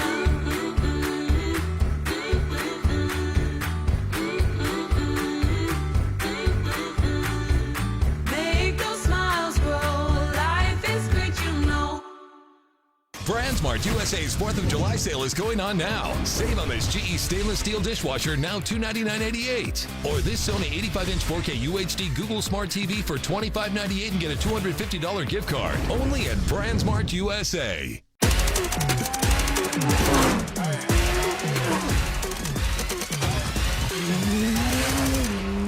Owners of select competitive vehicles can lease the 2021 Acura RDX for $369 a month.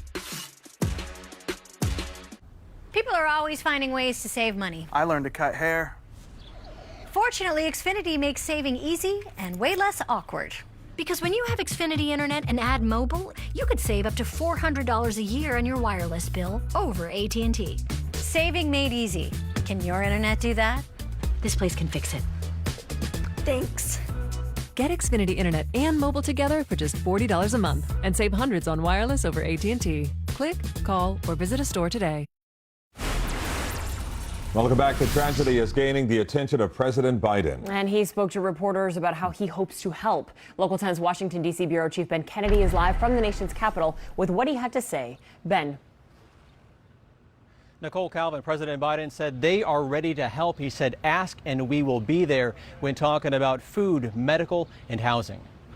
So we are on top of it. President Biden says they are ready to move with federal resources in the wake of the partial condo collapse in Surfside. FEMA is down there taking a look at what's needed, and including from everything from if the rest of those buildings have to be evacuated as well. The commander-in-chief got on the phone with local leaders. I've spoken with, coincidentally, the mayor of Miami-Dade was in my office yesterday. Mayor Cava tweeted, just got off the phone with POTUS. He offered the full support of the federal government to help our community during this difficult time. We're looking to see what the federal government can do as well. I would like to say how saddened the president and I were. First Lady Dr. Jill Biden was in Central Florida Thursday in an effort to encourage people to get the COVID vaccine, adding that their hearts were with those affected by this tragedy. Our hearts were really with all Floridians today. I say to the people of Florida, whatever help you want that the federal government can provide,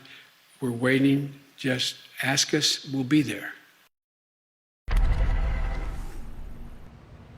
And President Biden left the White House here behind me moments ago. He is now in North Carolina, but he says his chief of staff and team are in close contact with local leaders and FEMA on the ground to get updates. Calvin, Nicole? Ready and willing to help when needed. Thank you, Ben. And we're hearing now from some of the first responders who rushed to the Champlain Towers earlier this morning. And Christy Kruger is in the newsroom with some of their first calls and first impressions when they saw the devastation. Christy. And those first transmissions between the dispatchers and the first responders painting a really painful picture of a catastrophic scene. Attention, low hazard building collapse at 88th Street, Collins Avenue. Unit standby for dispatch. The first call came in at 1:31 this morning. People are evacuating, said it sounded like they heard a bomb. The first to arrive, comparing the scene to 9/11. The building is gone. There's no elevators. This is nothing. I mean, it almost resembles a trade center. You have people on the balcony shouting that they are trapped inside of their apartments. There is no interior way for them to escape, and there is a dangerous collapse. First responders assessing the situation and working to save the survivors. If we're looking at an MCI, start setting up an area for the walking wounded and start setting up all your groups. Quickly realizing the situation was dire. Reference a 42-year-old female unconscious. We've got people trapped. We are doing the best we can to evacuate. Do the best you can to evacuate the people that you can get to without putting yourself in a risk of further collapse. Do you copy? Such a precarious situation. First responders, of course, trained to run right into danger to save those lives. But as you heard, as they quickly prepared for an MCI, that's a mass casualty incident, they also had to be mindful of the instability of that building and protecting their own safety as they worked to rescue as many people as they could. Local 10 News will be right back with more. Next time you need a lawyer, call 305-662-6178. Panter in San Pedro, protecting Florida families. Chevy is America's fastest growing full-line brand, and people are taking it everywhere. Taking Trailblazer outdoors, confidently taking on new places with Equinox, and taking on more with Silverado. Whatever you do, there's a perfect Chevy to take you anywhere. Find your perfect Chevy and get 0% financing for 72 months on select popular Chevy SUVs. Or get a $3,000 cash allowance on all 2021 Silverado Crew Cab pickups. Right now at Rooms To Go, shop amazing July 4th hot buys, like this classic 5-piece dining set. Just $12 a month, interest-free for 66 months. Or this modern 5-piece dining set. Your choice, hot buys, now at Rooms To Go. I've been watching this tree all year long. Come to Papa. I got you, little guy. Come here. No. There's no missing out during mango season at Pollo Tropical, featuring the new Mango Habanero Barbecue Duels. Grilled chicken and pork with sides, or on a Tropi Chop with our new crispy fries, topped with tangy Mango Habanero Barbecue sauce. And for those 90-degree days, we've got even more mango goodness. Summertime is mango time at Pollo Tropical. Make it a party with our new $2 rum mojitos.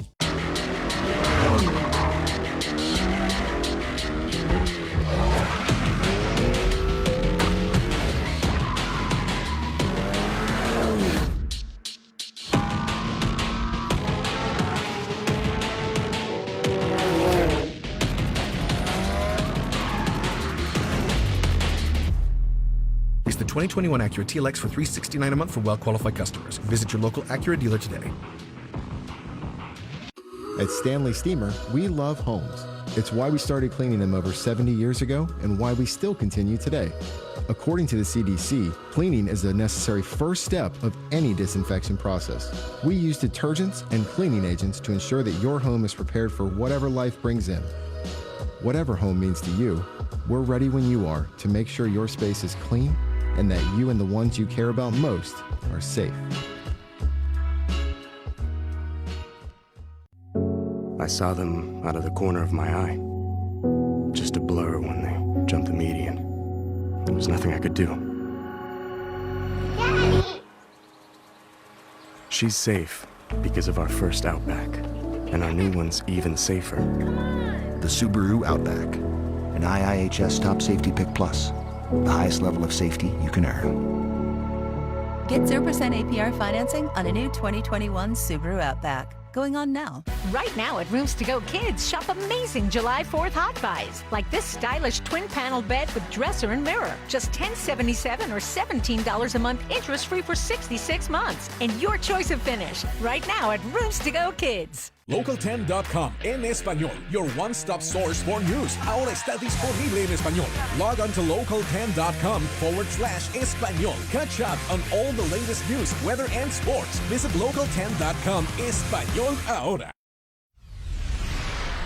Off the top of 6 o'clock right now, Miami-Dade fire search and rescue teams working nonstop, searching for survivors after the horrifying condo collapse in Surfside. A large part of this 12-story oceanfront building crumbling to the ground within just a matter of seconds overnight as people just slept in their beds. And the search and rescue operation at the Champlain Tower South beginning immediately. Rescuers able to locate this boy and remove him from the rubble alive, but dozens more still unaccounted for. As the sun rose, a closer look at the span of the devastation, a clear view inside of those apartments just daunting. And family and friends of those who live at the condo forced to sit and wait all day for word on where their loved ones are or if they survived. And here's a live look now of the Champlain Towers and a look at the remnants of the lives of so many of those residents left just tattered. And if you're just joining us, we continue to bring you the very latest on this tragedy. We are now learning 3 people were killed in that collapse. 102 people still unaccounted for at this hour. Our Local 10 News reporters are fanned out all across the latest area right there with the latest information for the search and rescue teams. And we begin our Local 10 News coverage now with reporter Glenna Milberg. Glenna. Calvin, Nicole, this event, this catastrophe will be one of the defining moments of Surfside. That building had people who lived their whole lives in the beach community. It also had people from around the world. This is reverberating in Israel, in Argentina, in Peru.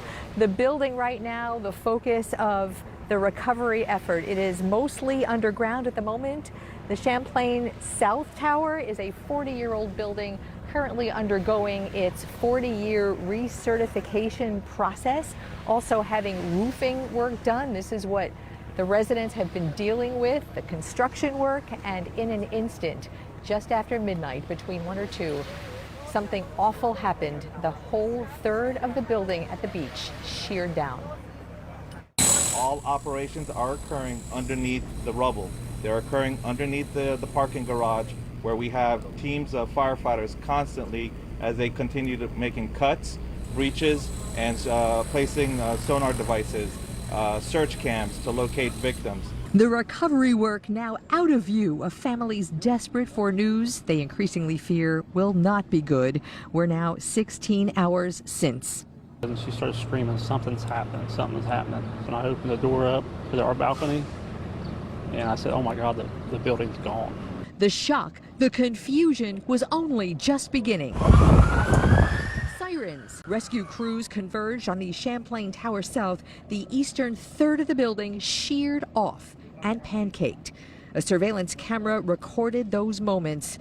A mountain of concrete took whole apartments and the families asleep within. We've also evacuated the 2 side buildings, and we're working with Red Cross, with our own social service agency, our police and fire departments to make sure that those people are properly situated. I thought the building was completely unstable, and I was worried that it was going to just completely go down.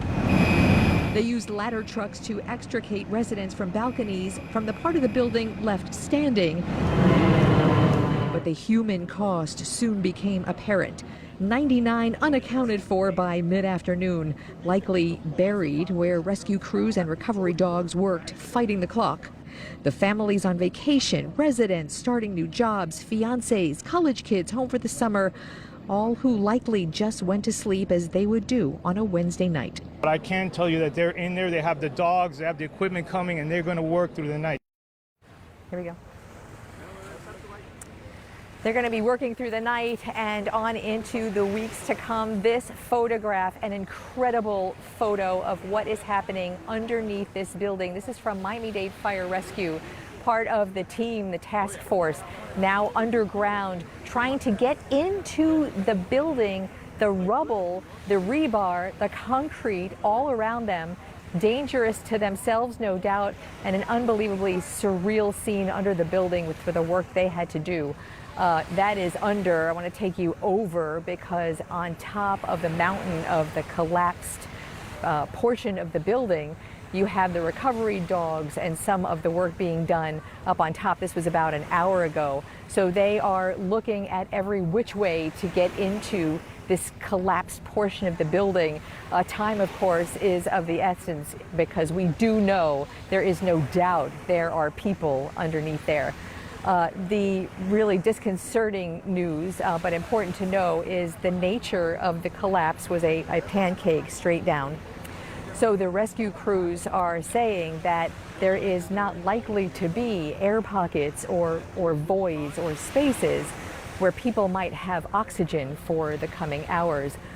That is why they are working so quickly but so carefully. This is a really tedious process that is underway both within sight and out of sight as these families just wait. I'm Glenna Milberg in Surfside, Local 10 News. Okay, Glenna, thanks a lot. And family and friends waiting for word on their loved ones. They've been patiently waiting for updates at the Surfside Community Center. And Local 10 News reporter Ian Margol has been there with them, and he joins us live now with the very latest and what he's learned.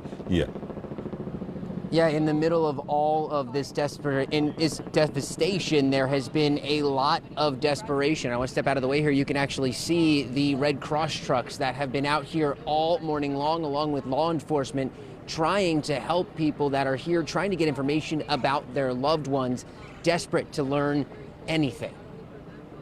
He's been unresponsive since nobody's heard from him since 3 o'clock in the morning. Searching for any signs of hope. Family members of those who live inside the Champlain Towers desperately hoping to find word that their loved ones are okay. The window is no longer there. It's the building after. It's no longer there. Wendy Jean-Louis is a nurse who works with people living in the building. She tells us she fears the worst, but is still looking for more information. The other family are calling me, and they're waiting for an answer from me, and I don't know what to say. This is a place I spend 10 hours a day here. This is literally my home as well. At the Surfside Community Center, people began gathering well before the sun rose. Many without shoes or still in pajamas, having evacuated as quickly as possible.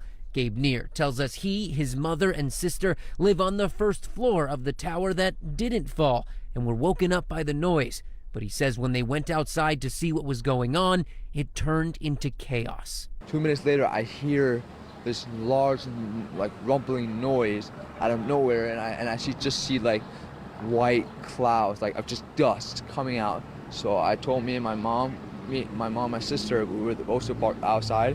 I told them to start running. We ran, and all we just see was just white dust, just thick. In daylight, more and more family members began showing up, searching for their loved ones, including Soraya Cohen, whose husband, Dr. Brad Cohen, was in the building with his brother. It's shocking. I woke up at 7 in the morning to all kinds of, to text, is Brad okay with what's going on? And even text from people in New York who saw it in the news. She says she immediately ran into her daughter's room and they made their way to the community center, and she's doing her best to try and stay positive. If somebody was collapsed and being an orthopedic doctor and pinned under something and he's such a big heart, maybe he wouldn't want to leave them. Maybe he's alive. I don't know. And we're back out live here. And what we can tell you is something that's actually been really nice to see is the community stepping up a lot here in Surfside. There is an incredible amount of food and water and people coming in bringing clothing and blankets, anything really to comfort the people that have come here to try and wait for word on their family members. We've been here since about 6:30 in the morning, and I can tell you when we first got here, it was mostly families. Parents with their kids, people that live there, the evacuees from the building, and also the hotel right next door. And what I've been talking about all day is you could really tell how quickly they got out of there, how quickly they had to evacuate, because many of them were still in their pajamas, didn't even have shoes on for that matter. And that's one of the things that we've been seeing when we had people leaving on buses to go to temporary housing. There were kids wearing long T-shirts that clearly the volunteers here had given them. There was a nurse and a doctor who came out just wanting to see what they could do to help. So the good news in this, seeing sort of the best of our community in a time where it really is one of the worst for so many people. Guys. We couldn't have said it any better than that, Ian. It's comforting to see so many people stepping in to help at this time. Thanks, Ian. Among those missing are 6 Paraguayan nationals, 3 adults, and 3 children. 9 Argentinian nationals are also missing.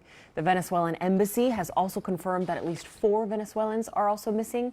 And our Eden Checkle, she's in the newsroom. She has another look at all of the other people that are still missing. Eden. Calvin and Nicole, 102 people are accounted for, but right now 99 are not. 99 people missing, and you can only imagine just the anguish and stress that families are feeling right now, not knowing if their loved ones have survived this collapse. So we're going to share names and photos of people who are still missing right now. Take a look at your screen right now. So this is the Guara family. A friend tells us that Marcus and Anna Guara and their 2 kids, Lucia and Emma, lived in the building and are not accounted for.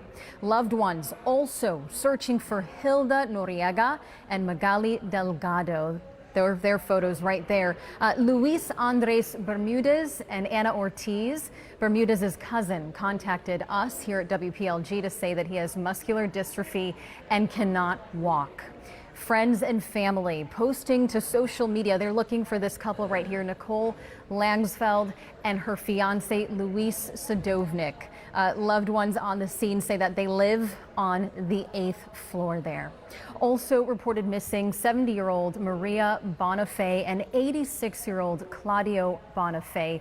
A man on scene approached our WPLG crew and told us that these 2 are his aunt and uncle who are residents in apartment 1001 in the Champlain Towers. And again, we just want to reiterate that these people are reported missing to us by their family members, by their friends. One viewer saying that one of the destroyed units belongs to this woman right here. This is Linda March, and we're told that she's an attorney who had just moved back to Surfside from New York. She'd lived there for a while and that she loved being here though. And there at one point we saw a video that showed the damage that was done to the penthouse number 4 where Linda lives. A bunk bed and a rug could be seen from the outside, and those who are looking for her say that they've tried to text her, they've tried to reach out, but they haven't heard anything back. This is a new photo. This was just emailed to us. Graciela Catarasi and her daughter Estella. They're missing and haven't been heard from since the collapse. And a friend tells us that Catarasi's sister and her elderly parents are also missing right now. If you're still searching for family, please call this number right here, 305-614-1819. There's also another emergency hotline number. That number is 305-993-1071. And if you want to take another look at these photos, just go to our website, local10.com. We're going to continue to update all the names and photos as they come into us, so you can share that on social media. I've been sharing their photos on Twitter, hoping to get the word out, hoping that maybe somebody knows something. But as you take a look at those photos, you know that these are mothers, fathers, brothers, sisters, aunts, uncles, sons, daughters, people who are loved and cared for, and their friends and family just want to know that they've survived this collapse, Nicole and Kelvin.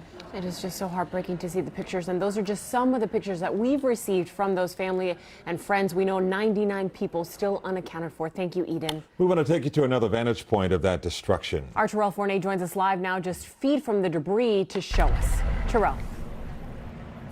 An enormous effort still underway tonight here in Surfside. I'm showing you behind me because you can see Miami-Dade firefighters hard at work.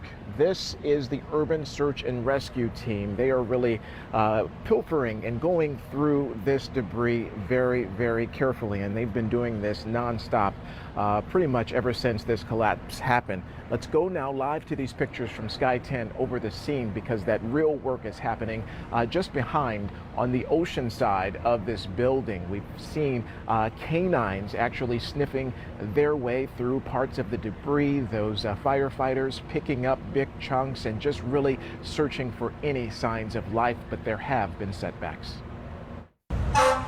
The smoke billowing from a major partial building collapse sparked up late this afternoon, and Miami-Dade firefighters already on scene in Surfside were spotted rushing in to douse the hotspots. The flare-up is a minor setback for the search and rescue mission that's been underway all day. And we just heard like a whole sound that went through the windows and they shake them. Basically, that's what woke us up. Juan Triana lives across the street from the condo building that came down overnight, just as so many people were asleep inside. And I saw a lot of people in these spots that you can see in the balconies. Yeah. They were with their flashlights, doing like this, asking for help. And I just heard like people screaming, and it was really disturbing. My whole family and I were like crying. Throughout the day, people with loved ones who call the condo building home have been showing up and fearing the worst. It's unbelievable.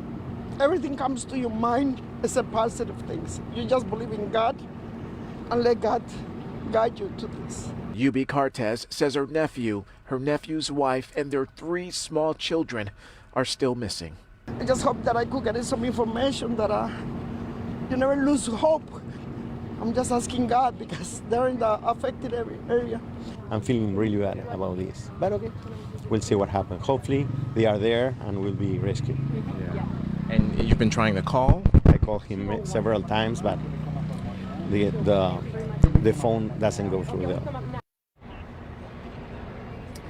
And that last guy has a very close friend who lives in this building. In fact, that man that you heard from, he is a realtor who has placed so many people in this building, and he says all of his clients have been happy. They have not had many complaints about living here, including his friend, that woman, as you heard, she's desperately waiting for word from her family. But just given the scope of this huge tragedy, as it has really turned into an international story, I just want to show you on the other side, just to the west of where this condo damage is, you can see all of the media crews literally from around the world that have shown up here. They are mixed in with a lot of the residents because people who live in this community have shown up on this block as well, just in awe of the sight that they are seeing when it comes to what happened here at 88th and Collins.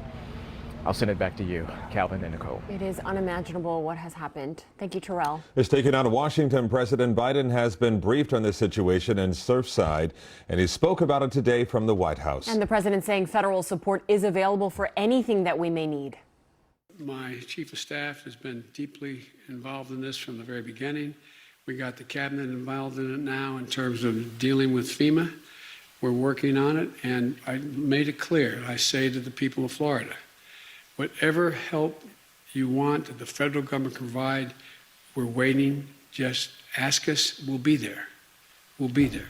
And Miami-Dade Mayor Daniela Levine Cava has signed an emergency order. Governor Ron DeSantis is expected to sign one as well, so that federal support could soon head our way. And it's still too early to tell what caused this 12-story structure to collapse. We have learned a bit about its history, though. Let's go to local 10 News reporter investigator Jeff Weinseer, live now to tell us much more. Jeff.